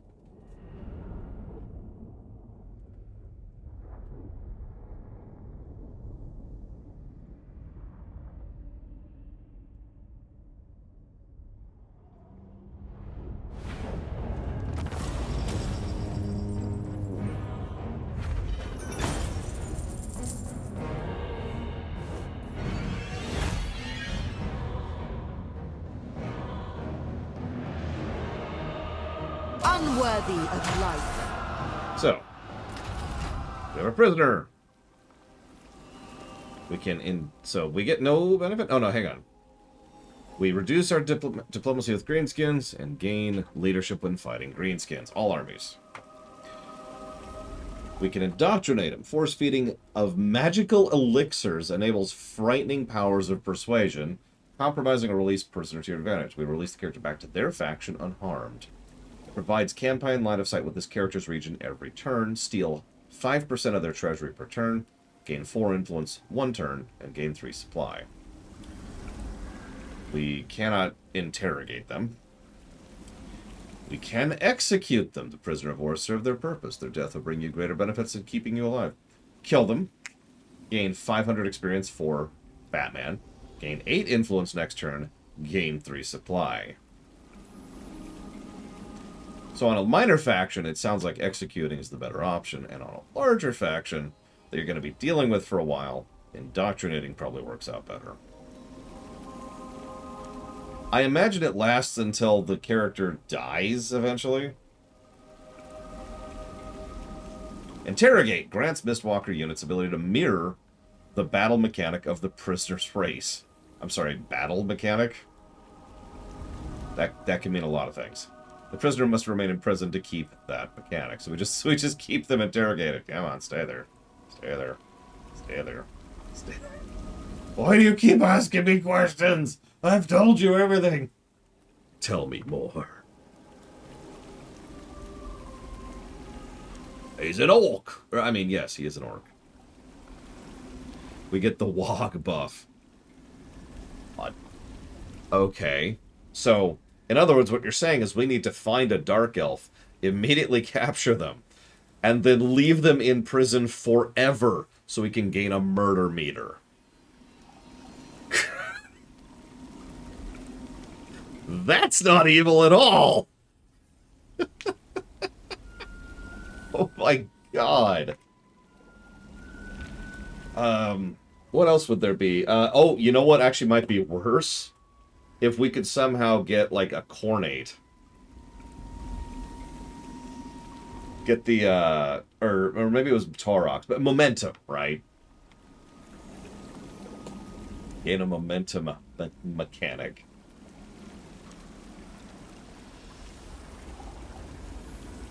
Look, Dr. Winter! Yeah, just throw Scarbrand in there. Yeah, we could gain Menace from below, from the Skaven. Hang on. Is there like a list? So there's like Yeah, there's the prisoners. Where's, mirror abilities. So we can gain cold-blooded? What the hell's cold? Hang on, give me a sec. From Lizardman. Okay. And then Murderous Mastery. Yeah. Faint and Repose. Grand Hammer of Faith. That's the Empire. Or Kislev. Okay. There's Wog. There's Berserk. Blood Greed. Fire Blood. Primal Fury. Ethereal. Extra Powder. Forest Walker. Liquid Fortification. Realm of Souls. Scurry Away. Strength in Numbers. Blessing of the Lady.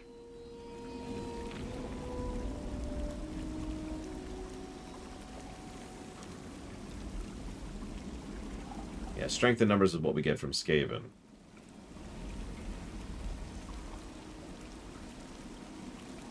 What in the hell? Von Falkenstein. Hang on, I think Von Falkenstein was taken over by a bot again.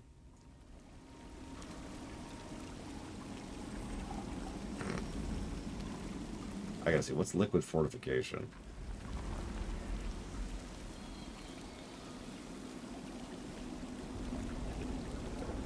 It's from Dwarves. It's a regeneration that you can use unless your leadership's wavering, which just heals you.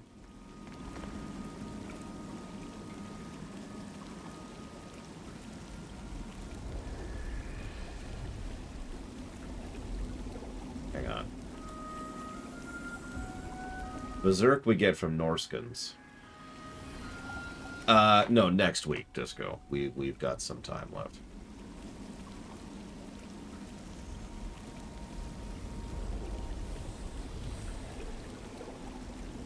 Where's... Is this it? No, I know. He's trying to pull a wiki entry out, and it's being a wiki entry. Fire Blood is what we get from Kislev's. Passive ability. Unbreakable. Enabled if leadership is wavering or lower. So for 30 seconds after our leadership wavers, we're unbreakable. That's what you get for Kislev. From Kislev.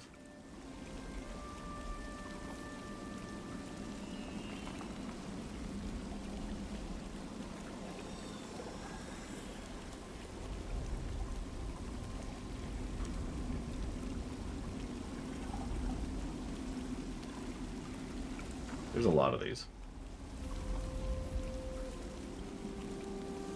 Warriors of Chaos give a 1-minute buff. Melee def, melee attack, armor, and reduced speed.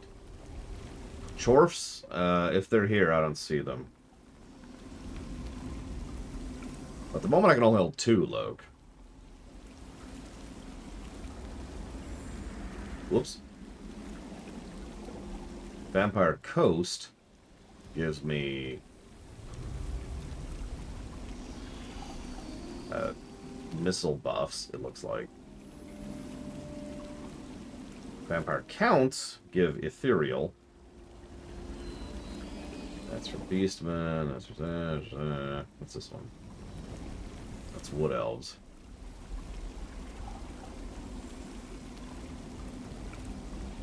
And that's High Elves. Honestly, the one that looks the most useful is the Dark Elf. Very first one that occurred to me.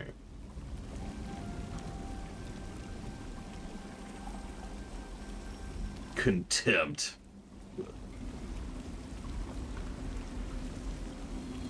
Yeah, that's not a shabby setup, but anyways. I've been streaming for 20 minutes over my cutoff time, so I should probably make dinner happen. Tomorrow, we've got more factions to try out. But we will definitively finally nail down which faction we're playing tomorrow.